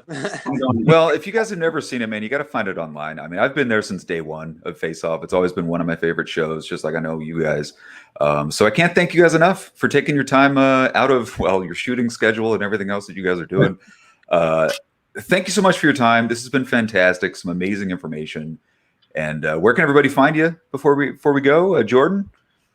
You can find me on Instagram, I think it's Jordan_PattonFX. if you want to follow along with me, I've been working on a comic for the past few years, and I should be releasing that later this year. So if you want to keep your eyes peeled, just follow me on Instagram. Is it the Awesome. Dead Next? It's Dope. called Dead Necks, about redneck zombies. So I've just been I working love on Rednecks. that. We're following. Yeah. Love it. Oh my God, that's such a Awesome. good name. You say redneck zombies, I instantly start thinking trauma. But that's Caleb, where can people find you? Yeah, I'm on Instagram. I'm on Snapchat. I was just on a show again from the Face Off producers called Fake Up, where we did like illusion makeup, which was interesting because I'm not an illusion makeup artist. I'm a special effects artist. So I tried my best. I made it. I made it pretty far. But yeah, I'm on Snapchat, Instagram, Facebook, like that whole thing. My handle is cpt.breach, Captain Breach. It's my name if I was a pirate. Or had breakfast cereal. Yeah. Hey, that's a good idea. But yeah, so that's me. Awesome, thanks. Rashad and Rick, where can people find you if they want to see what you're working on and maybe even see the project you're working on right now? Yeah, please do. Check it out. We're giving updates all the time. I am on pretty much all the social medias at my name, Rick Prince, RickPrince. Check me out. Instagram is the favorite because we get all the pretty pictures and everything, which is what we like. And a lot of the negativity is quelled. So check us out. Convergence is the hashtag. John Cooley, check out Fanboy Entertainment. That's the film we're working on through. And both of us will be posting updates with some of the stuff that we've been working on here recently. COVID safe too, vaccinated and everything. So that's the reason we're sitting so close without a mask on. There you go. You just had masks on. You started it off with like the most COVID safe mask I've ever seen in my life. So let's go ahead and close it out. The super COVID mask. That's and Rashad, if everybody wants to find you, they just search for, Rashad the Great. The Great. Oh, thank you. No, I gotta say, Jordan, I've already met you. We're already cool. But like Rick and Rashad, I've wanted to talk to you guys for so long. So like this is awesome, man. So hell yeah, nice to meet you, dude. That's awesome. Yeah, people want to find me just at Rashad Santiago. First, last name, Instagram, Facebook. Yeah. Cool. Well, mask up, gentlemen. Get back to work. Enjoy your whatever day this is. I think it's Saturday. I don't know anymore. But thanks a lot for watching, everybody. Thanks everybody in the chat, and you guys go enjoy the rest of your weekend. We'll be back in about 5 minutes with the cast and the crew of Heavy Metal Magazine. Bye, guys. Bye. Nice to meet you.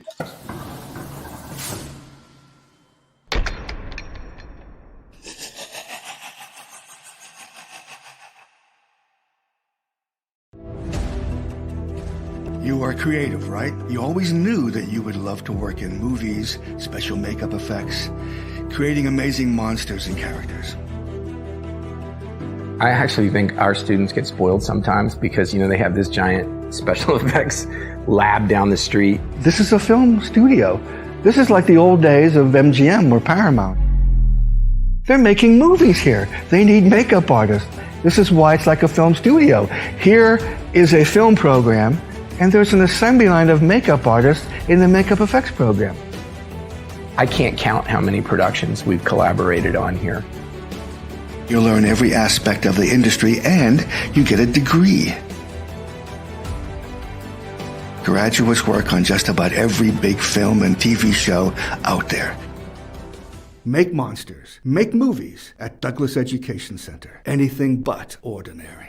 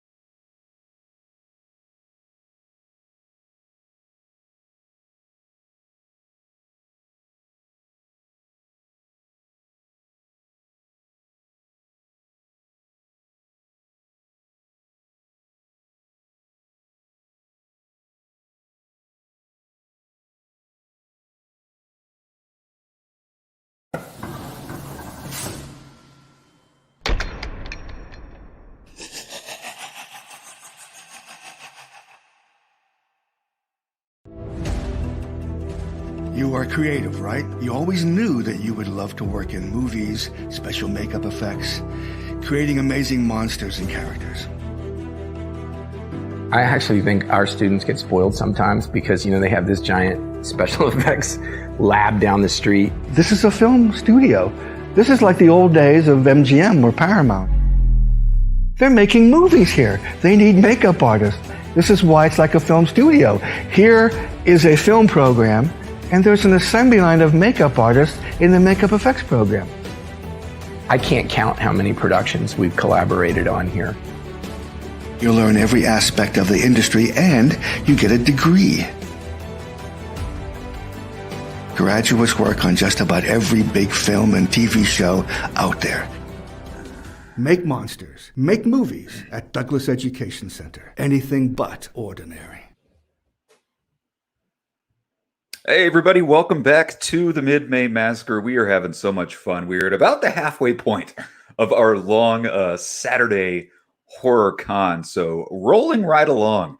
The next folks who are going to be hitting the virtual stage, the folks from Heavy Metal Magazine, here to introduce them and host this panel. Where she does the Heavy Metal Magazine podcast, amongst many, many, many other things. So we're very, very glad that she could be here with us. Miss Leah Palomari.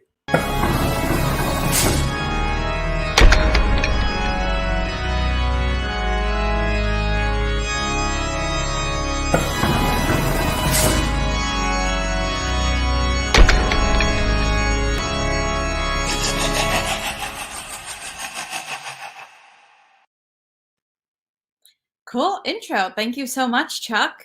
And hi, everyone. I am so excited to be here today. Welcome to the Heavy Metal Magazine panel, part of Mid-May Massacre. I am your host today, Leah Palmieri. I am a writer at Decider.com, and I am co-host of the Heavy Metal Podcast, which is now available everywhere you get your other favorite podcasts. So make sure that you like, follow, subscribe, do all of that fun stuff. We've been having a blast with it, so I hope that you tune in and that you like it as well. I am new to the heavy metal world, but I am learning a lot. I am loving it, and I am so excited to be here today because there are some incredible projects that we are going to talk about. So I would love to start it off by meeting our panelists today. Let's start with my co-host on the podcast, Brendan Columbus. Let's see where Brendan is. I'm here. Oh. What's up, Leah? How are you doing? Hi, Brendan. How are you? I'm very good. I'm glad you plugged our podcast. I did. Well, we couldn't leave it up to you to do. So No, I would have forgotten. Yeah. So Brendan is a writer and the creator of Savage Circus, which is running monthly in Heavy Metal Magazine. And I got to say, I'm so glad that I like it and I don't have to pretend to like it, to you. Well, you're a good actress, probably. You might not like it. And you're just telling me that now. I genuinely like it, and I'm so excited because there's so much that we have to discuss. I've already asked you a lot of questions about it, but I still have many more, just so you know. I have a lot of questions, too, so we'll find out. Okay, great. Where are you joining us from today? I'm joining us from sunny Los Angeles, and I'm very excited to see you here. Yeah. You just got off a plane. I did just get off a plane. Yeah, So you just ran over. you just ran over. Yeah, look. Well, thanks for hosting us. I'm everywhere. That's the thing. Well, I'm so glad that you're here. Let's go to our next panelist, which is George C. Romero. Do we have him here? Oh, damn it. Great. I know you guys are besties. So what's up, Leah? It's nice to meet you. It's so nice to meet you. What's up, Brendan? Yeah. How you doing, George? Costanza.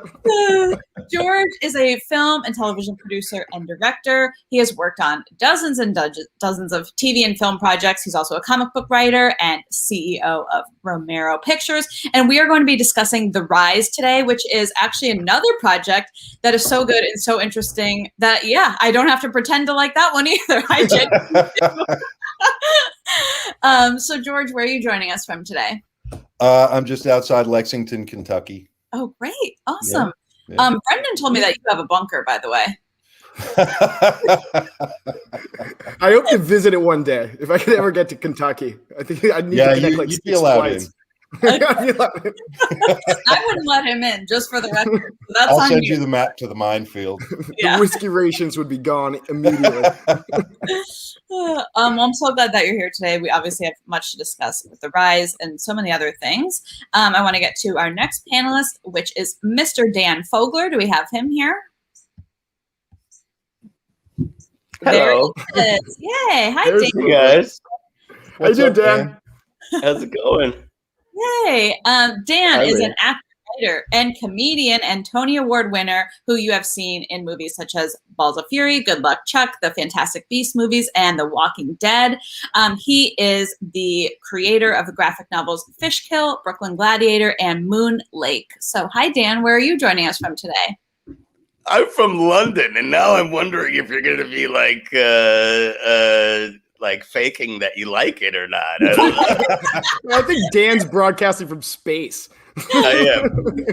I'm usually broadcasting from the astral plane, but yeah. Well, Leah is now silent. I guess we'll find out. No, we're gonna. Yeah, we forgot Take Me Home Tonight. By the way, another classic. By the way, That's one of my favorite. faves. Yeah. That's my favorite. And That's my fave. I was afraid you would make fun of me if I said No, that. I love that movie. Yeah, Yeah, that's a good one. That's like that's a good one. I love get- that one. I get to do some. Glad you're here, and that you can tell. Yeah, you got to do a lot of that, Dan. Yeah.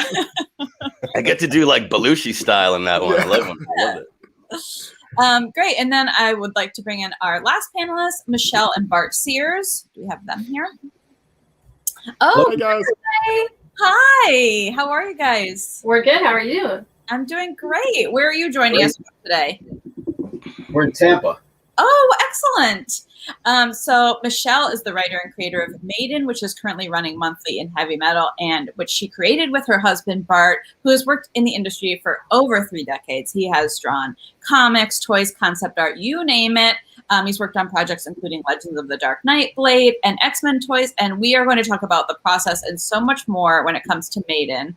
And I'm so glad that you're both here to join us today. Welcome, everybody. Happy to be here. It's great to be here. Awesome to be here. Nice to meet all of you. Yeah, this is excellent. So I guess let's start out first. And I know Michelle has an interesting story for hers, but I want to ask everybody about the inspiration for their projects that we're talking here today. Where did this come from? Did it start as a shower thought? I mean, that's where I have my best ideas. How did this come to be? Brendan, we'll start with you because I know you have a lot going on in Savage Circus. Yeah, no, not actually a lot at all. Just animals eating people, so which I just thought would look cool, and I wanted to see. And I was like, oh, I'll write a script about it. That's it. So pretty like A to B on that one. Yeah. I think I was in the San Diego Zoo actually, and I was like, there was this Italian movie from 1972 where they put PCP and it got into the zoo's water, and all the animals drink it, and they kind of go crazy. And I remember seeing it as a kid. I haven't seen it in years, but just always with animals. So it's something from that. Well, I mean, look, not that Savage Circus is much far off from what that is. So Yeah, exactly. I just put PCP in my own water now, so it's okay. George, how about you? I know that The Rise is a precursor to a movie a couple of us have seen, which is called Night of the Living Dead. But tell us a little bit about where the inspiration to actually, do this story came from. It's more, I call it more of a prologue than anything. It's a very personal story to me. And it was one of those things that, and it's funny, I've talked to Dan and Brendan about this too. And it was one of those things that I carried around for a long time and didn't realize it until I was in a meeting one day and somebody kept asked me why I kept turning down all these zombie movies. And I said, well, because that's my dad's thing. And I'm not just going to make a zombie movie. And they said, well, what kind of zombie movie would you make? And that question changed the way I looked at everything. And I went back and it all was born from there about 11 years ago. Oh, wow. Yeah, I know Brendan's a fan because he explained a lot of it to me actually on our most recent episode of the podcast. We reviewed it, George. We gave it a 5 out of 5, if I recall, which was 5 out of 10. I mean, sorry, but we liked it. Yeah, room to improve. Awesome. Well, I'll make sure your crypto transfer gets there then. Thank you very much. Dan, how about you? Some inspiration for Moon Lake, which I know has a lot going on. You're muted. I'm unmuted now. Oh, there we go. Yeah, it does have a lot going on. It's this is Moon Lake. It's what is it? It came from my love of Heavy Metal magazine and Heavy Metal the movie. When I watched Heavy Metal the movie like 1,000 times on HBO when I was a kid, I thought it was one of the greatest things ever, and I thought, man, I love that it's anthology style, but it also has the Lochnar as the through line. And I was like, if I was to make a comic book series, I would do that, and that's what I did. So my Lochnar is the man in the moon. He's the basically like Hitchcock on acid, and he is living. There you go. I'm sold. He's living on the moon. He's like a hostage on the moon by a bunch of aliens who force him to host this show where he regales them with all the tales of Moon Lake, and that's the anthology part of it. So you have all sorts of different. And I should also mention that I the first movie I directed was this movie called Hysterical Psycho, and it takes place at Moon Lake. So that's basically where it first started.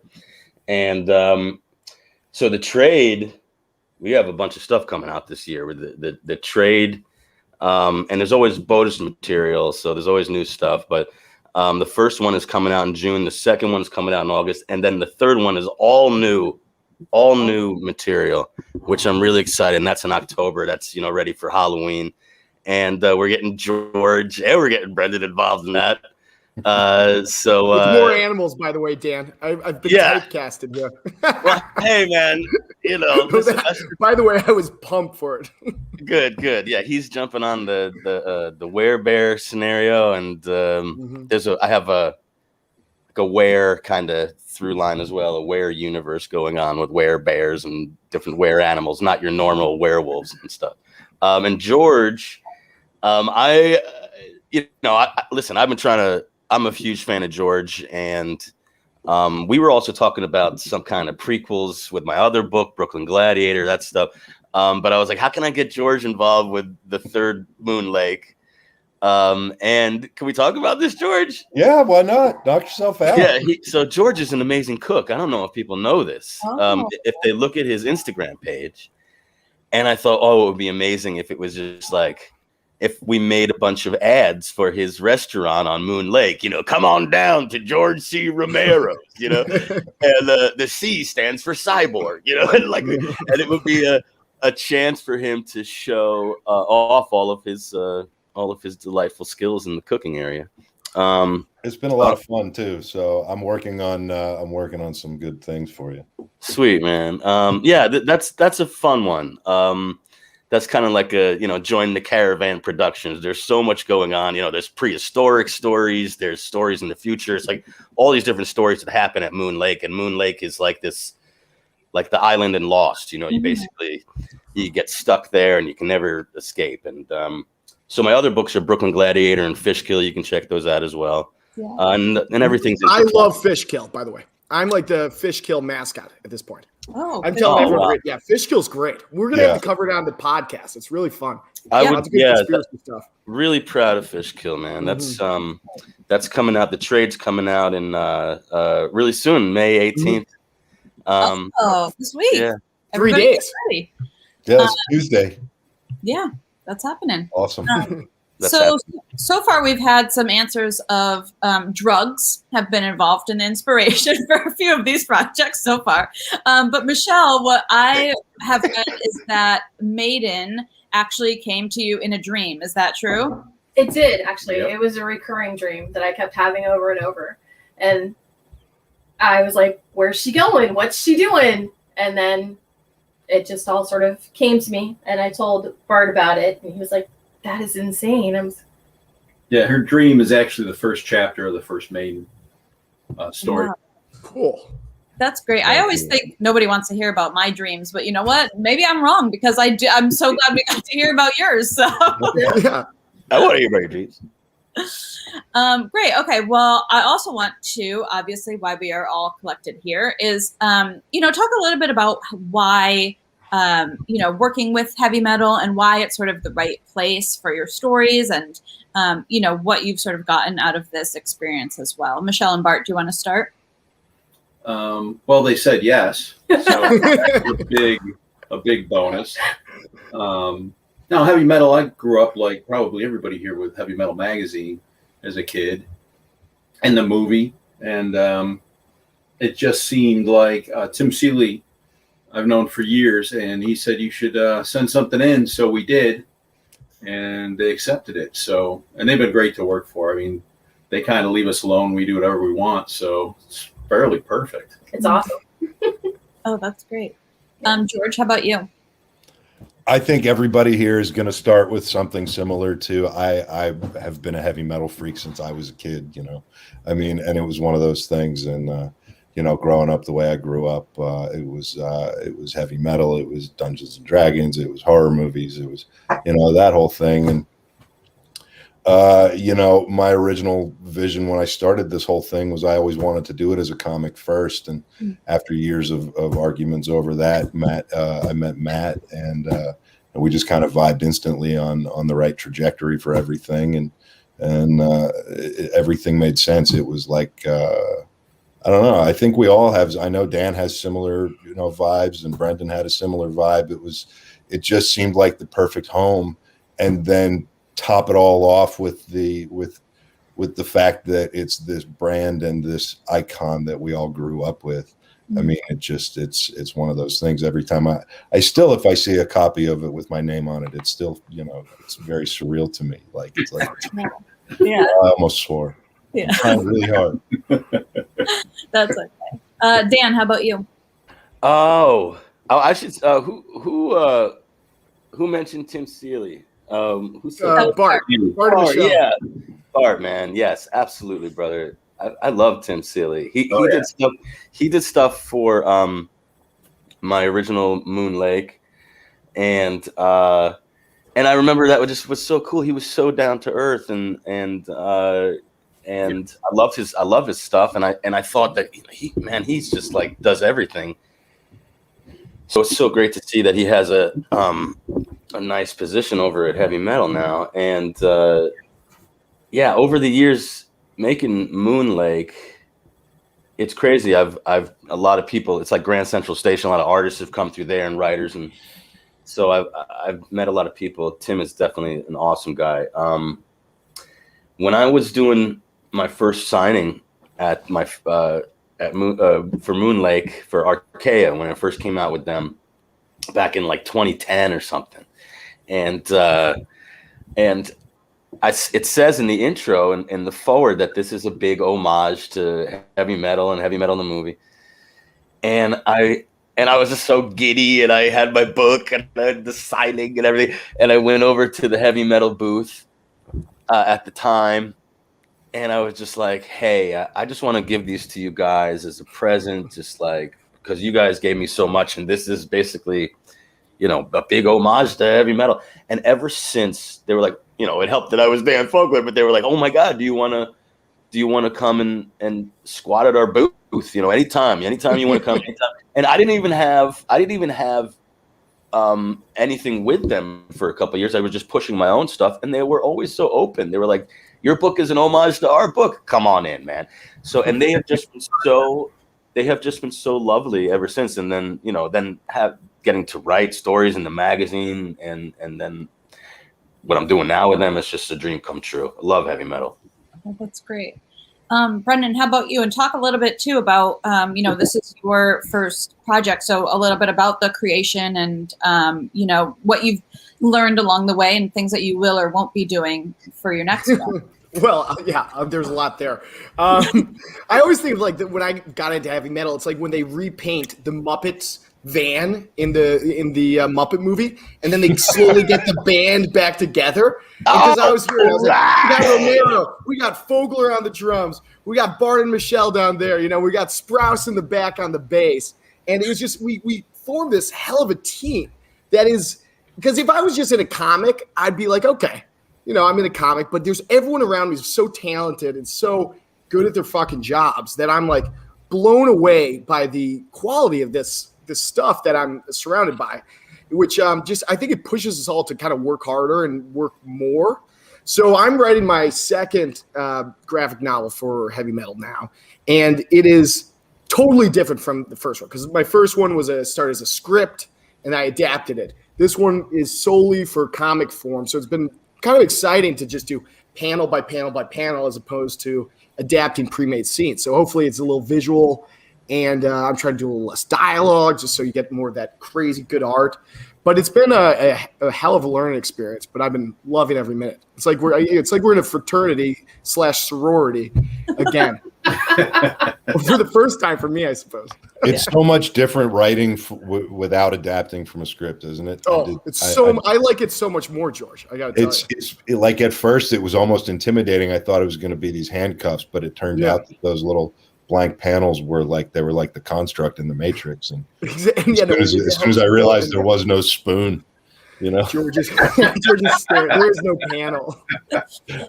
I'm glad you brought that up, because I did want to ask you too about what sort of mindset do you have to get in? There are so many different mediums to be able to tell a story now, whether it is TV, movies, a book, like whatever it's going to be.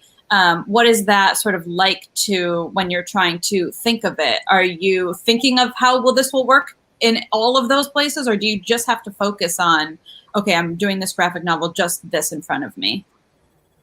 I mean, what saved me on this, for Savage at least, is lucky and unlucky, I was working for Quibi right before.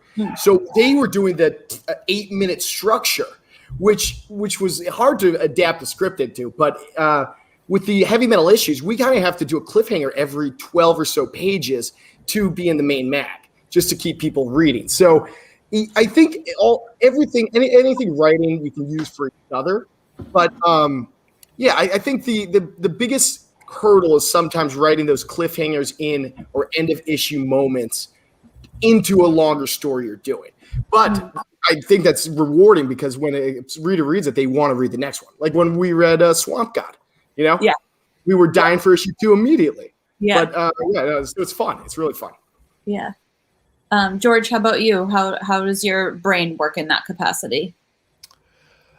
I think I used to start out a little different than I think a lot of people. I used to start out like, I went through the whole trying to write different ways. And then what ultimately worked for me was coming up with a title and then coming up with like a pitch deck for it, like a visual pitch deck for it. And then through that kind of developing trust for the characters that I'm building. And then just story is story is story.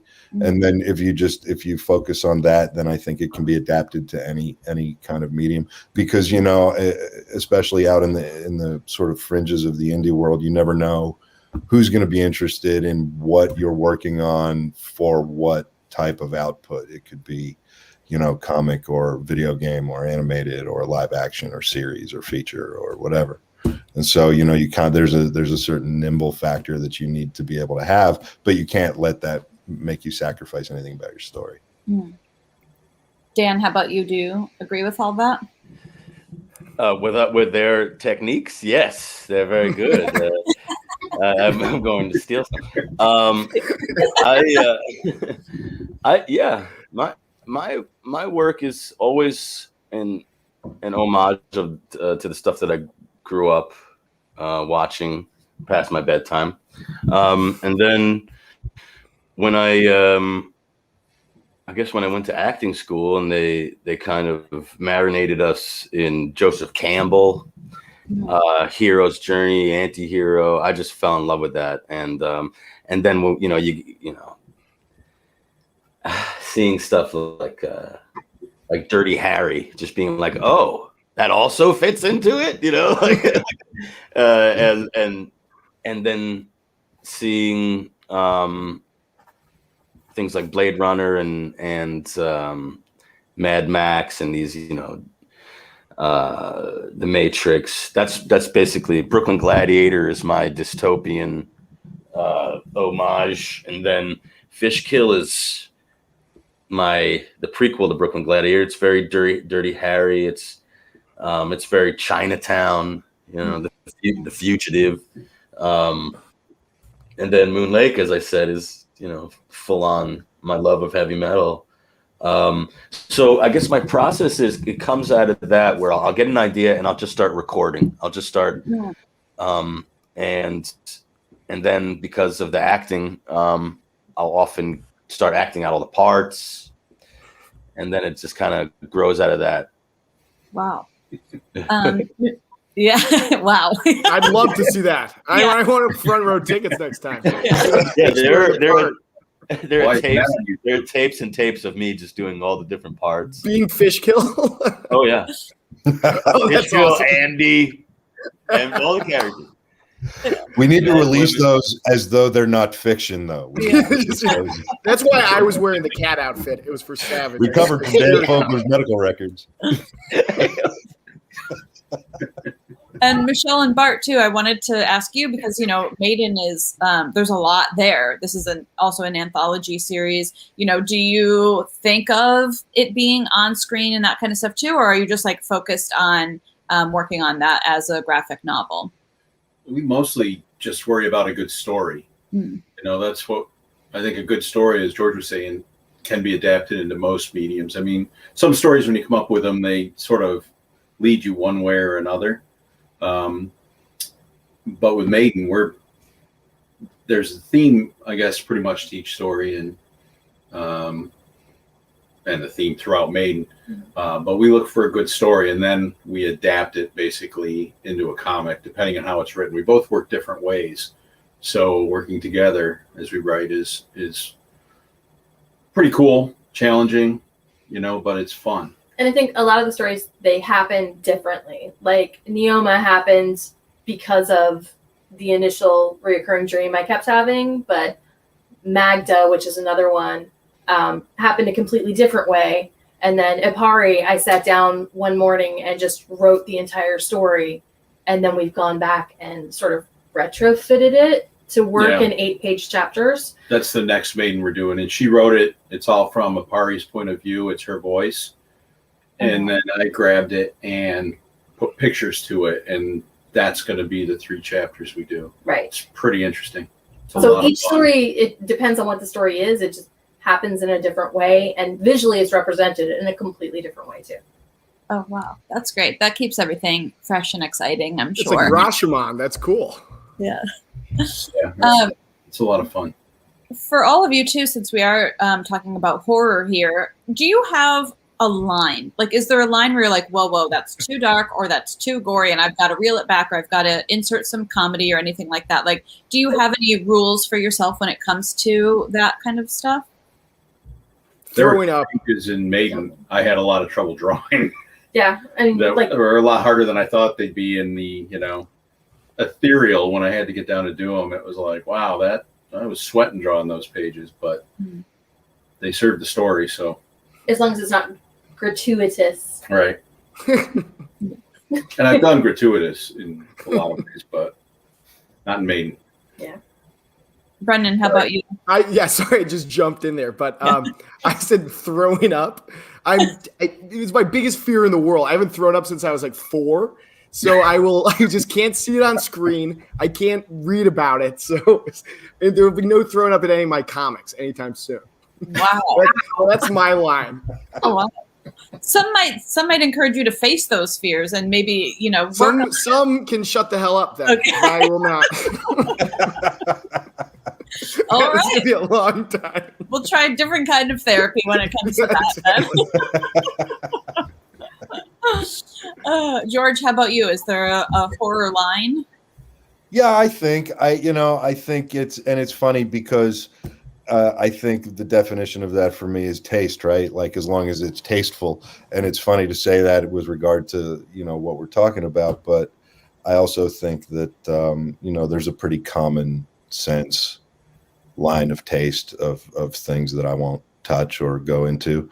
Other than that, I think, if I feel the need where, something says to me, hey, I should really go beyond what I would normally do, that's when I actually do look for something, maybe a comic relief, because, horror and comedy basically share the same heartbeat. So, it might be time to throw in a lighter moment. And a lot of times when I feel the need to go too dark or too something, I feel like people will say, oh, and maybe if people will say that, then maybe that's what I'm saying to myself. Maybe I'm just doing that to prove that I can go further, right? And that's not the right motivation. So maybe it's time for something funny. Right. Dan, how about you? Do you try to every so often make sure you have something funny? And on that too, we do have a request for your voice for the Man in the Moon. So. Oh, interessant. Well, let me. Yes. Hello, welcome to Moon Lake. I am the Man of the Moon, and I am here to regale you with the zillions of tales from Moon Lake. Do you like that? I like that. Give me some shivers back here. Oh, sweet. Sweet. Yeah, we're making that was me off the cuff. But we're doing an animated series. We're trying to put that together. Yes. And I want to get George to be the Sasquatch. George is a hell of a voice too. I'd like that. You could do like the old radio shows for Moon Lake too. I was thinking. Like they used to do like the Twilight Zone like that. Yeah, that would fit in perfectly. You're so right about that. I'm there. Whatever you need, you know that. We did. I know you guys are awesome.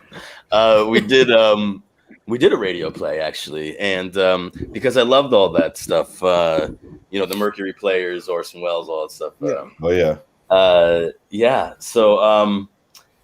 So I already have an affinity for comedy. I'm always trying to throw comedy in there, and because we're gonna need a bigger boat. You know what I'm saying? That's all I gotta say. Yeah, you have because that's life. That's life. You got to throw it because people sometimes say funny shit when they're scared shitless.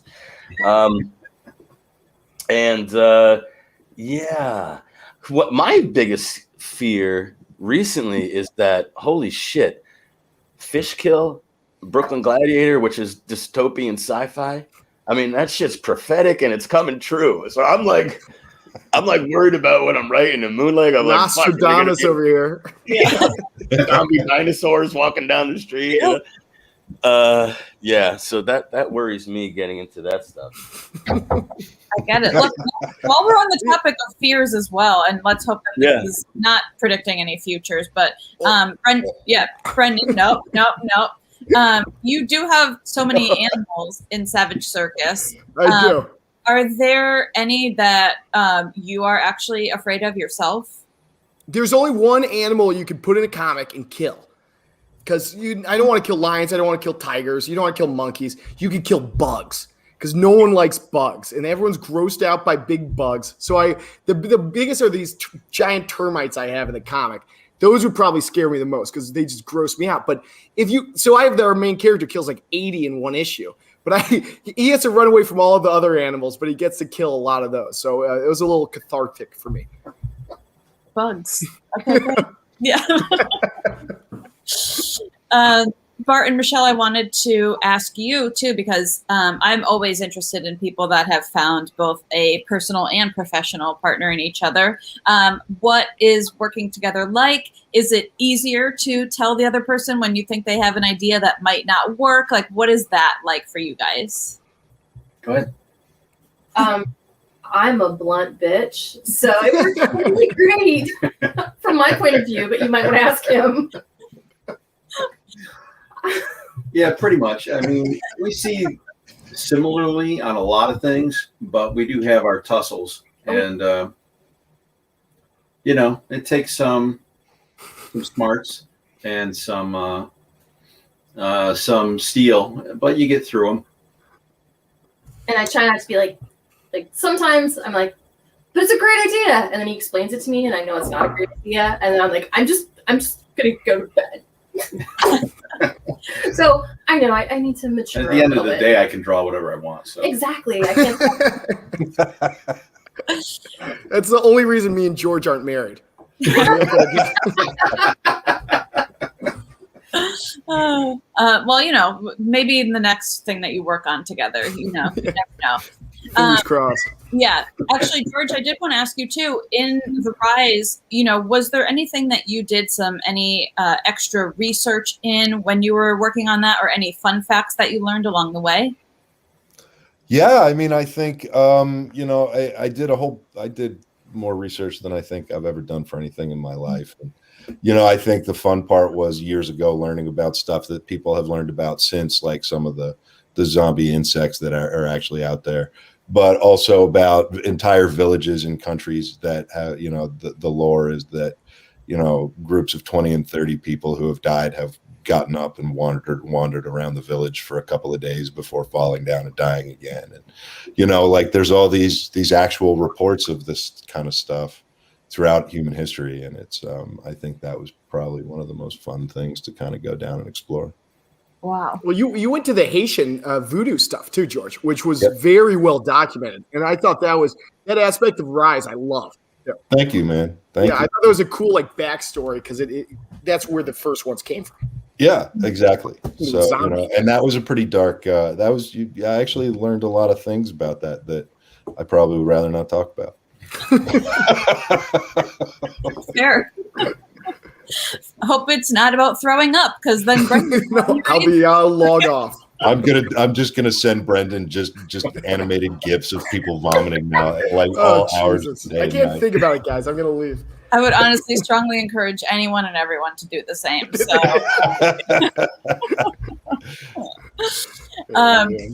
and you know, I think that it's great that you guys have all had such great success with these stories as well. Dan, I know that you are getting a second printing through Simon & Schuster. Yeah, is that correct? Oh my God! Yes, thank God for Simon & Schuster. Okay, good. So I wanted to ask you about, you know, when these things are a success, when people are reading them, when people are responding to them, how do you celebrate that? Like, how do you say, like, "Ooh, the hard work has paid off"? You're asking me. I sit there and I hold it and I feel it and I kiss it. Yeah. And I weigh it in my hands and I smell it. Yes. Just slow down, buddy. Right? Because like I'm just a kid again. To see my book on the shelf at Forbidden Planet, are you kidding me? Yeah. You know, that's where oh man, so many dreams came true in that store and in comic stores across the world. And to see that I'm a part of that and that someone would, you know, tweet at me and, you know, say, man, I love your book. And like, I don't even know them, you know, it's like, oh God, it's such a pleasure. I love it. I just love, I mean, that was like how I learned to read, you know? Right. Yep. Yeah. And for Bart and Michelle too, you know, tell me a little bit about Maiden and why this was such a important story for you to tell, and also how you're sort of differentiating between the different Maidens. Go ahead. So, the female characters in each story are not actually Maiden. They're the vessel. Maiden is the possessing force. Sometimes the vessels are reanimated. Sometimes they're possessed. So there's differences in how the Maiden manifests in each story. Why is it important? Because we do some evil things in the world, and Maiden is a chance to sort of get revenge, like make the bad guys pay hard in buckets of blood. And I think that's important. So it's just me. I have issues. I agree. Yes, I agree too. I was going to say, I don't think it's you. I think there's actually I think everyone that. Yeah, let's ride. It's the right panel for that. Yeah, I was going to say, I think that there's some a theme of justice and vengeance and all of that, like, is very much permeating here for sure. Yeah, It's not always directed completely. Like, for instance, Neoma, the first Maiden, she just wipes everybody out. Yeah, she didn't care. She was just so angry. Anyone that was there, she took.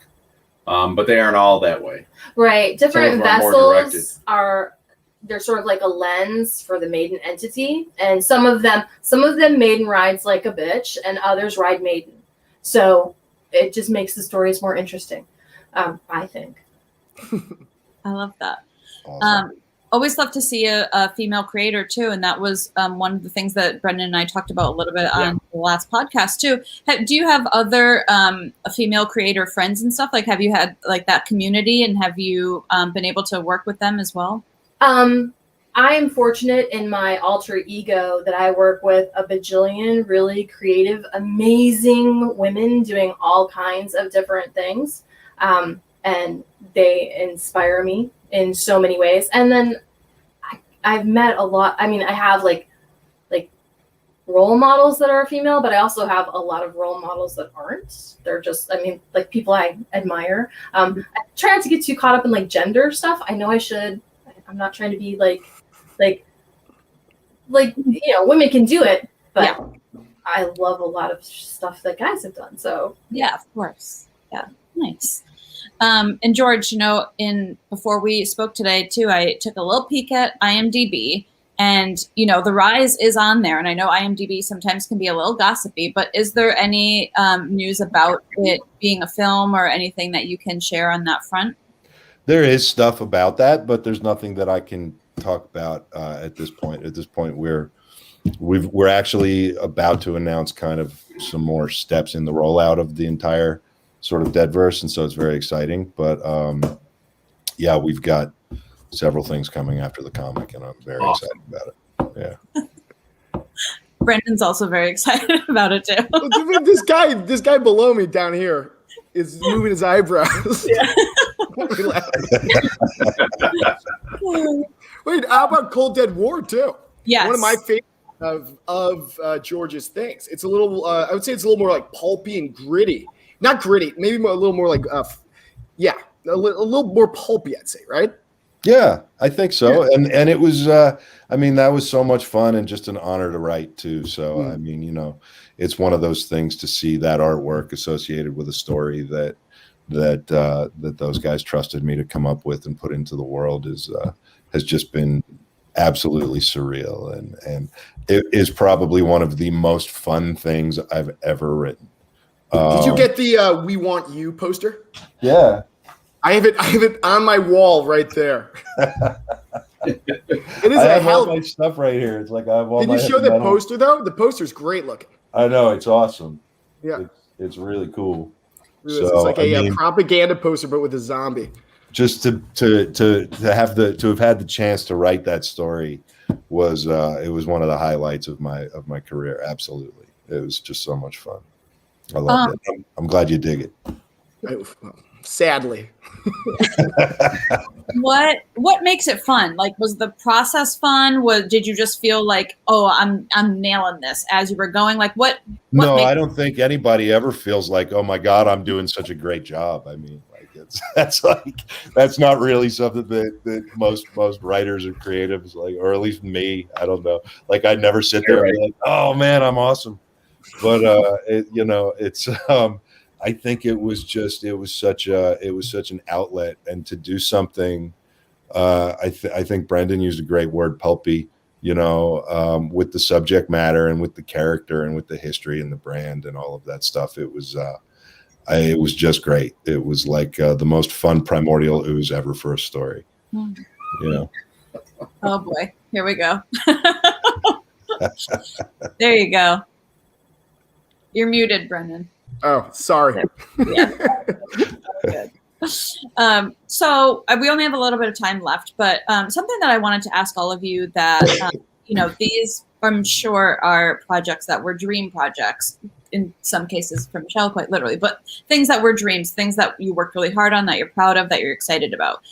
Is there anything that you really want to make or create or do or write or anything that's maybe like a pie in the sky idea, whether it's maybe a genre that's different for you, just a idea of a character that you have? Is there anything that you're like, ooh, someday I'm going to do this? That's like you're keeping it in your back pocket. Let's use this time now. We can manifest it. We'll put it into the universe and we'll get the ball rolling on it. So, Dan, is there anything for you? I saw the eyebrows wiggling.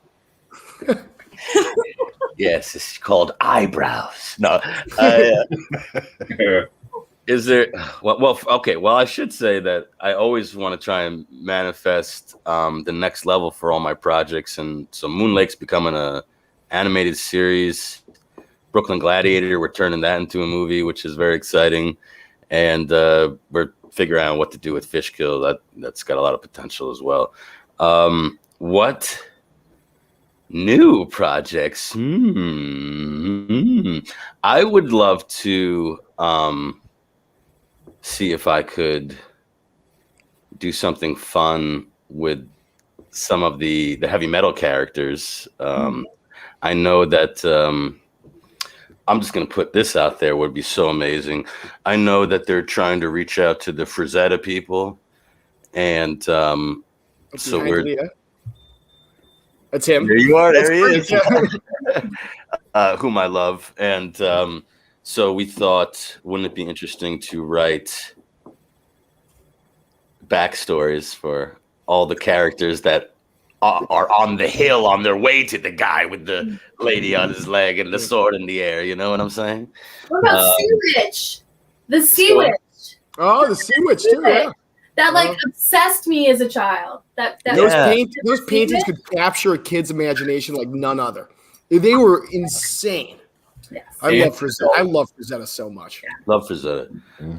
So I would love to do something with that. Yeah.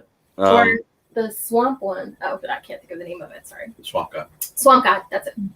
It's okay. Yeah, that's great. I mean, Brendan and I, we loved Swamp God too. So that's, that's a good one. Yeah, Brendan, how about you? Unlimited budget, you just get to do anything? Yeah, whatever you want. Yeah, it's just a fun thing for you that you've always thought about doing. I think there's a real good dark horror take on the Odyssey. On Odysseus' way home and those islands that he hits on the way back with the Cyclops. Because it's always done kind of mythically. But if you did it like dark and fucking scary, I think there's something very cool through that. But that's unlimited budget, Leah. You told me so. I told you a lot of good special effects. George is the Cyclops. Dan is one of the sirens, and I'm Odysseus, just tying myself with a mask. Stop there. No! I'm timing. It's done. It's done. In the works. Ready. Yeah. George, how about you? Probably. I think it's funny. I always had this. You guys are going to laugh at me, but I always wanted to kind of take the Smokey and the Bandit story into the next generation of Smokey and the Bandit. That's a fun one, George. I like that. Yeah, back in those days of filmmaking, and just bring back the whole spirit of those kind of movies, and bring it back for a whole new generation. Wow. And the stunts too. Yeah. Yeah.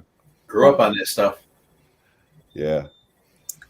So before we wrap up too, George, we have to ask you just a little bit about the art style in The Rise as well, because Brendan and I spoke about that on the podcast as well. And can you tell us a little bit about how that came to be, and if there's any fun tidbits we should know about that too, because it's really unique. Well, that whole process was one of the first times was the first time I've ever been through that kind of process for anything of mine, and for something so important to me. And working with Diego was just, it was a dream. He threw back a few different styles, and at first I was like, okay, well, that's great. Here's this amazingly talented guy illustrating, and then he and I messaged and talked a little bit, and we kind of found a stride and started working together. And I think the best thing I learned through this process was actually how to write for your artist, because you want to write a story for your audience, but you need to write it. You need what you actually turn in needs to be written for your artist. And that whole process, and learning that process and learning how to write for Diego was one of the most fun times I've ever had with anything I've ever written. It was great. And we finally landed on the style, and I think it's just, it's so perfect. It's It's reminiscent of the time period, just in all the entire overall style is very much even done as an homage to comics from the actual time period the story takes place in. So it was a lot of fun. It's a and beautiful comic, George. That guy's a hell of a. He also does Sprouses. Sun Eater. Yeah, he's Same a monster. artist, yeah. Diego's insane. The details of his inks are crazy. Yeah. Have you watched him draw live on Instagram? He does that. No, does he do that? Yeah. I've never seen it. Oh, it's geez. awesome. Yeah. Ooh, very envious. Well, I guess maybe I should do this on Brendan's behalf too. Before we wrap up, do any of you have questions for each other that you've always wanted to ask each other too? While we're all sitting here chatting. Wait, on my behalf? I feel like you have a lot of questions, so I'm asking it for you. But if anyone has any questions for anyone else about their stories or the way that they work or anything, I wanted to just open it up to you guys because we're all here. Yeah, Dan. I had a question for Michelle. Great.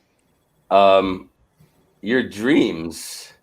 Oh, that's good. You're wild. You don't want to know them. They're wild. Yeah, I do though. That's crazy.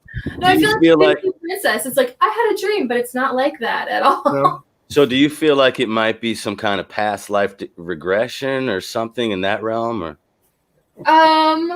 Beauty boop boop. I hope not, because then I got some things to sort out in this problem. I haven't read it. I'm so curious now. I really want to. I got to read it. I'm so yeah. But I would love to. What's your insight? Where do you think it's coming from? I don't know. I've always had really freaky dreams, really vivid dreams, really violent dreams. And the Neoma dream, it was this chick in her nightgown covered in blood dragging two samurai swords past this like dystopian graveyard. And I was like, what is this? Where did it come from? Why do I keep dreaming this?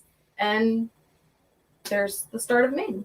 That's cool. Yeah. That's a hell of a story. Yeah. If my comic was based on my dreams, it would just be George spanking me. Covered in peanut butter. Brendan, we got to talk. Yeah, I'm so glad it's not. Be careful, you're gonna make George vomit. Boundaries. Yeah. Before we wrap up here today with this panel, I want everybody to go around and make sure that they get a good plug in for their projects, for your social media, for anything else that you have going on that you'd like to direct people to. Bart and Michelle, let's start with you because we were just talking about Maiden. Where can people find you and your work? What's the main Instagram? Maiden_Haunting Tales of Revenge on Instagram. And then Bart Sears Bart on Sears Facebook. Art on Instagram, Bart Sears on Facebook. Great. That's about it.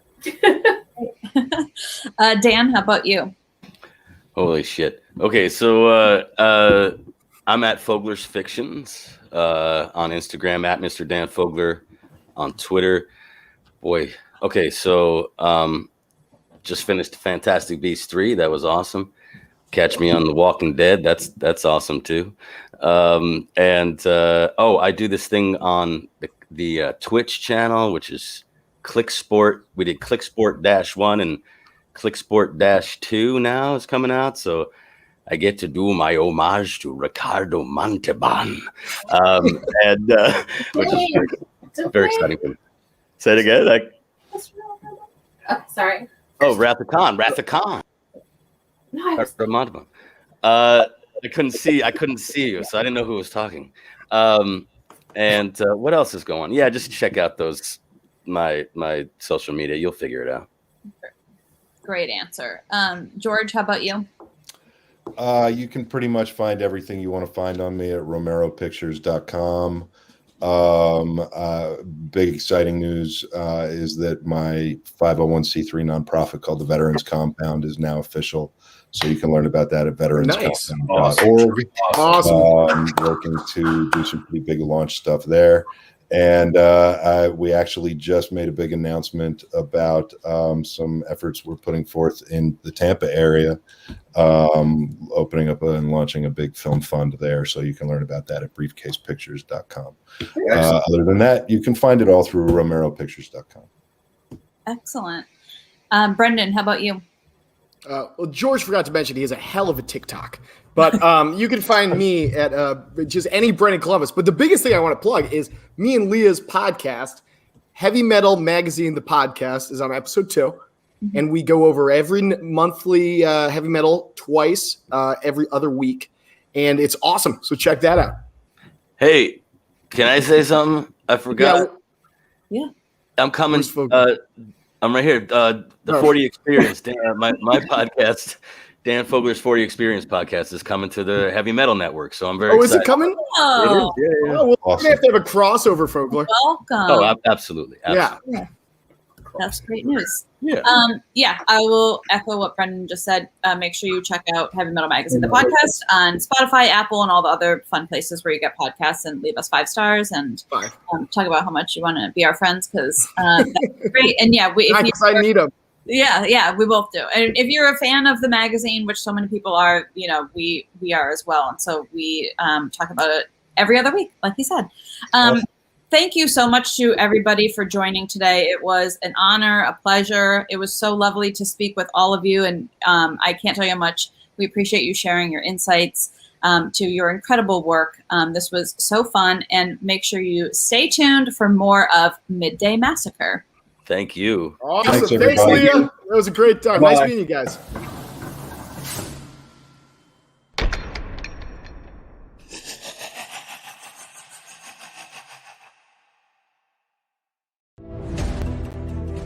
You are creative, right? You always knew that you would love to work in movies, special makeup effects, creating amazing monsters and characters.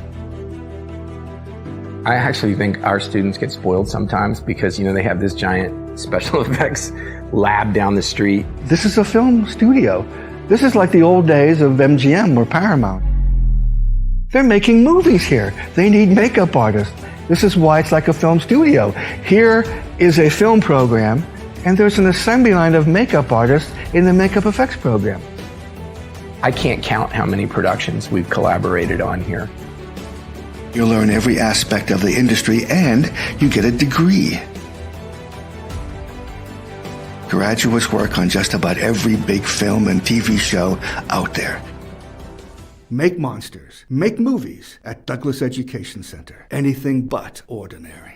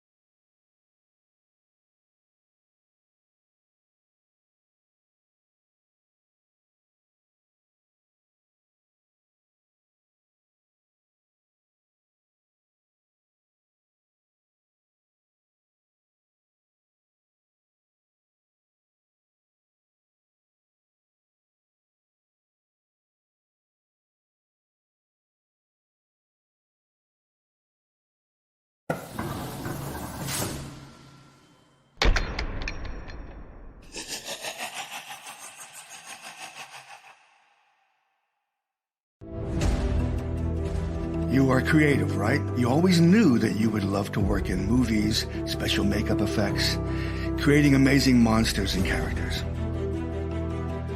I actually think our students get spoiled sometimes because, they have this giant special effects lab down the street. This is a film studio. This is like the old days of MGM or Paramount. They're making movies here. They need makeup artists. This is why it's like a film studio. Here is a film program, and there's an assembly line of makeup artists in the makeup effects program. I can't count how many productions we've collaborated on here. You'll learn every aspect of the industry and you get a degree. Graduates work on just about every big film and TV show out there. Make monsters, make movies at Douglas Education Center. Anything but ordinary.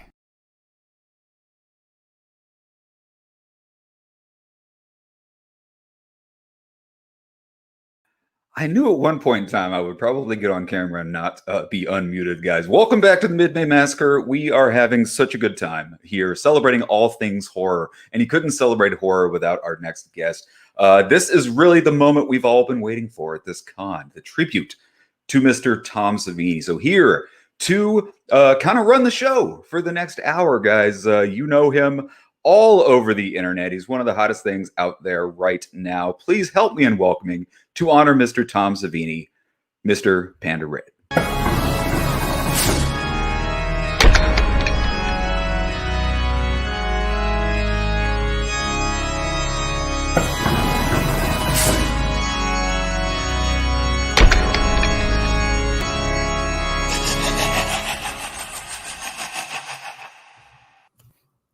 I was not expecting that intro. Hey guys, how are we doing? I am Jay Morton, otherwise known as the Panda Red. Tonight we are here to give tribute and to celebrate the career and life of one Mr. Tom Savini, the legendary special effects artist behind many of your favorite movies, Friday the 13th, Night of the Living Dead, anything that you can think of, he probably worked on the special effects. So join me in welcoming him to the show now. How we doing, Tom? Can I call you Tom? By the way, I should probably start with that.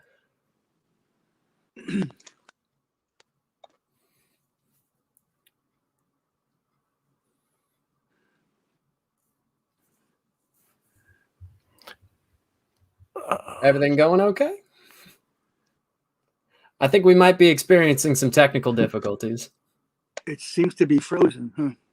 Oh, no. Can you hear me? Yeah, I can hear you just great. Okay. I'm going to try it in through. Okay, good. I seem to be frozen. My image seems to be frozen. We can see you. You're just being, your video is just pretty choppy.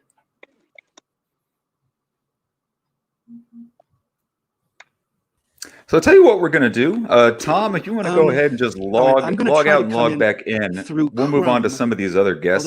So we're going to go ahead and remove Tom for just a second. But I'll need the link. Okay. We'll square this away for you, Tom. No problem. Our technical director will be in touch. So let's go ahead and kind of bring out some of the people. We've got some people here who are here to kind of honor the work of the great Tom Savini. One of the people who has worked with him for decades is the great Dean Gates. So we're going to bring Dean on. How are you doing, Dean? Fantastic, Chuck. How you doing? Doing fantastic. Before we get Tom back on and get his internet fixed, I think we might just take some time and you can kind of just tell us a little bit of some stories, some interesting anecdotes about maybe working with Tom over the years. Well, let me start by saying, when I first met Tom, let's go back 41 years, 1980, Miami, Florida. All right. What were the big stories in Miami in 1980? We had four big stories. Number one were the Miami race riots, where over a weekend, about this time of the year, there was a huge commotion. The city was on fire. 18 people died, 700 people arrested. We also had the Mariel boat lift, where 120,000 Cuban refugees came through Miami and really just flooded the area and taxed all the systems that were going on. Also, there were the cocaine cowboys, the Colombian drug gangs that were shooting each other up, and that's where the Uzi machine gun became famous, later popularized in movies. And the fourth biggest thing that happened was Tom Savini came to Miami.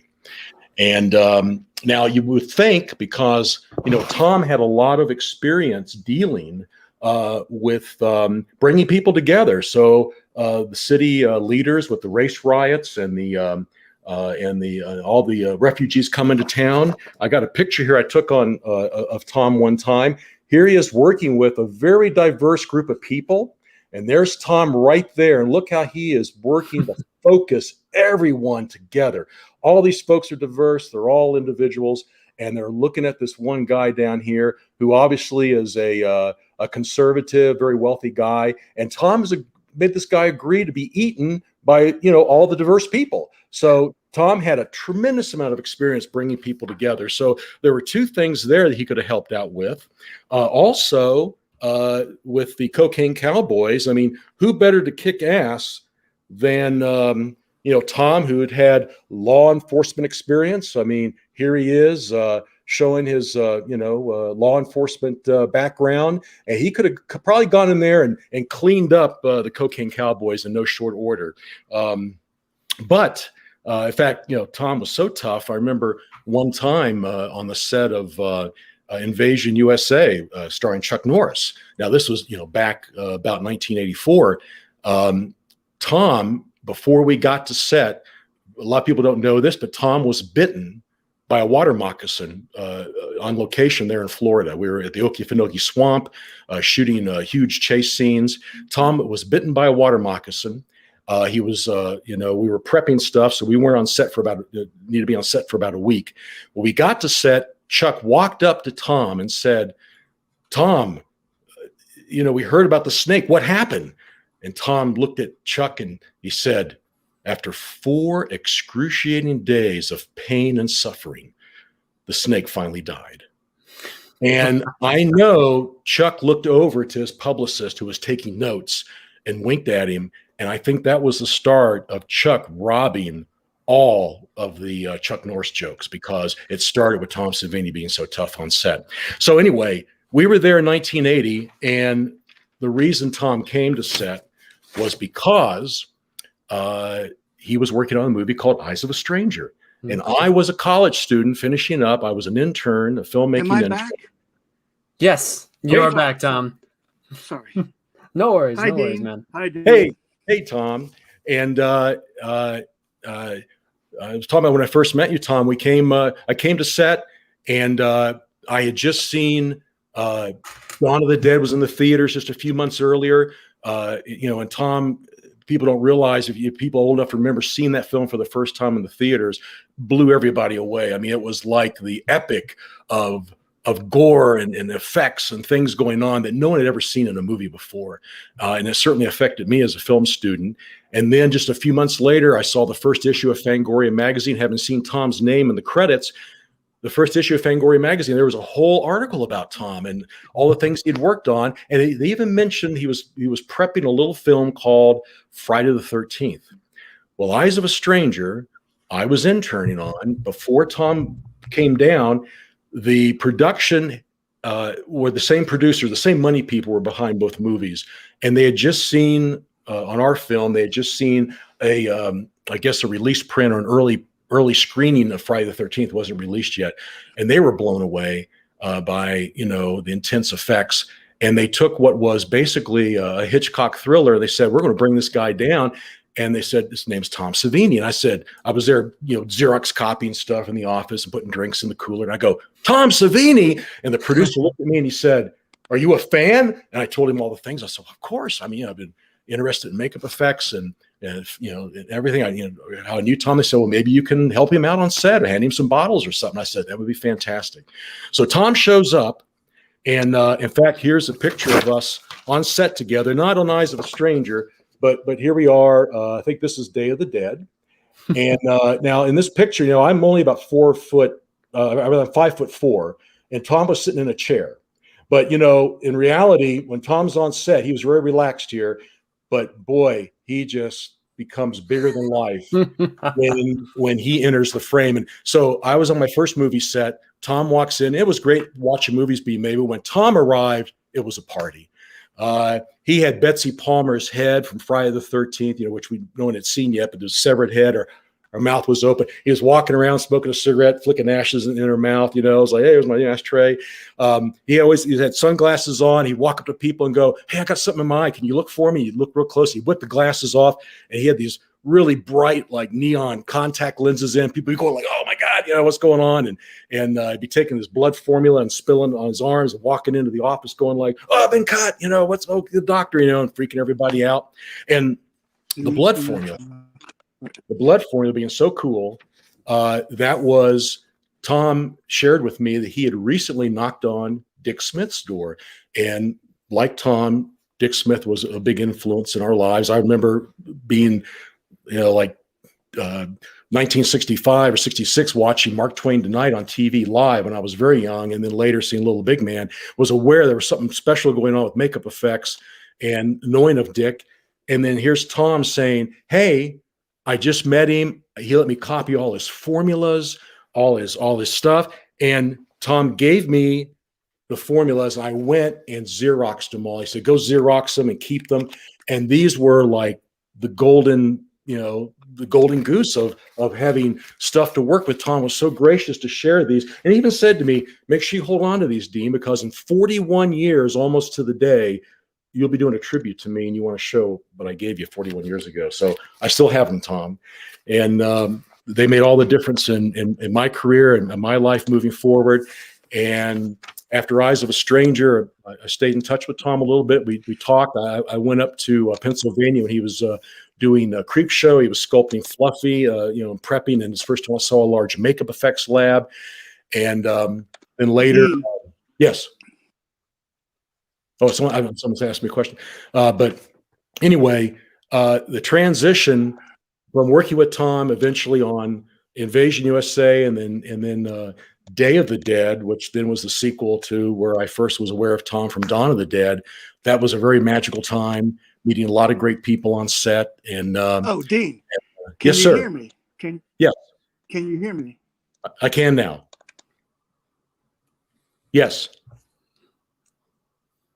We can hear you, Tom. Are you there?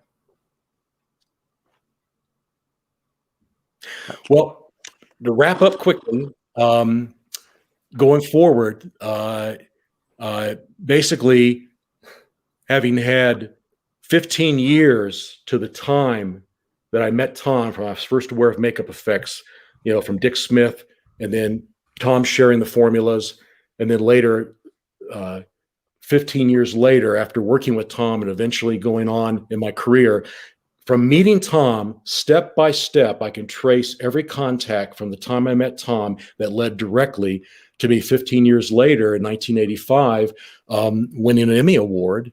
And it was a very exciting time. And if it wasn't for that, I wouldn't have had this opportunity here to have received an Emmy Award. Wow. And I can definitely say, Tom, thank you so much, because directly knowing you led to that 15 years after I first met you. Dean.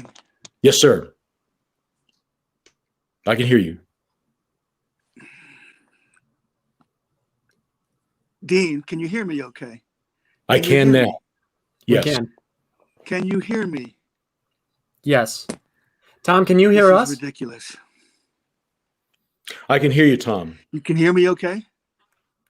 I figure I don't mean to interrupt, but I'm only lasting like 5 seconds at a time here. But you can hear me all right. Yes. Can anybody hear me? Yep. I can hear you. Yes. You're all good. Can you hear us, Tom?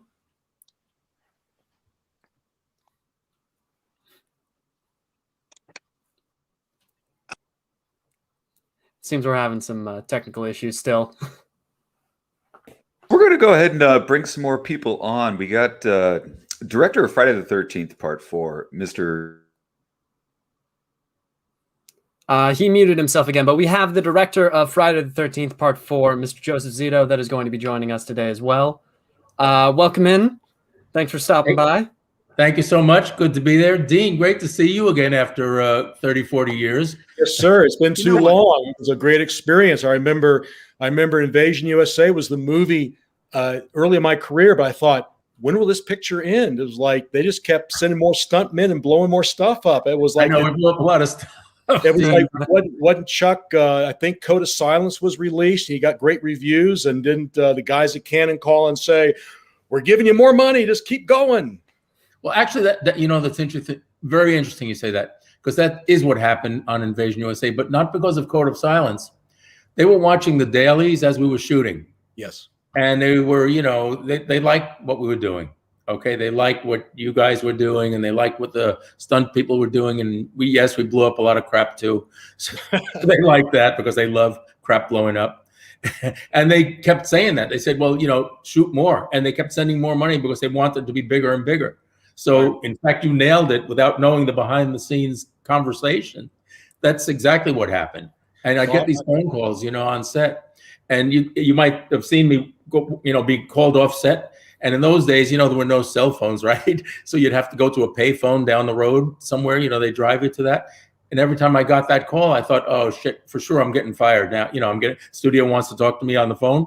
And it was never getting fired. It was always we're giving you more money to blow up more stuff, I remember you saying one time, just hearing you come back to the set, and you just gotten off with it was Menachem Golan, right? I mean, Menachem, yeah. And he said something like, "So, how's Gone with the Wind coming?" or something like that. I remember you saying that. I remember. I don't know if you remember that or not, but I remember that. The only time I heard you mention a conversation with him, but it was very exciting. And but here's the thing about working with with Tom Savini. We've done 4 or 5 movies together. I met a number of people on your panel today, through Tom. And we worked together, and it was great pleasure and honor. The thing is, every time I would ask Savini to do a movie, I always had to persuade him. I always had to nag him, beg him, try to coerce him. Because it was. But of course, he always came, and it was unusual to bring him to something like Invasion USA, or he came to Namibia in Africa to do Red Scorpion with me, because really, Tom had done The Prowler, and he had done Friday the 13th Final Chapter with me, and he was known for horror stuff. And I was bringing him because he helped me so much on the horror films that I made, and he made the most memorable moments, in those movies, that I wanted him to do anything that I was going to do. So if I was going to do something other than horror, I still wanted Tom. And I was so lucky that he agreed to do these things. Because Tom, if you can hear us, or if someday you see what we've said about you, it's been glowingly positive, and you help me a great deal. And in addition to having met so many good people because of you, the memorable scenes are the ones you've done. So thank you, congratulations. If you see this next week or 2-3 weeks from now, understand that we joined in congratulating you on everything you've done. Yes, here. Absolutely, exactly. When you have someone who's as skilled as Tom Savini is, you definitely want to bring them to as many of your projects as possible to make sure that they have that same level of polish.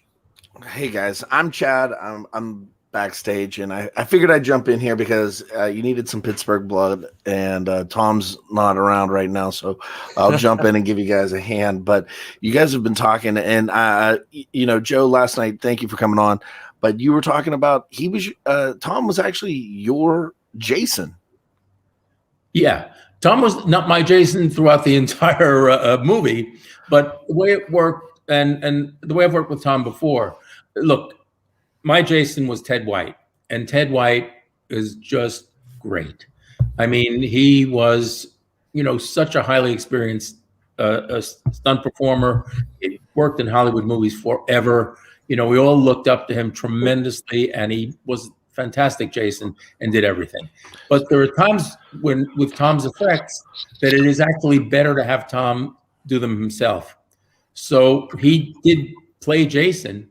He put on the costume, I should say. He didn't play Jason and walk around with the mask on, but he would put on the costume for shots of the effect when he put a knife through the throat of a hitchhiker in the beginning of Final Chapter.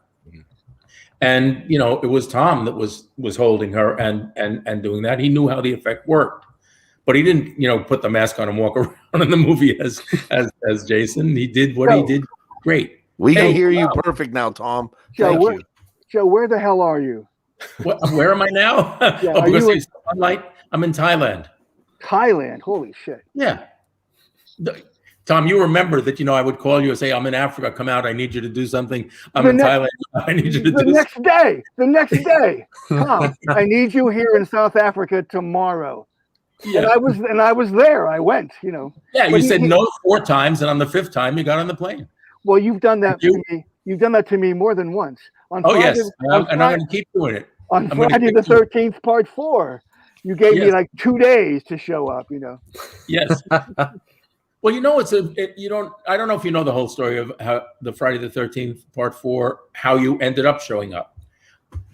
It's very strange. There was another extremely famous special effects makeup guy. One of my idols. They had hired, okay? And I wanted you. And it was a struggle between the studio who had already hired this guy, okay, and me, because, I didn't have any strength at Paramount at the time.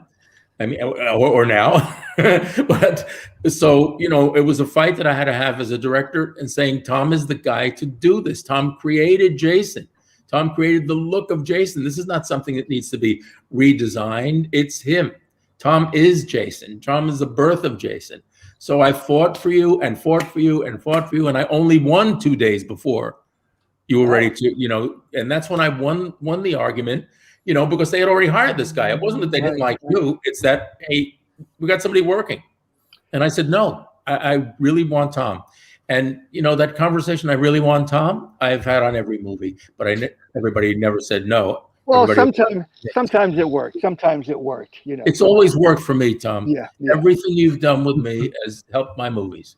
You know what? I just learned that I was up to do the effects on Land of the Dead. George Romero's Land of the Dead. I've done 9 movies with George Romero. Yeah. The studio wouldn't let him hire me because I didn't have enough collateral if they wanted to sue me. Do you believe that? I mean, do you believe that?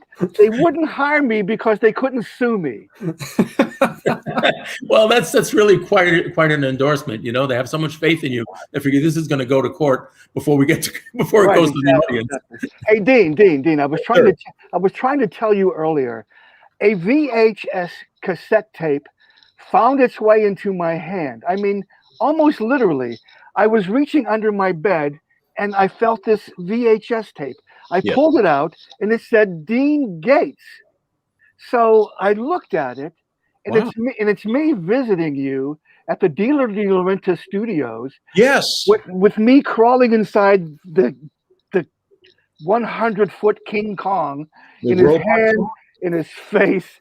It was I think you were working on Red Heat or something. No, it was at the time it was Maximum Overdrive, and I did a little bit on Blue Velvet. Okay. I got Maximum Overdrive. I remember you were talking about it when we were working on Invasion USA. I literally left. You all left early to go work on something else, and I stayed behind to do the last gag where Chuck pulls a gun up to the guy that's holding Melissa Prophet and gets shot in the head. Right. Then I put a scar on Chuck. It bleeds as he's running around the office. Didn't I do that effect? You prepped it, and then you guys had to go on to do another project. It was because the film was going on later and later. Right. And you and Howard and Greg had to go. I think you went on to do something, maybe something that was on schedule. Probably something for Joe Zito. Joe, for Joe Zito. So you will appreciate this. On the set of the Chuck Norris film, yes, there was a little guy in a white hat and a white Panama suit, constantly hanging around us in the effects shop, and we didn't pay a great deal of attention to him, but we chatted with him. We thought he was a fan, so I had to shoot him in the head, and I did, and he left. And the director, it wasn't you, was it? No, of course it was me. There's only one director. Invasion USA. It was on Invasion USA. Anyway, Dean, who was the director on that? I'm the director on that. Joe. On Invasion USA. Okay. You Yes. came to me. You Yes. know what I'm talking about. You came to me and you said, do you know who that was? Yeah. You know, and it was, I can't think of the Spanish Jaime name. Sanchez from the Wild Bunch. From the Wild Bunch. Yeah. Well, he was on the boat lift. He was the I shot him in the head. Yes. Richard Lynch shot him in the head. Yeah. Well, Tom did it. Yeah. Well, I shot him in the head. But you know, I wish you had told me beforehand, because I would have had a million questions for that guy about the Wild Bunch. You know. Wow. He played Angel. Well, when Angel, that was Angel. That's what you said. Do you know when you were shooting that scene, Angel on the Wild Bunch? When you were shooting that scene, Joe, you remember we were out on a barge and the Coast Guard cutter, and the boat pulls up, and all the guys along with Angel are in there, and I had to hop on that boat to spray blood on them after the carnage, and the boats were like 15 feet going like this. I remember just like leaping and landing, thinking, this is death defying. And I sprayed a little bit of blood on him. And then you look down, he said, go a little more blood. I go, okay. So I sprayed a little more blood. And then I get ready to get back up on the boat. And as I'm getting up, I hear these people gurgling and going, I look behind me, and my blood sprayer that was Tom's was spraying tons of blood all over him. I was like, oh my God, it's like too much. And I get up there, and you're talking, you know, and then you look around, you kind of go, okay, you know, and it's like, I'm thinking like, oh my gosh, because it's like, you know, you do a little bit more and more and more, but they were like soaked. But I remember Angel, yeah, it was, in the Wild Bunch. Now, Joe, you were, we were in an editing suite somewhere. I'm thinking it was South Africa. Did you know that you were doing Invasion USA while we were in South Africa? No, when we were in Namibia, Southern Africa. We were in Namibia after Invasion USA. After? But you did, of course, you did Friday the 13th, and you did The Prowler with me before Invasion USA. Right, but I remember sitting in an editing room with you, talking to me about Invasion USA, and we were going to shoot at Lake Okeechobee or something. That's correct. And it was the highest rate of HIV and AIDS in the country. Yeah, well, the stunt guys wouldn't even fall off the boats into the water. They were so afraid of getting HIV. I remember. So I just remember in an editing room, you were talking to me about that. What happened was, Tom, what actually happened, I think, I was finishing up Missing in Action. And you came to meet me in the editing room when I was cutting Missing in Action, because we were under an incredible deadline to finish that. I had only a few weeks to edit Missing in Action. Okay. And I was the Chuck Norris film I did before Invasion USA. And I knew that they wanted me to do another film with Chuck, and Chuck wanted us to do another film. Right. And I had already been talking to Chuck about Invasion USA, an idea he had, you know, in a very, very rough form. So, you know, I knew that, yeah, sure, I want Tom to help me with this. Come help me again. Save me again, I should say. Well, my only regret in the South Africa shoot with Dolph Lundgren, God, I went blank on the name.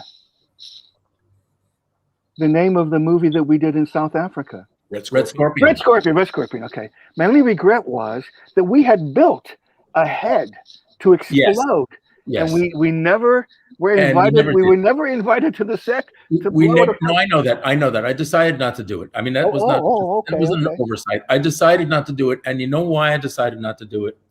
Because you had done 2 spectacular effects in that show, and I want to apologize to you about one of them. Okay. Because, and you probably nobody ever talks to you about this effect. You did this wonderful thing. Dolph Lundgren, who it was at the height of his physique, which of course he's been at the height of his physique from 2 days before he was born till today, but he was at the height of his physique then, is bare-chested, and the scene calls for him to be tortured by these long needles that are pierced through his chest.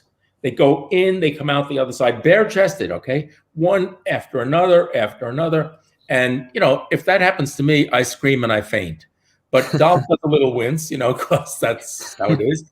And your effect was spectacular. I mean, I of all the things that you've done in my movies, maybe the best for me. But that's Okay? another example of another makeup artist doing the job first. You got rid of him and brought That's me right. in. That's 'Cause right. He built a whole. I'm always going for you. Whatever the studio wants, I fight with the studio. I risk getting fired. I fight for. Right. But the thing is this: when you did that, the reason I have to apologize is that people don't talk to you about that effect very much. They talked about other effects. You know why they don't talk to you about that effect?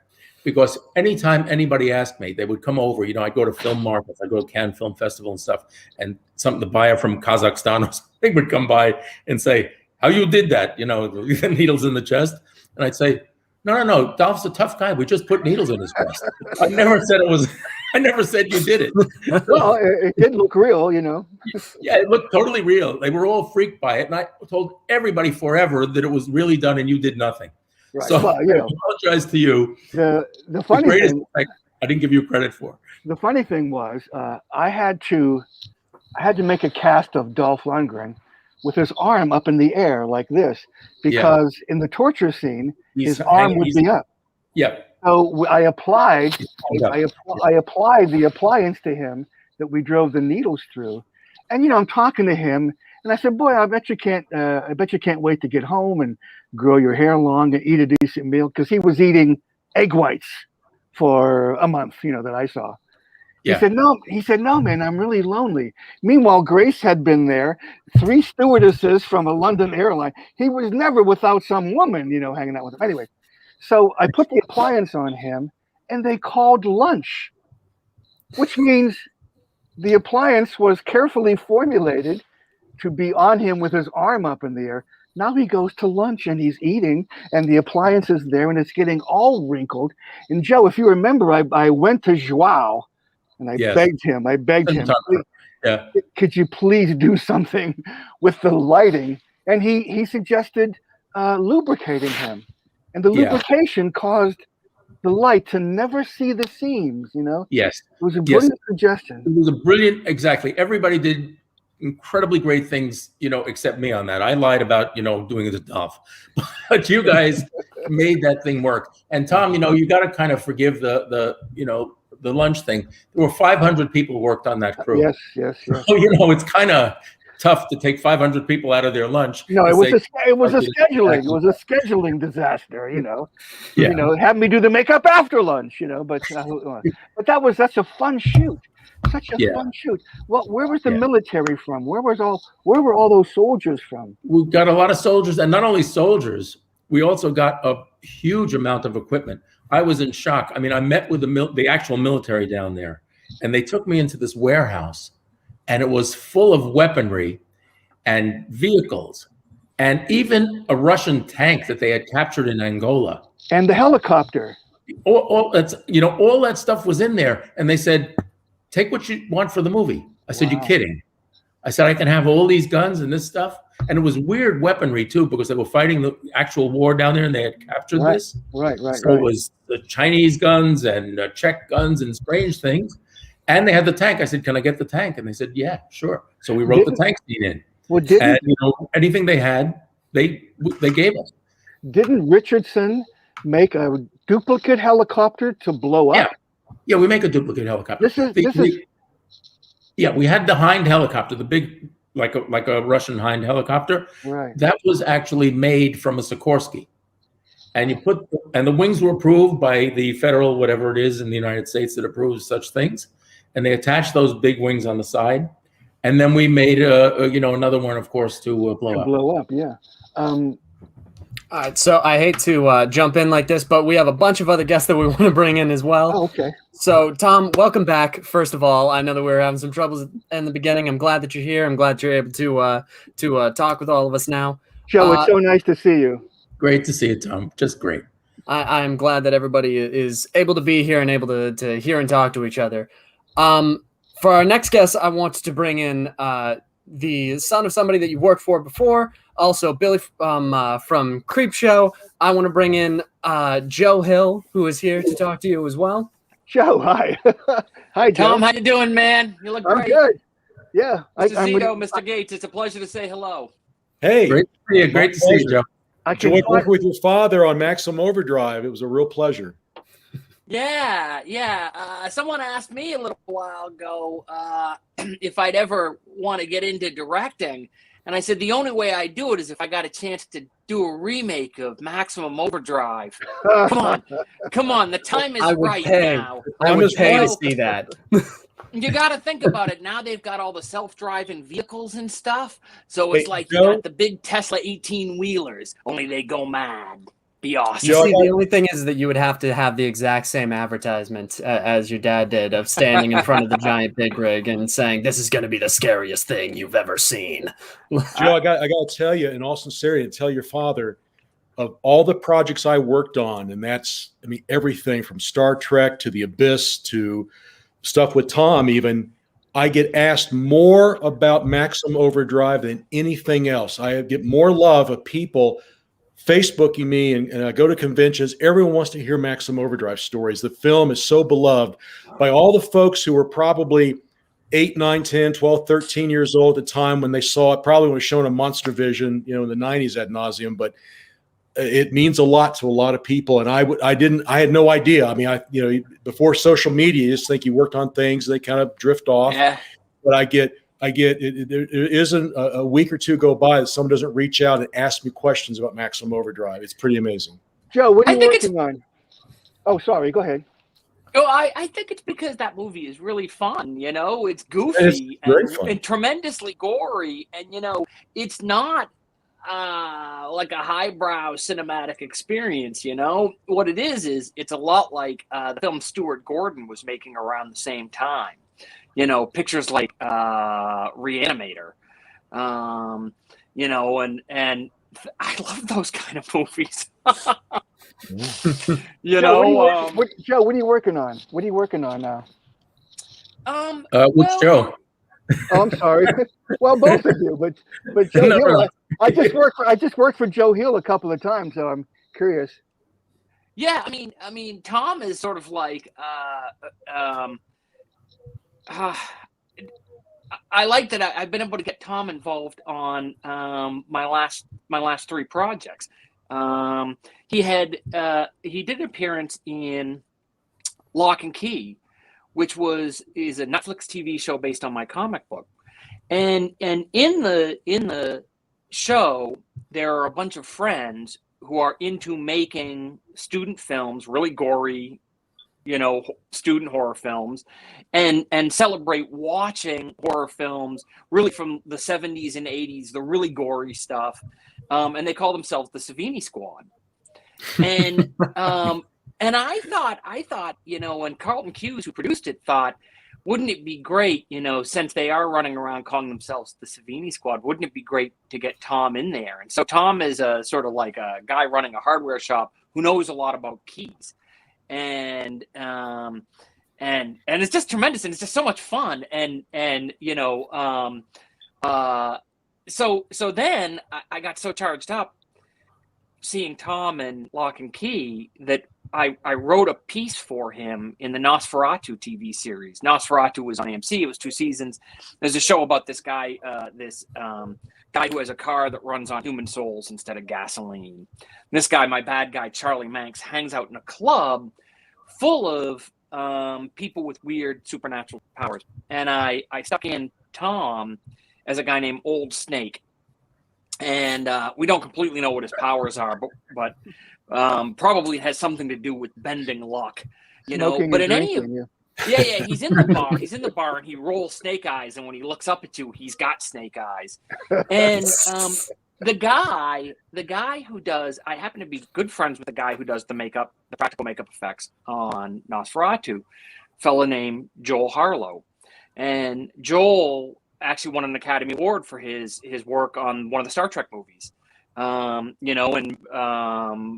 Is just, a genius of makeup effects. And I asked if he was psyched to be doing, the makeup for Tom, and he said no, he was scared shitless. He said he was scared. He said it's like I got to go out there and play guitar and in front of Jimmy Page, So but I think he did a great job. I thought Tom looked awesome. But he was definitely he had, and I just assumed Joel would already have known you, Tom. I just assumed you guys all hang out in the same weird clubs. Yeah, I know. I wish. Yeah. It was it was Joel's first time meeting Tom. No, it was great. So, I love that guy. Yeah. Yeah, he's really cool. Hey, Joel's I've got to tell you, I have friends who would call me and they said, we were watching this show and they were talking about you all through the show. So he called me to tell me that, and he said, "No, wait, there you are." I was on the second. Fancy that. Yeah. I mean, I go way back with Tom. Creep show. Yeah. So my dad, Steve King, and he wanted to do a film with his buddy George A. Romero, and he wanted to do a film that would celebrate the gross out horror comics of the 1950s and 60s that were so important to Romero and so important to my dad.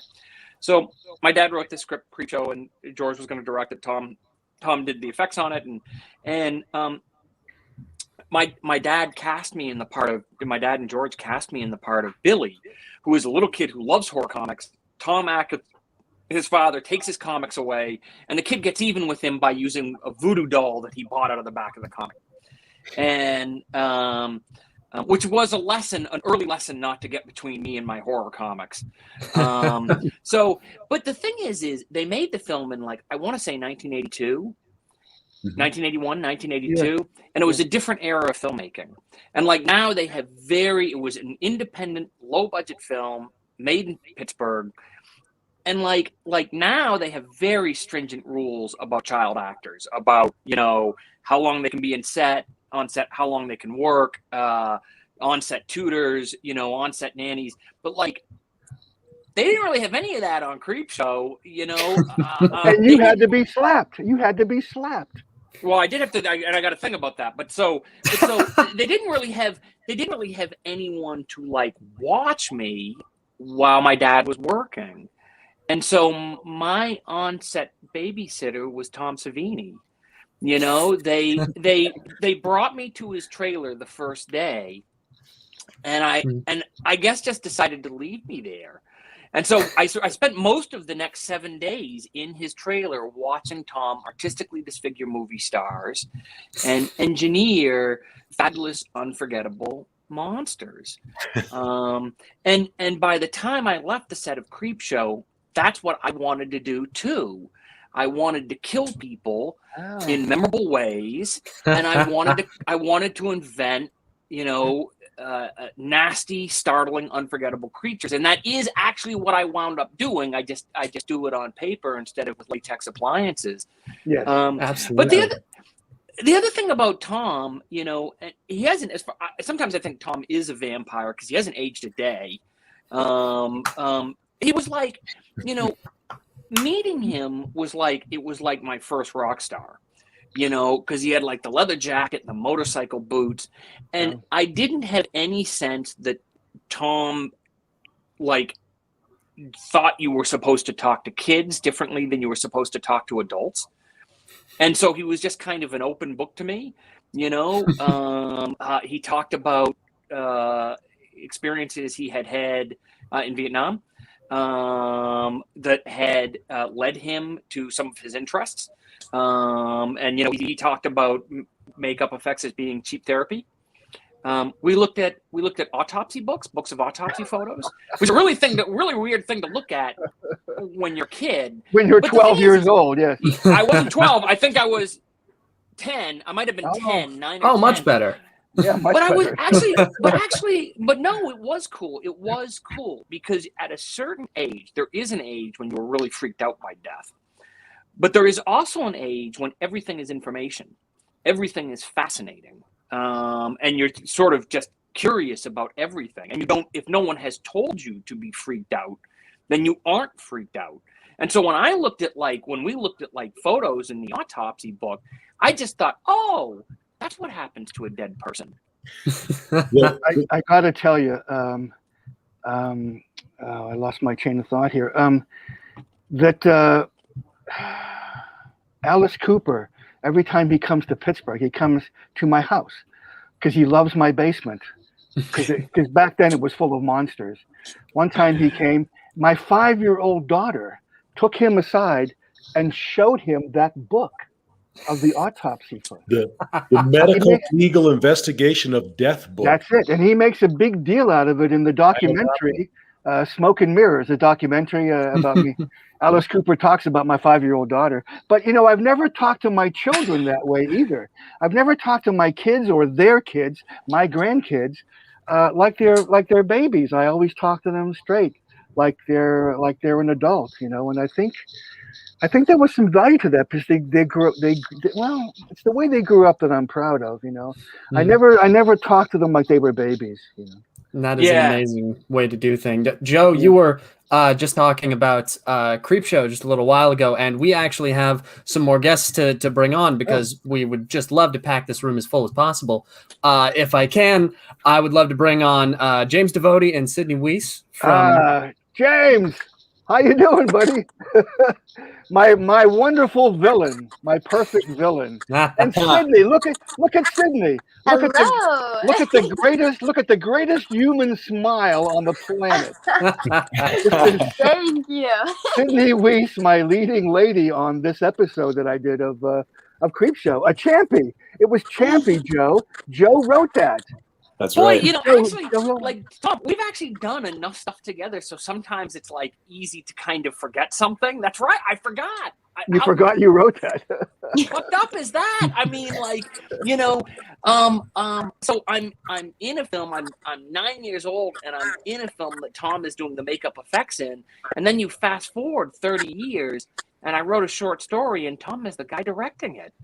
You know, talk about. I mean, sometimes life generally doesn't usually work like a novel, but sometimes some things in life do work like novels. Sometimes real life actually does come full circle. Right. You know, the snake bites its own tail.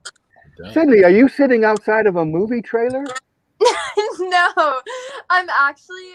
That's hilarious. I'm in my room, and this is a mirror. I wish. Oh, and you're blonde now. I am, just slightly. Gorgeous. I'm getting even blonder before I go out of country. Steve, I signed a non-disclosure agreement about the movie I'm working on, so I can't really talk about a lot about it.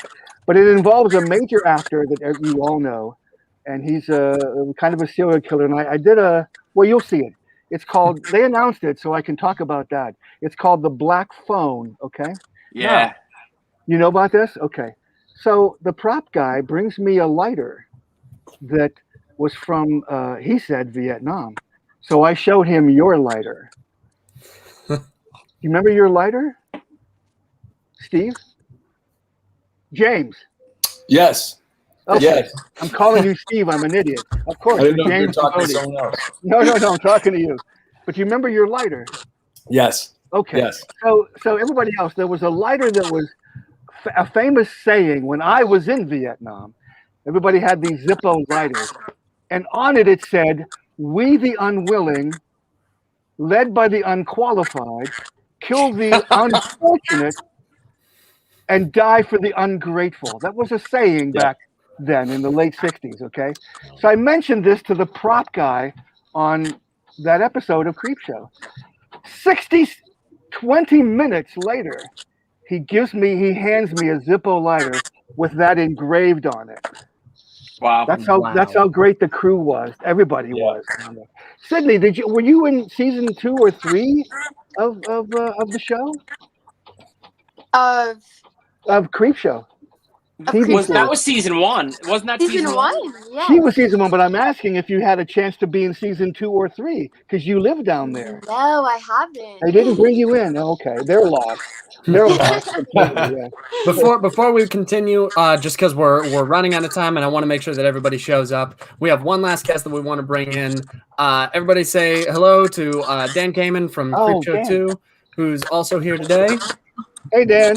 Hey, Tom. Hey, everybody. Great to see you. Hello. Thanks for being here.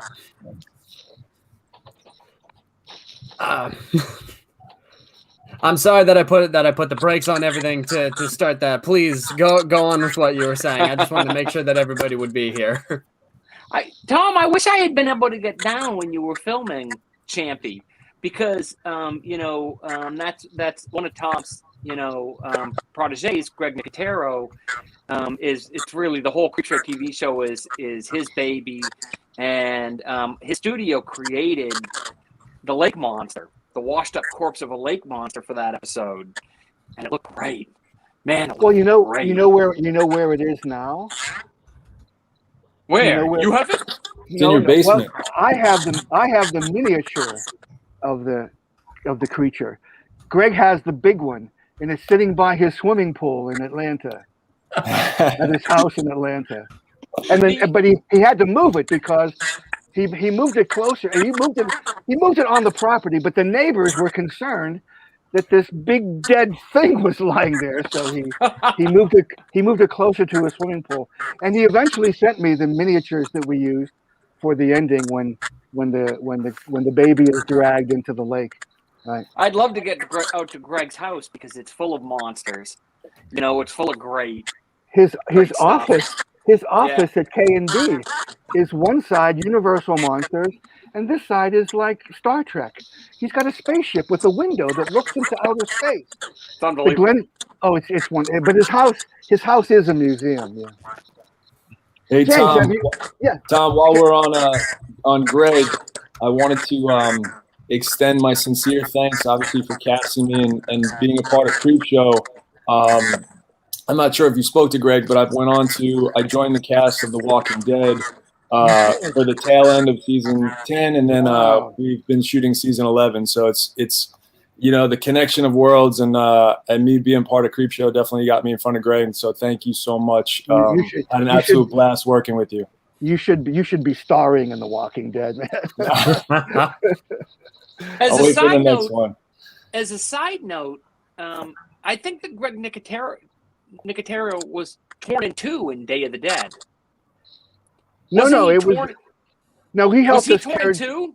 No, we tore Joe Pilato in two. And Greg, no, but I'm glad you mentioned that, because back in those days, I was using real guts, real pig intestines. So those guts that came out of Joe, they were real. However, 3 weeks before that, we went to Florida to shoot a zombie sequence. Somebody had unplugged the refrigerator that those guts were in. So at 2 o'clock in the morning, we had to use them. And Greg was gut boy. He was in charge of the pig intestines. That was his name, Gut Boy. We would call Gut Boy, but the smell was, it was horrendous. We all had gas masks on, but poor Joe, we couldn't protect him because you would see it, and he had to breathe that for hours and hours. Horrible. When you think about the glamour, the magic of filmmaking, that's what you have to picture. You have to think, that glamour smells like decomposing pig guts in the Florida heat. Well, his real body was trapped under the floor, and the fake body, of course, was attached to him on top, so he couldn't move. He was really trapped there for 4 hours. Oh, Lord. Breathing. Just strapped in, inhaling pig guts. Right. It was horrible. And you can see it on his face in my home video. He's ready to heave. Yeah. Well, Dan, it's great to see you. I haven't seen you in ages. Well, I want to thank you, because when we worked together on Creepshow 2, of course, you made me this prosthetic outfit so I didn't have to get older. My real look, of course, is this. Look, there you go. Prosthetic on, and it looks so real. And people have always said, why don't you get any older? I said, ask Tom. but Dan, didn't you teach mime someplace? No, I never taught mime. I've always been a performer. Okay. But I'll tell you, I've performed all over the world. I do shows with symphony orchestras, or I did before the world froze, and comedy, mime, and so on. But the letters I always get are from Creepshow 2, where I played the Wooden Indian. And so, it did absolutely nothing for my career. And I wanted to you were so wooden. You were so wooden. Exactly. It typecast me forever, and I'm waiting for the next opportunity to come up. But there's not been these days, there's too much sensitivity about, I'd have to be a wooden, neutral person. Yes. We've used up all the euphemisms, and so here I am, stranded, still. Now, the woman was Dorothy Lamour, wasn't it? Wasn't she? One of my regrets, Tom, is Dorothy Lamour and George Kennedy were the people who owned the general store that I was standing in front of. Yeah. And Dorothy Lamour spent a lot of time sitting on the steps of her trailer, and I knew her. I knew her films, and I was just too shy in that time to go over and bother her. I know now she would have been so pleased to meet the questions you could have asked her about Bing Crosby and Bob Hope, and Exactly. James, are you going to be on The Walking Dead anymore? We're shooting season 11 right now. So cool. And yeah. Greg is directing you. Yeah. Well, yeah. I'm so glad to have had a hand in that. I'm very glad. I'll be looking for you. Yeah. Absolutely. Sydney, you light up the screen. Thank you. I had a little story. So my character carried around a Polaroid camera the entire episode, and I actually kept this little thing I gave you that. Tom gave me. I always keep it on my desk, and I actually grabbed it right before the Zoom. I was like, I have to show them that it's still here. Yeah. I wish you could see the episode before the producers got a hold of it. It was really, have you seen the episode? You see how they switched? They reversed things so that they could go from you to your mom when all I wanted to see was your mom, and then cut to you for the effect. They reversed it so they could do that. They cut out so much stuff. The cutesy stuff between you and the little boy, which would have shown that you guys have known each other for a long. They cut all that stuff. So someday I'm going to put together the episode that I put together and have to show it to you. I think it's a lot better. Got to release the Savini cut of your stuff. The Savini cut. People will certainly make fun of that statement. I just wanted to jump on here because I wanted to actually look like the Brady Bunch for a second. Oh, there it is. It wasn't complete. We can all look down. We can do the Brady Bunch song. Hey, Tom, we had a question earlier, and I'm from Pittsburgh as well. I've been to all your haunts that you had down at Century 3 and over in Monessen, and then also I've taken a tour of the school. But I got to ask one Pittsburgher to another Pittsburgher, where's your favorite birthday cake from? My favorite birthday cake? I don't know, because my daughter got it for my 70th birthday, and she doesn't even remember where she got it because I keep asking her, where's that cake from? Why are you asking? I'm going to let Jay ask that question. That was Great. Thank you for tossing that one up. We have heard rumors that there's a list, a birthday cake list that I was hoping that you would be able to expand upon. About your certain photo that you shoot out every year. Oh yeah, I did. You can go to my Instagram and see 1960, 1972. It's me with a birthday cake with those numbers on it, shirtless. Okay, that's what keeps me in shape. The selling point is beefcake, not birthday cake. Yeah, there you go. So Jay and I were talking earlier, and we were like, "Do you have the photo?" I'm getting it right now. I'm uploading it as we speak. Oh, lovely. All right, but there might be children watching, guys. Well, I should have added all of the great things Tom's inspiration for is also fitness, because he's shown how to be a great businessman, how to be a great artist, how to direct, and also how to stay fit in his younger years. Well, thank you kindly. I'm so glad you're going to pull up that picture. But the only criticism, sometimes I get a criticism of, are you wearing pants? Because the cake, you'll see. I'm sorry, is that a criticism? Because these days, I think it's just sort of ordinary office dress, right? Yeah, you just show up on Zoom with no pants. We're just used to that at this point. Hey, Tom and Joe Zito, I had a quick thing to mention. Friday the 13th, Part 4, the cabin you all shot in Topanga Canyon. I produced a small sci-fi movie a few years back, and it was really hard to find a cabin in LA. And we end up at this cabin, and the people go, well, we're selling the house. It's the last time we're going to rent it out. And I go, when was the first time? Well, we rented it out. We just bought it, and we started renting it out on Friday the 13th, part 4. So it's the same cabin, and there's still the hatchet chop in the doorway that was done on set was still there. And they told me that they had a great time all the years they've been renting it. They made $400,000 renting that cabin out to movie. Wow.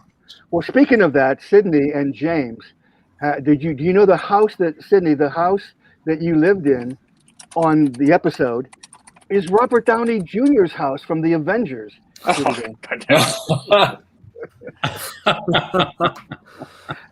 Oh Lord. I didn't do this year because I was hit by a car on my bicycle. I'm finally able to raise my arm. It was 7 weeks ago. I was on my bicycle and a car smashed into me, and no broken bones, no stitches, but I got pretty banged up, and the arm is my shoulder took the hit, James. It was like cross body blocking an incoming car, and my head broke the windshield. Okay. Oh. So, and a week later, I got a summons from the Pittsburgh police that I went through a red light on my bicycle. Now, my court date is June 30th. I can't wait to go in there and say, Your Honor, I pled not guilty because I was unconscious. When I came to, they were putting a neck brace on me and sticking me in an ambulance. I don't know from the light. Someone has to prove to me that I went through a red light. Anyway. Why don't you should show up to court with some special effects makeup on your head? Well, they're probably going to say Will you that. look at what was done to me? Yeah. Well, when I show them the picture of my head, they might say that. Is that real? No, it's slightly exaggerated. So next year I'll do another birthday picture. That'll be on my 75th birthday. So we were literally talking, and then we were like, I said to Jay, I said, man, I gotta lose some weight. And then we came across this picture, and I'm like, my head just went down, and I'm like, I gotta lose a lot of weight. So it's a little more than a little. Everybody can learn something, I guess. Tom, you still doing a mini tramp somersault every morning? No, I haven't done one of those since Dawn of the Dead. Oh, you did that every day. It was like your routine. You hit the mini tramp and do a flip. Well, I would time it so that it looked like the truck was hitting me as I flew backwards. Yeah. Those were the fun days. So. Tom, I just want to tell you, thank you so much for joining us today and having the cast. We've got another panel coming up. This was freaking awesome. Thanks, Joe. Thanks, Jay, It was Tom. so great to see you guys, all of you. Tom, Great to meet you. Thank you, everybody, for showing up. Love you, Tom. Thank you. Love you too. Hey, wait a minute. Am I not getting a Lifetime Achievement Award? We do got your achievement. We got to come back to it because it's still in FedEx. Yes. Wait, it's on the way to me? Yes.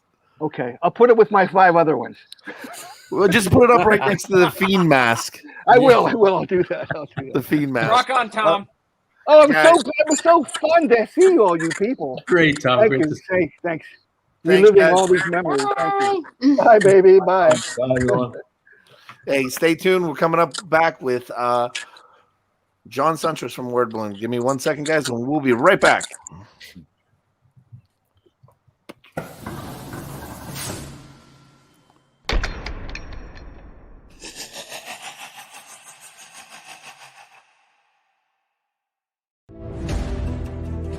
You are creative, right? You always knew that you would love to work in movies, special makeup effects, creating amazing monsters and characters.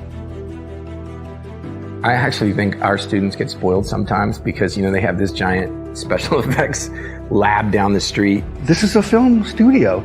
This is like the old days of MGM or Paramount. They're making movies here. They need makeup artists. This is why it's like a film studio. Here is a film program, and there's an assembly line of makeup artists in the makeup effects program. I can't count how many productions we've collaborated on here.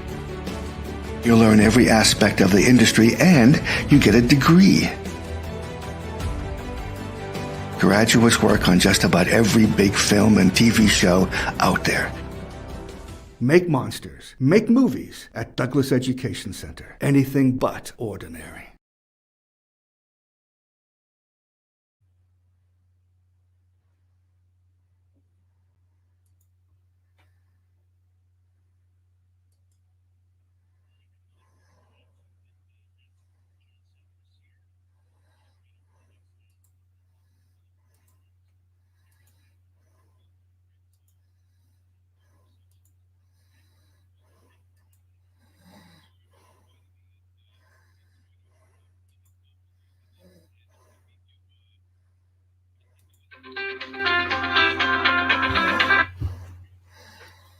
Hello?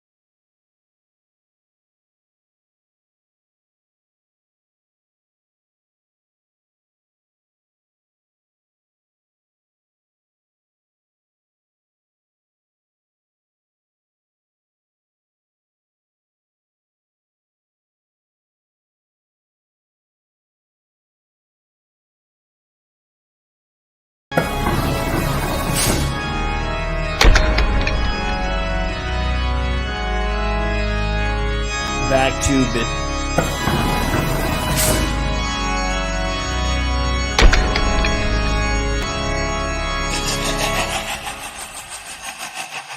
Hi, everybody. Welcome back to Mid-May Massacre. John Suntress here, your moderator for the next hour from the Word Balloon podcast. Very happy to welcome Craig Zoller to the conversation tonight. Craig, welcome. Thank you very much for doing this. Thank you very much for inviting me. It's I enjoyed our previous conversation and I'm happy to continue it in a different context. Absolutely, man. Well, we're here to talk not only about your movies, but you've got a brand new graphic novel that not only did you write, but you also drew the novel. I mean, that's pretty incredible, man. And I really appreciated reading it and getting to know it. Tell us about this graphic novel that you've just put on the market. The name of the piece is Forbidden Surgeries of the Hideous Dr. Divinus. So one might assume, and correctly assume, that it's a horror piece based on that. And I've been a fan of comics for the major part of my life, and I've been a fan of horror for almost as long. And I was in the post-production process of Dragged Across Concrete, and a lot of my downtime I was reading classic horror comics, and the obvious go-to in that genre are the EC classics, and Tales from the Crypt, Haunt of Fear, Vault of Horror.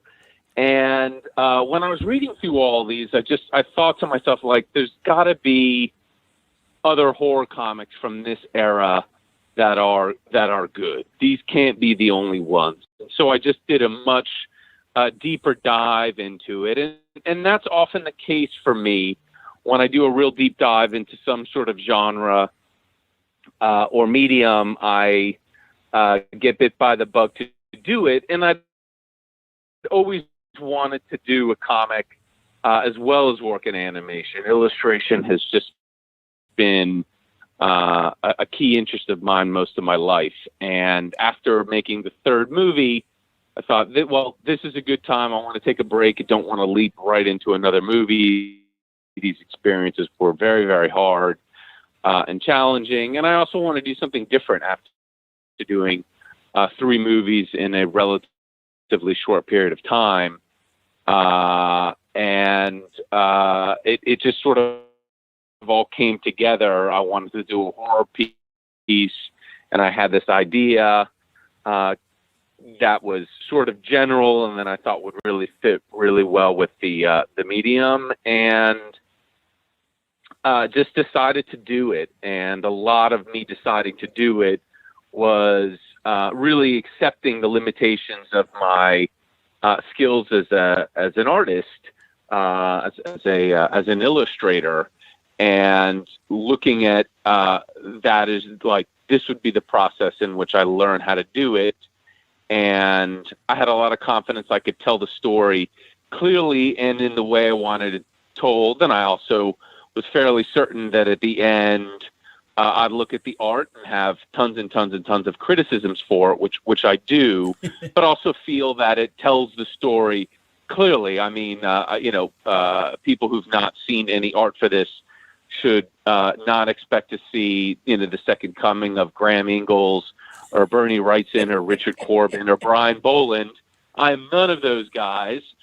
And in fact, I was very much inspired by a lot of indie comics that I was reading, some of which had very simple art styles. In particular, the works of Seth really spoke to me as great examples of how simple, iconic artwork could have a real immediate impact. And although you don't look at the pages and relish the fine art qualities of a Seth page or even a Charles Schultz strip the way you would a Frank Frazetta or a Graham Ingalls or a Brian Boland, there's also an immediacy to them that really puts the subject matter across.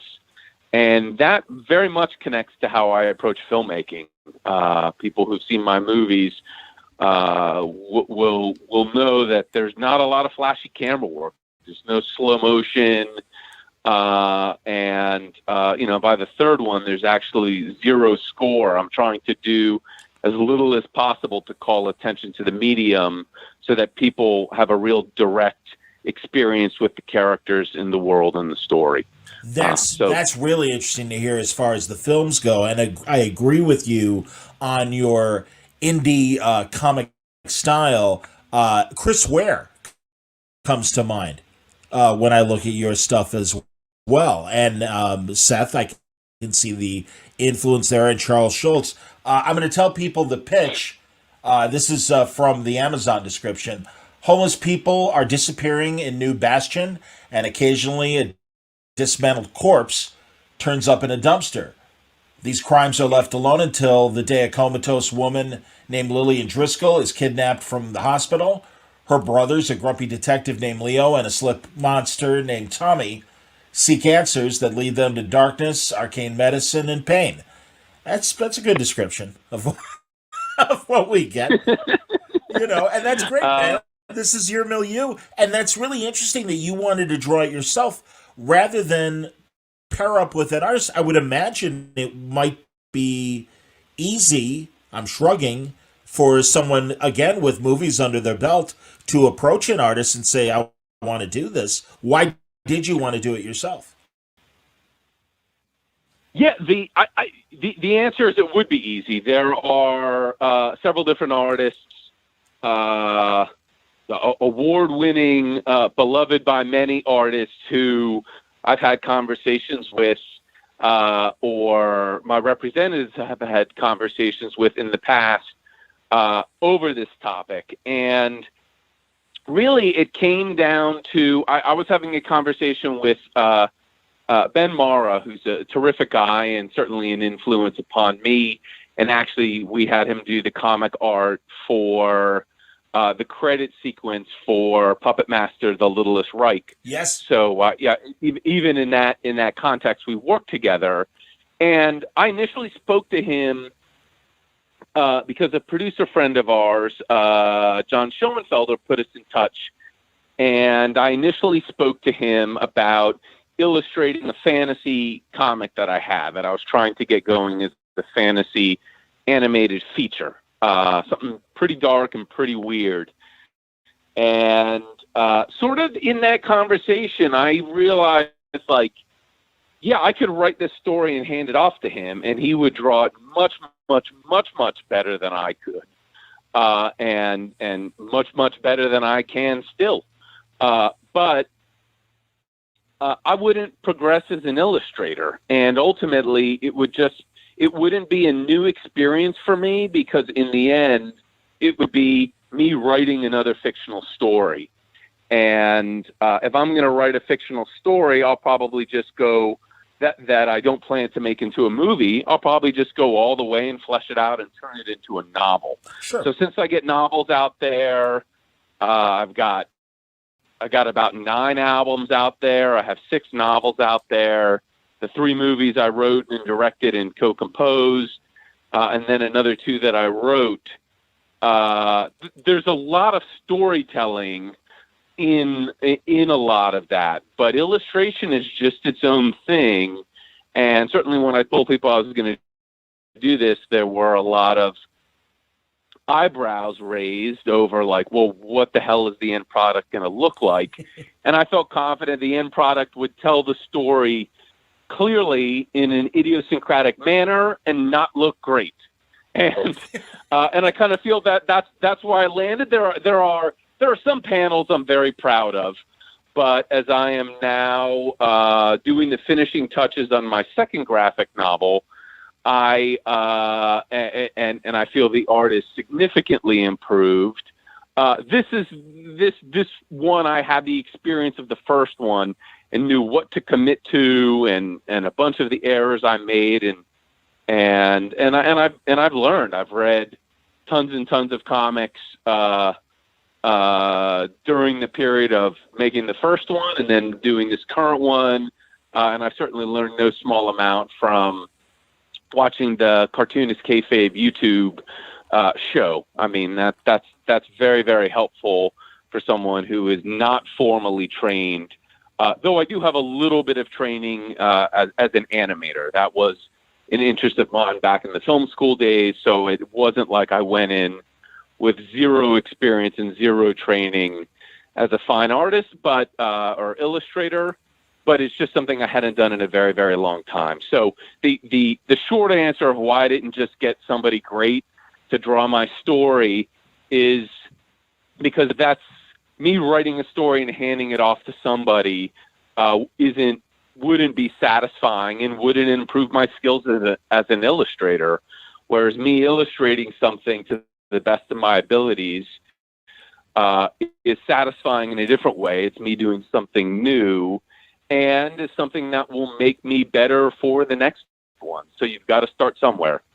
Understood. Ironic timing. Later tonight, as we're talking, I will be talking to Ed Pisker of Cartoonist Kayfabe. Oh, wow. Cool. Yeah. Yeah.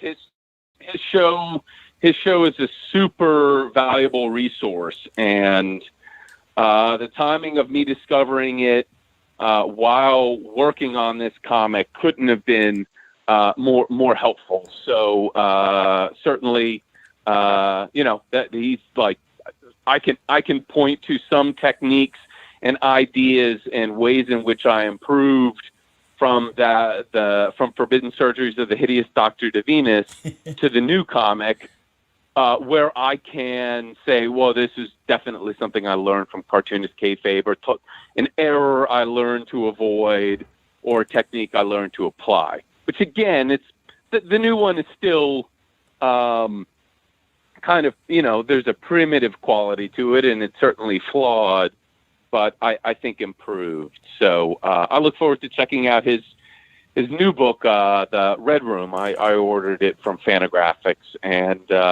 hope it's good. It certainly sounds like it's going to be quite nasty. Well, that's what we're talking about with him, and right now in your conversation. No, I think this is great, and I also think that it allows you to connect to your audience in even a more visceral way than your very gritty films. And the fact that, again, this is all you.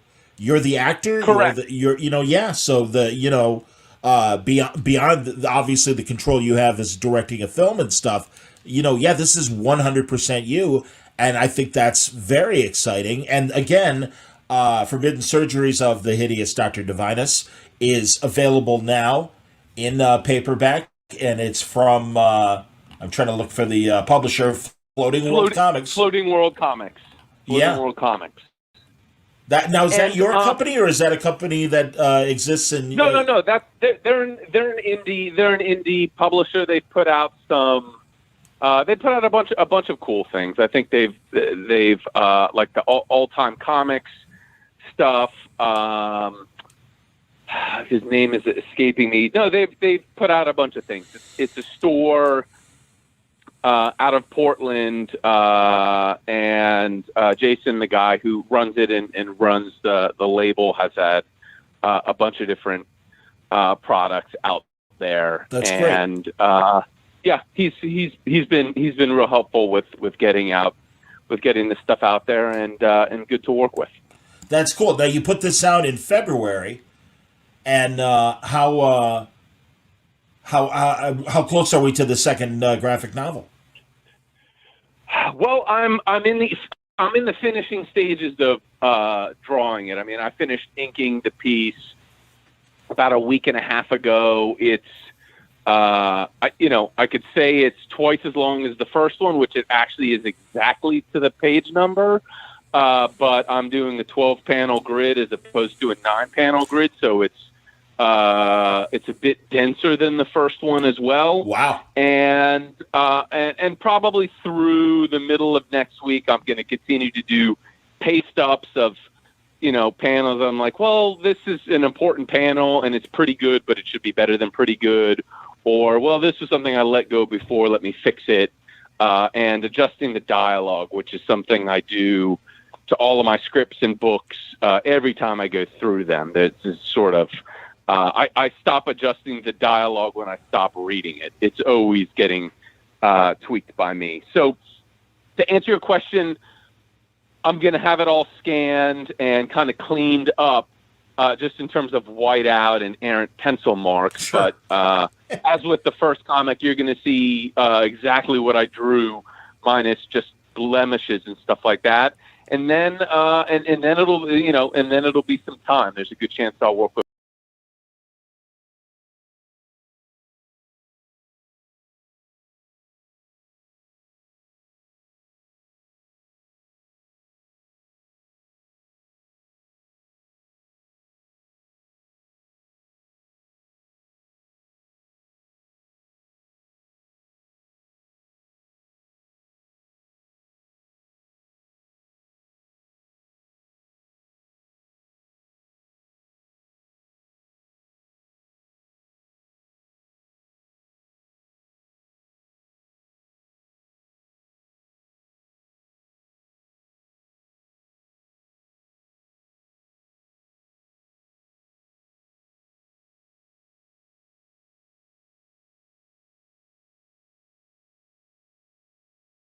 Welcome back to Mid-May Massacre. John Suntress here, your moderator for the next hour from the word balloon used to describe my movies. Like you're going to see beyond obviously the control you have as directing a film and stuff. This is 100% kayfabe YouTube.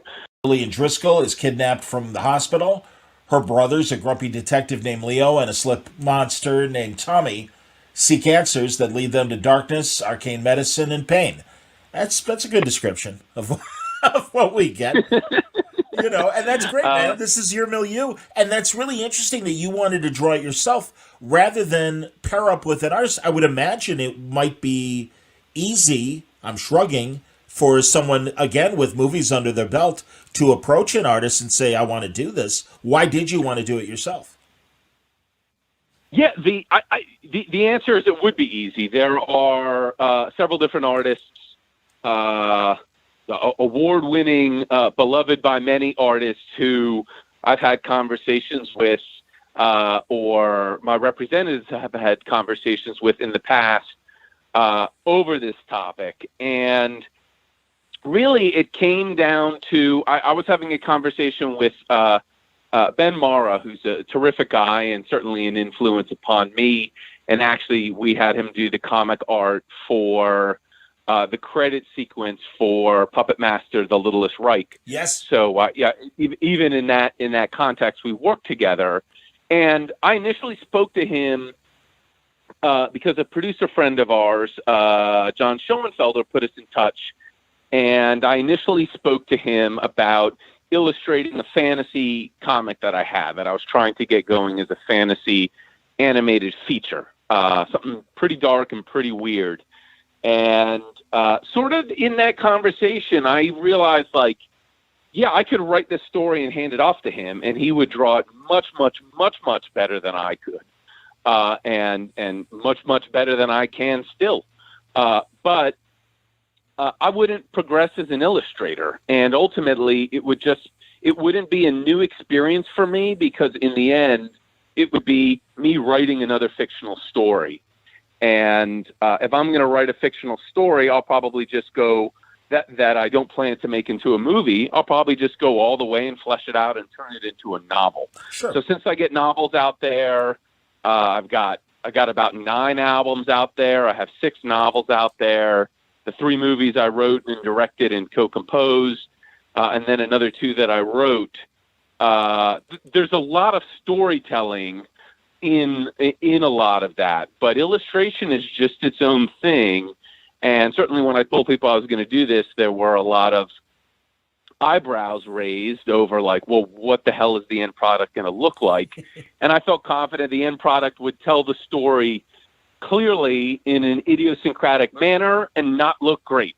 And I kind of feel that that's where I landed. There are some panels I'm very proud of, but as I am now doing the finishing touches on my second graphic novel, I feel the art is significantly improved. This one, I had the experience of the first one and knew what to commit to, and a bunch of the errors I made, and I've learned. I've read tons and tons of comics during the period of making the first one and then doing this current one, and I've certainly learned no small amount from watching the Cartoonist Kayfabe YouTube show. I mean, that's very, very helpful for someone who is not formally trained, though I do have a little bit of training as an animator. That was an interest of mine back in the film school days, so it wasn't like I went in with 0 experience and 0 training as a fine artist, or illustrator, but it's just something I hadn't done in a very, very long time. So the short answer of why I didn't just get somebody great to draw my story is because that's me writing a story and handing it off to somebody wouldn't be satisfying and wouldn't improve my skills as an illustrator. Whereas me illustrating something to the best of my abilities is satisfying in a different way. It's me doing something new, and is something that will make me better for the next one. So you've got to start somewhere. Understood. Ironic timing. Later tonight, as we're talking, I will be talking to Ed Pisker of Cartoonist Kayfabe. Oh, wow. Cool. Yeah. Yeah. His show is a super valuable resource. And the timing of me discovering it while working on this comic couldn't have been more helpful. So certainly, that he's like, I can point to some techniques and ideas and ways in which I improved from from Forbidden Surgeries of the Hideous Dr. Divinus to the new comic, where I can say, well, this is definitely something I learned from Cartoonist Kayfabe, or an error I learned to avoid, or a technique I learned to apply. Which again, it's the new one is still kind of, there's a primitive quality to it, and it's certainly flawed, but I think improved. So I look forward to checking out his new book, The Red Room. I ordered it from Fantagraphics, and hope it's good. It certainly sounds like it's going to be quite nasty. Well, that's what we're talking about with him, and right now in your conversation. No, I think this is great, and I also think that it allows you to connect to your audience in even a more visceral way than your very gritty films. And the fact that, you know, again, this is all you. You're the actor. Correct. You're you know, yeah. So the, you know, beyond obviously the control you have as directing a film and stuff, you know, yeah, this is 100% you, and I think that's very exciting. And again, Forbidden Surgeries of the Hideous Dr. Divinus is available now in paperback, and it's from I'm trying to look for the publisher, Floating World Comics. Floating World Comics. Yeah. World Comics. That now is that And, your company, or is that a company that exists in? No. They're an indie publisher. They put out some. They put out a bunch of cool things. I think they've like the all-time comics stuff. His name is escaping me. No, they've put out a bunch of things. It's a store out of Portland, and Jason, the guy who runs it and runs the label, has had a bunch of different products out there. That's great. And yeah, he's been real helpful with getting this stuff out there, and good to work with. That's cool. Now you put this out in February, and how close are we to the second graphic novel? Well, I'm in the finishing stages of drawing it. I mean, I finished inking the piece about a week and a half ago. It's I could say it's twice as long as the first one, which it actually is exactly to the page number. But I'm doing a 12-panel grid as opposed to a 9-panel grid, so it's a bit denser than the first one as well. Wow! And probably through the middle of next week, I'm going to continue to do paste ups of, panels. I'm like, well, this is an important panel and it's pretty good, but it should be better than pretty good. Or, well, this was something I let go before, let me fix it. And adjusting the dialogue, which is something I do to all of my scripts and books every time I go through them. It's sort of, I stop adjusting the dialogue when I stop reading it. It's always getting tweaked by me. So to answer your question, I'm going to have it all scanned and kind of cleaned up just in terms of whiteout and errant pencil marks. Sure. But as with the first comic, you're going to see exactly what I drew, minus just blemishes and stuff like that. And then and then it'll be some time. There's a good chance I'll work with Floating World again, and there's always a delay with the schedule for publishing. But the second one is a fairly big scale science fiction piece that has horror in it and drama and a little bit of comedy, quite a bit of drama. So a different genre, but certainly a very fun thing to explore in this medium. And one other thing that you said, insofar as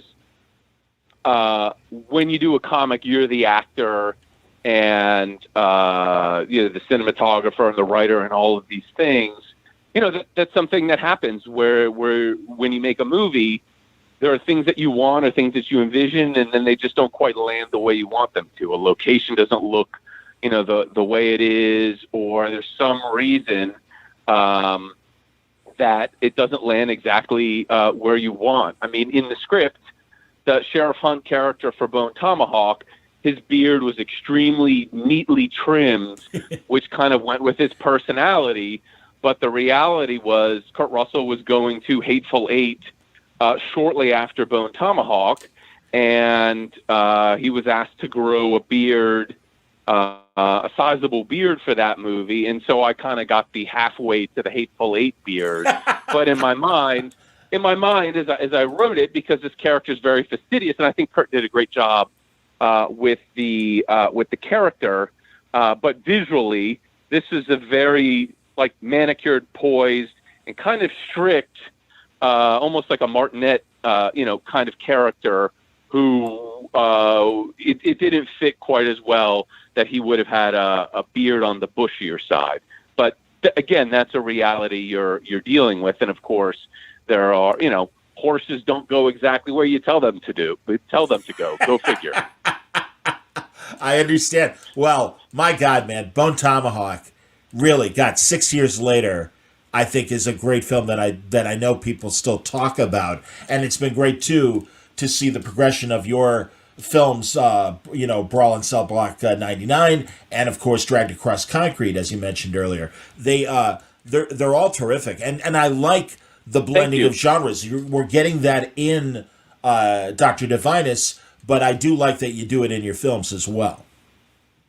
Yeah, it's interesting. I know for a lot of people, they'll refer to Bone Tomahawk as a genre bender or a blender. And the same has been said to a similar extent for Brawl in Cell Block 99 and a little less so for Dragged Across Concrete. To me, I really approach all of these with thinking about what I like about the genre. In Bone Tomahawk, it was the Western genre in particular, and then Brawl in Cell Block 99, it was prison movies, and Dragged Across Concrete, crime movies and noir. And then when I write it, I don't filter myself when things get really dark or really nasty. And so I think that the horror component is pretty strong in most of the things I've written, even if it's not a committed horror movie. And it isn't something like, I hear people use the term elevated genre piece, which I've seen used to describe my movies because I really take a lot of time with the drama, and I feel that term is a bit pretentious. I'm just equally interested in the carnage and the characters, so I really do spend that time with them. But it isn't so much there's a conscious idea of I want to blend these genres, because to me each of those is sort of, well, a Western and a prison movie and a crime piece, and Forbidden Surgeries of the Hideous Dr. Divinus is a horror piece. But because I'm interested in other things and I want to make a three-dimensional world, the violence goes further than it goes in those movies than it typically goes in genres like that.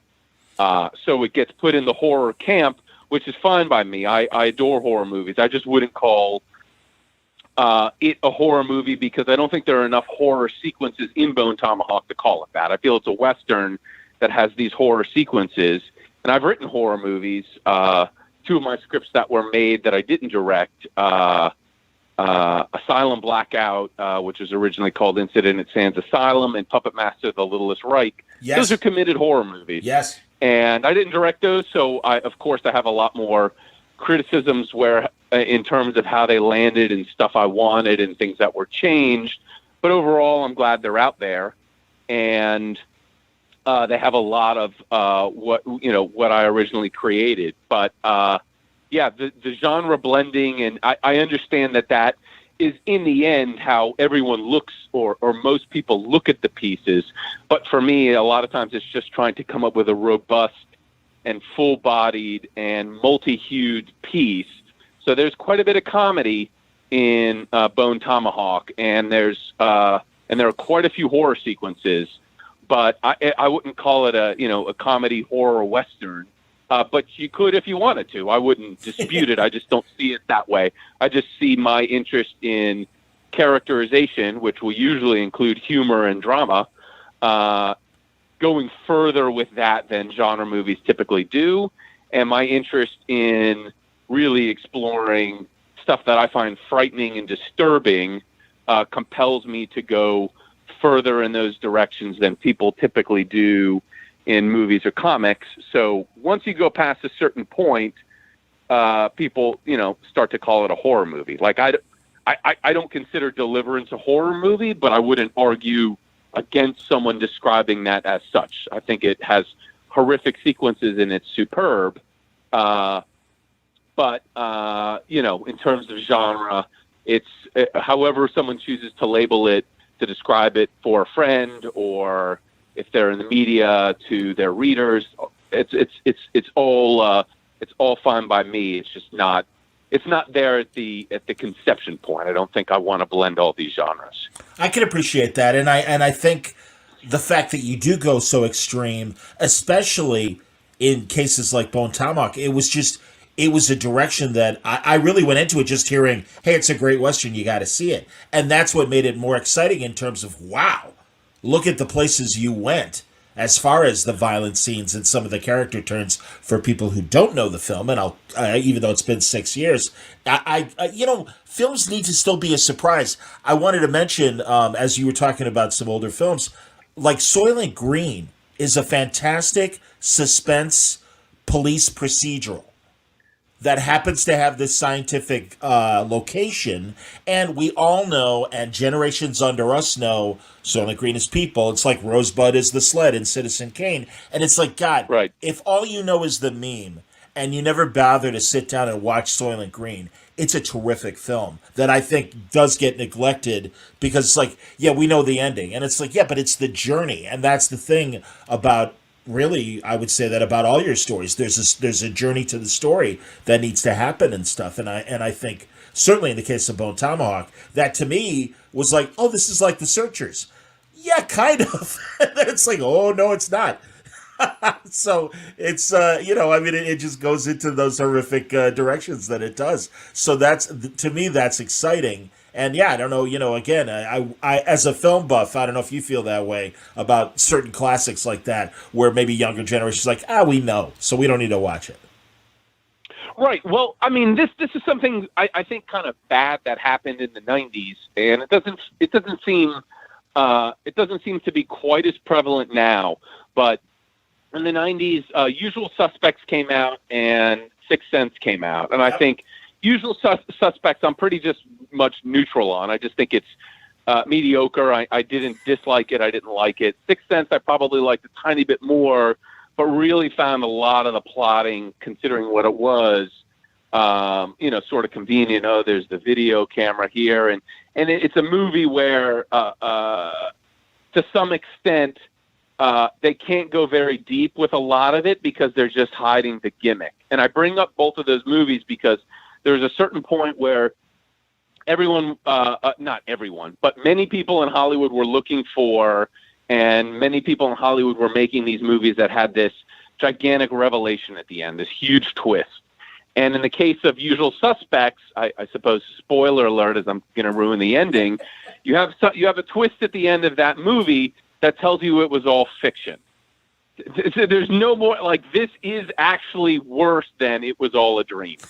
And to me, those revelations, it's fine to have a twist, and a lot of my movies have very surprising moments, but I don't feel they're moments that undermine everything that's gone on before it. Sure. Like, there was a good twist that most people are familiar with was that second episode of Lost in the first season, where it's revealed that one character is in a wheelchair or was in a wheelchair back in civilization before he went to the island. Right. And so you have this whole journey with the character, and it's very engrossing, and you learn more and more and more about him. And then at some point this is revealed, and what it does is it adds depth, and it adds another layer to everything you've seen before. And to me, that's a good twist. Yes. Because it really is it's a curve that doesn't break the fictional world, where something like Usual Suspects is like, we're going to just shit on the experience you had, flush it in the toilet. It's nothing. and so there was a pursuit for that sort of gimmick thing. But most of my favorite movies, things like Sweet Smell of Success and Prince of the City and Taxi Driver and 2001 and Wild Bunch and Once Upon a Time in the West, Lost Highway, Night of the Living Dead, to just kind of throw out a bunch of movies that I really relish. All of these movies, it isn't really just, well, where does it land or what happens and who survives and who doesn't. Obviously, it's spending time with these characters in the world that you're building. And that's something I'm very interested in watching, and I'm very interested in making, are those things where those little character moments and are equally important, or actually the reason someone might return to the movie. Such as, in Bone Tomahawk, you have Chicory talking about how to read a book in a bathtub, or a flea circus that he visited, or two guys eating sandwiches for a very long time in Dragged Across Concrete, or Don Johnson's first scene in Brawl in Cell Block 99, where he explains the Red Leaf prison system. So these are things where it's like, well, you're not getting any new information when you see the movie again, but you're spending time with these characters in this setting. That's and these events are better detailing the world and giving you more of a sense of a reality outside just the limits of the story itself. So that and that's something that was always a problem I had with all the scripts I sold into Hollywood, which would be probably 22 at this point, or 23, none of which were made there, by the way. I had a really good career as a writer of movies that no one wanted to make. And one of the arguments I always had was, and it was where executives came from. It's like, well, every scene needs to move the plot forward. I said, well, if your movie exists to convey a plot, then it's kind of a newspaper article.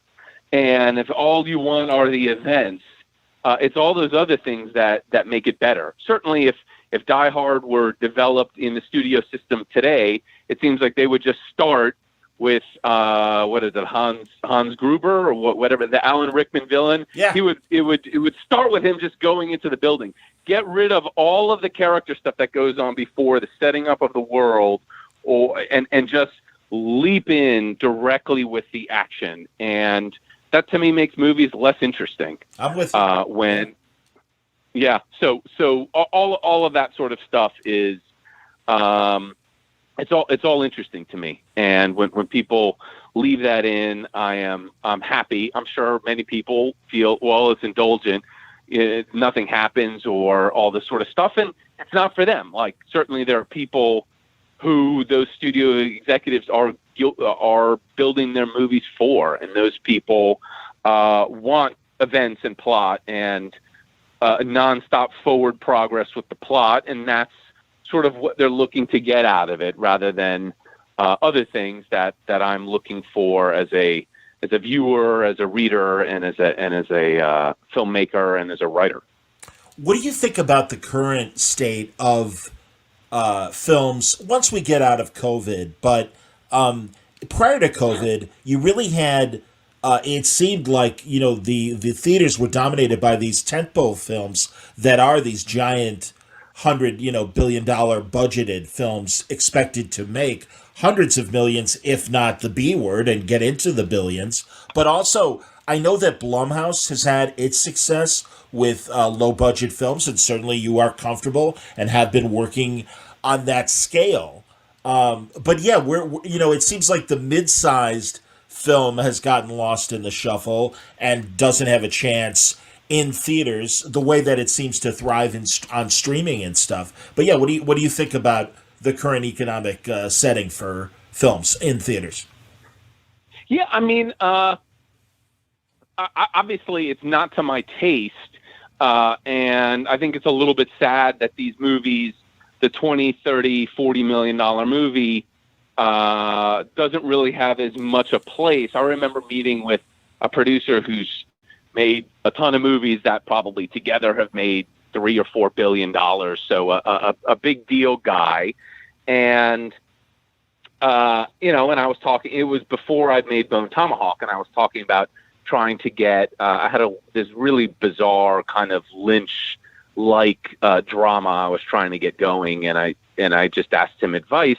He said, well, why would anyone get involved with that, even if it makes money? So say you spend $1 million or $2 million on your low budget movie, and then it makes $10 or $20 million, and then it makes $10 million, and it's a big success.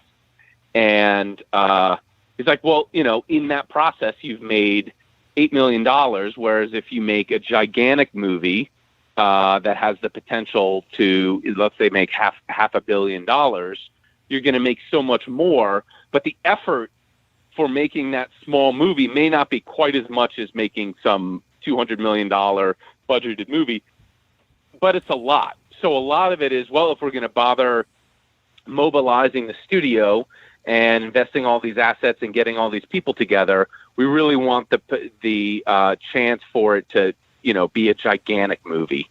and so that's a lot of what's coming out. I mean, I'm a longtime comic reader, and I read all over the place in terms of old comic strips and indie stuff, old horror, Donald Duck, Mickey Mouse, contemporary underground stuff, mainstream superhero stuff, all over the place. I've read many things written by your buddy Tom King, and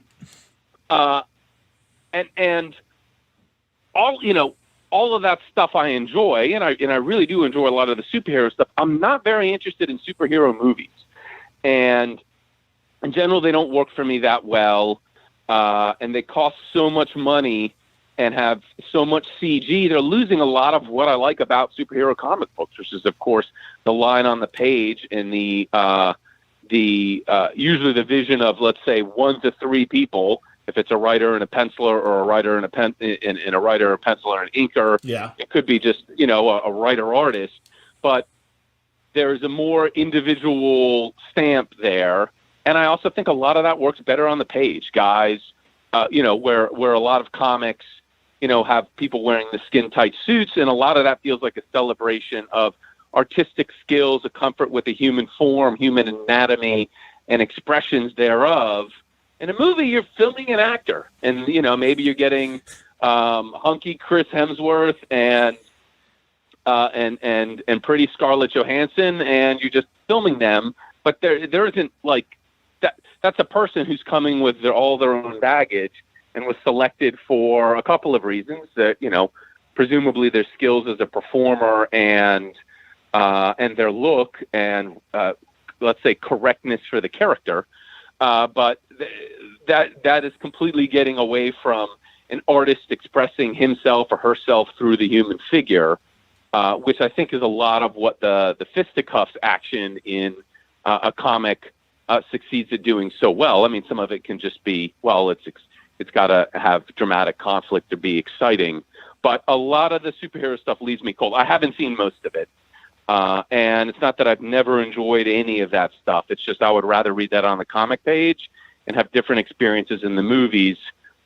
In particular, as the Marvel movies and that sort of stuff has gone more and more and more towards CG, like it becomes actually hard for me to pay attention. It's sort of like swirling clouds of like a pixel confetti. Like I remember watching Rango and Doctor Strange and Black Panther, and it's just actually hard for me to pay attention to what's going on because everything feels so weightless and CG dominated. It's just these swirling pixels. It becomes very hard for me to pay attention to it. Like a mediocre drama would be easier for me to watch than all of the elaborate camera movements and sort of overly sinuous and too fluid movements of the CG generated characters. It's just, I like hand drawn art, so that's a very different thing than the CG generated stuff. And my aversion to CG also extends to the special effects in my movies, which are all done, on the set and practically, and certainly how I'd like to see special effects done, almost all of the time. Fair enough. Back to horror movies. What do you think of? It seems like, as a casual horror film fan, that there are more PG-13 movies than the hard stuff. And I wondered if both, from a theatrical release standpoint, but also from a streaming standpoint, have you entertained the notion of doing things specifically for Shudder or some of the other streaming networks, or are you concerned about that? Maybe PG-13 warning. I like, where are there the boundaries? Have you seen the boundaries on those?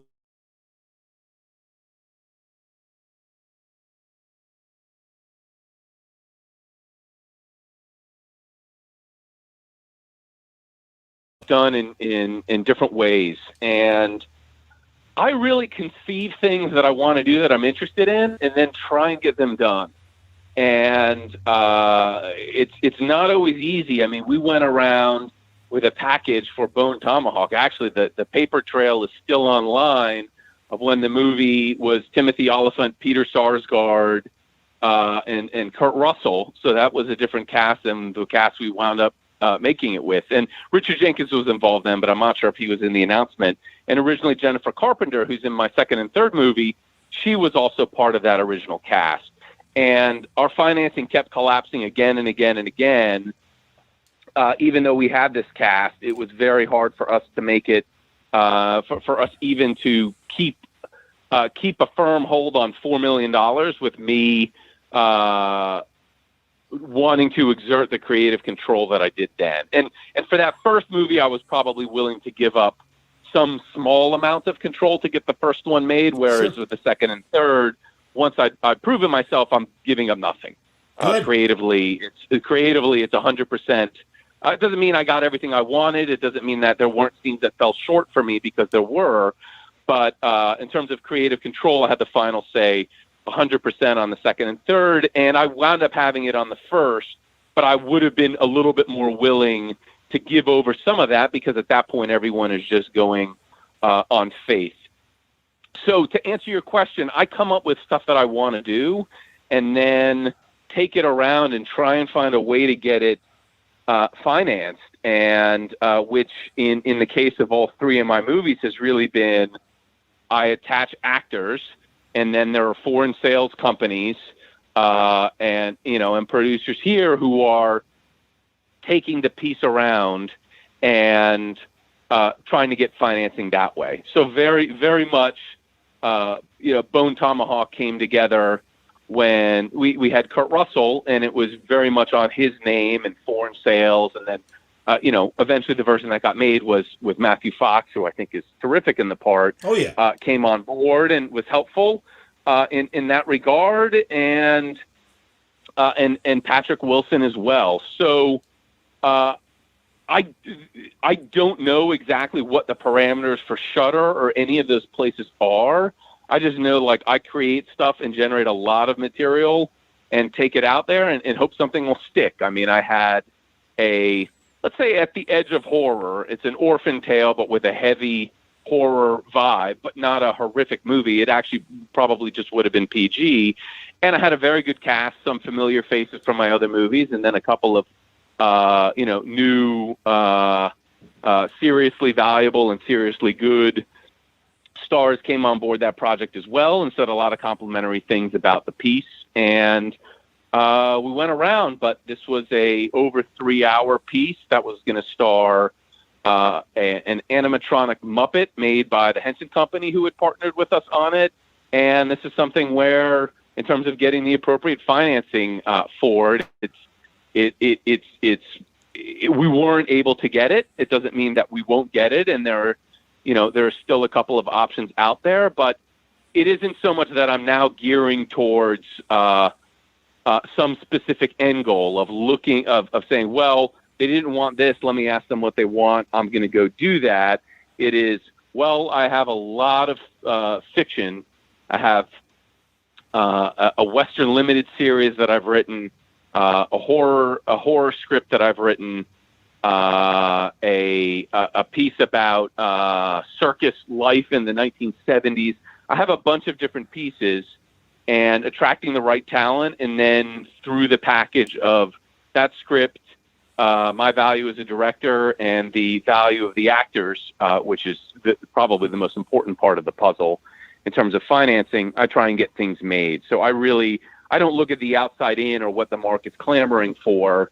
I very much go at it from, here are the things I want to do, and can I make it well with whatever resources the package yields. Understood. I got to ask, reaching back to writing for the Puppet Master film series and the Lilith Reich, as you said, maybe the end result didn't meet all expectations that you were hoping for, but tell me about that experience. I love that series, and I think it's a lot of fun. And I do love the little twists and turns that they managed to come up with in going back to the original story, but all the subsequent things they've done with it. Yeah, I mean, I was aware of those movies when I was a kid, and I came at The Littlest Reich from the standpoint of how would I engineer this so that it made sense? Like, why would these puppets have been created? These malicious puppets, and I'm aware that after the first two movies, it seemed that they were pretty bad, and then in terms of like nasty, and then the third movie they sort of turned them around in some way as like they're hiding refugees in World War II. So at like the morality of these puppets and their origins, I think sort of switched. Then I actually am not an expert on this stuff. Okay. I probably watched 5 or 6 of the movies. I mean, and when I was revisiting the movies, in particular the first couple, looking at them and then wondering, why these nasty little things would be made, and then reverse engineering that. So the idea that they were made to kind of infiltrate people's homes and hunt out undesirables in World War II era Germany made sense to me in terms of why someone would craft these intelligent and malicious little puppets, that they were in service of something. It wasn't just they were there. And it's been some years since I looked at the original one to even completely recall. But I know that it was a little bit my interest in reverse engineering it so there was kind of a reason they existed, which is one of the reasons, like Blade, for instance, his blade is hidden. Because if you have a doll that has a giant sharp blade on it, seems like a not great gift to give a child. And that was one of the reasons that in my rethinking of it, I had it tucked away and as a thing that would be revealed, so that these puppets could sit on, shelves and look for Anne Frank and all of the people who were hiding from persecution of World War II, that these puppets would just go on a shelf or be given to a child and just sort of be everywhere like little bloodhounds, the little scouts reporting back to their Nazi masters. So to me, that had a logic to it that I thought would be interesting, but required revising some of the designs, which I discussed with Tate Steinzek, who wound up building all of these puppets. So that was some of my interest there, was just sort of looking at this idea, which in the end you land in the same place. You have all these murderous little puppets going around, but giving them a motivation, as it were, and more just kind of a reason for ever having been created was my interest in the property. But yeah, I mean, my script for it, and I think that's one of the ones I think on my site that you can get for like $1.50 or whatever. Okay. But the script for it was actually as long as Bone Tomahawk and Brawl in Cell Block 99, like almost to the page. So if I had made it and held all of the stuff that was in there, we'd be looking at a 2-hour, 12-minute Puppet Master movie. In the end, what you're looking at is one that's about 80 minutes. So clearly a lot of it, a fair amount of characterization and, and some kind of, other nasty set pieces and things like that just didn't make it. They didn't have the resources to do it all, or the time. And I enjoy what's there. I particularly like the actor who played Cuddly Bear. To me, he really delivered that role. I think Skeeta Jenkins, I think is his name, and he delivered that with everything that I wanted and then some. And the actor, the comedian who played Markowitz, also did a nice job. So a fair amount of the comedy got through, and overall, I'm happy that it's there. But obviously, it's different when you write a piece and someone takes it forward, and then that person is also really, constrained by the parameters of budget and time. That's great that you sell your script. Do you do that for all your films, or everything you've written in terms of movie scripts and stuff, that people can buy them at your website? Yeah, a bunch of them are there. The 3 movies I made, a SyFy piece that shows that overlaps a little bit the kind of thing that my next comic is going to be. That's called They Repair Us, and that one is me kind of dealing with some brain science and some particle physics. So probably not a surprise that my deep dive into string theory wasn't my most successful Hollywood speculative venture. Let's say it's stuff I'm interested in. Although clearly I'm not too adept with computers and that sort of stuff, I actually am a Scientific American subscriber for about a decade. I do follow that stuff and am interested in it. So when I do science fiction, I tend to go kind of deep with it. So that piece is there, and Fury of the Strongman is there, and then Puppet Master and the 3 movies I wrote and directed are there. So it's $1.50.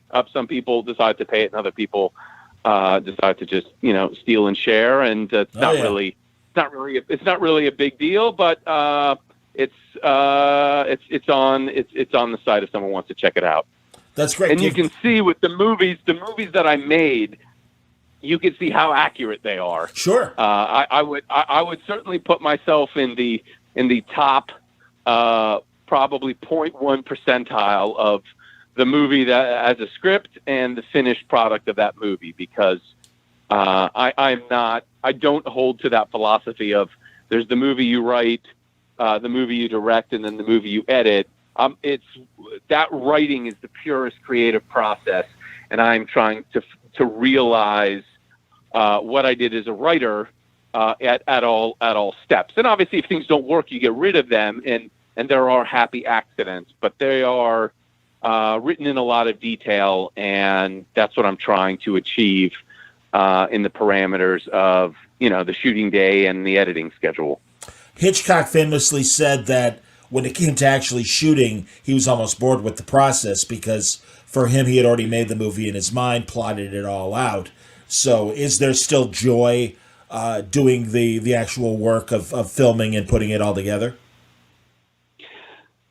There is when things go well, but they often don't. And even if you're having a good time with the performers, and obviously you can see from my 3 movies I work with, there are returning actors. I mean, Fred Melamed is in all 3 of them. Vince Vaughn's in 2 of them. Don Johnson's in 2 of them. Jennifer Carpenter's in 2 of them, and would have been in 3 if there wasn't a scheduling conflict for her and Bone Tomahawk. So I enjoy working with the performers because that's creative, and even if there's a disagreement or something like that, all those conversations are creative. But so many of the conversations on any given day are really just logistics, and you're just dealing with tons and tons and tons of managerial BS that isn't creative at all, and winds up affecting creative. Like, oh, we only have this actor for 1 hour, but we have this, we only have this actor for 3 hours, but we only have this location for these times, and there's only an hour overlap, so you have an hour to do all this stuff, even though you need a lot more time. So you're dealing with a lot of things like that, and certainly the smaller your budget gets, and the more ambitious your project is, the more you're faced with those sort of things, and you have to make those choices rather than just solve them by throwing money at them, which would be the case if you are on a bigger budgeted picture. So I'm certainly not. It's not a boring process for me making the movie. It is it's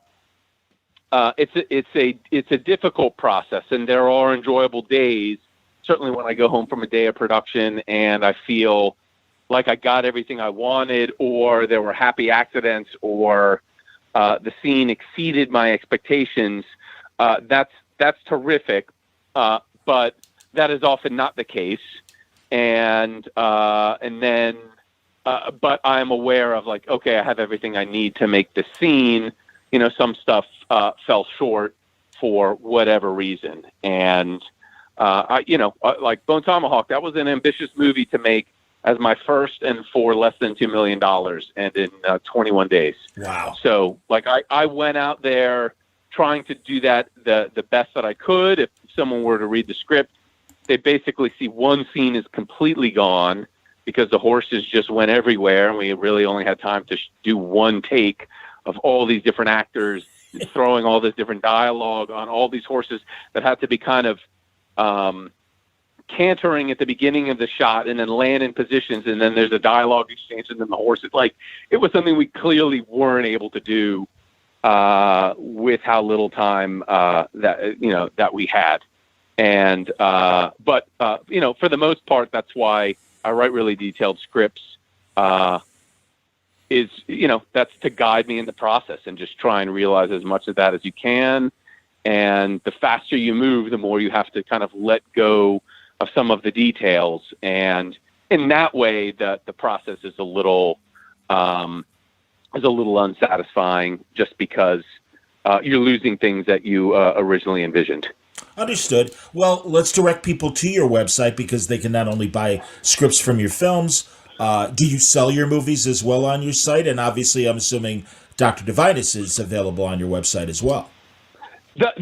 On my site, you'll find a link to Amazon. I don't really, the scripts that I sell are really just PDF downloads. Sure. And the comic and all of my novels and the movies. That's Amazon is a simple way to get it. The comic you can order directly from Floating World Comics, and that's that's appreciated if you go that extra step. But the important thing is if you're interested in it, check it out. It's I'm thrilled that it's out there, and the reactions thus far have been really favorable. People are either forgiving of the art or embracing the art, and I wondered how that was going to go insofar as if people are expecting a very professional looking product my first time out of the gates. But in general, I think people are kind of getting like, oh, this is just a single creator doing all of this, and there are upsides to that. Even if you have to accept some of the limitations of this guy as an illustrator. No, and honestly, put me in the group that appreciates it for the roughness, and again, the fact that this is purely your vision. And I think, again, after 3 movies, I think everyone is really excited to see a Craig Zoller project, whether it's a novel, whether it's a comic book, or another film. God, I hope limited series. It was good to hear as you were rattling off some of the things that you've got, in the works and pitching around and stuff, that you're thinking along those lines as well. I think, hey man, seriously, no lie, I really enjoyed talking to you. This is the second time we've talked, and I look forward to future conversations, because I think you're really you came on the scene. You're a very distinct voice. We need more distinct voices in fiction in general, storytelling, and you're succeeding. And I'm glad that you are doing it in several different platforms, not just movies. And it's great that you do novels, and you're doing comics now as well. So, yeah, congratulations. And as always, continued success, and look forward to our next conversation. Yeah, thank you very much for inviting me to this. Obviously, I'm a longtime horror fan, and whether my work is committed horror, such as the comic and Puppet Master and Asylum Blackout, or the other pieces, it's a part of of almost everything that I do. And I'm always checking out indie horror and just keeping eyes open for interesting things popping up. And I appreciate the opportunity to talk with you again and to promote the comic book. Absolutely. Craig Zoller, everybody. Follow the man. And I know you won't be disappointed. And again, we've enjoyed the movies, and Dr. Divinus is a fantastic horror read as well. And next time we talk, we'll get more into your influences beyond EC and talk about some of the other decades of horror comics and horror films in general. It'd be great to have that further conversation. Absolutely. I look forward to it. Thanks.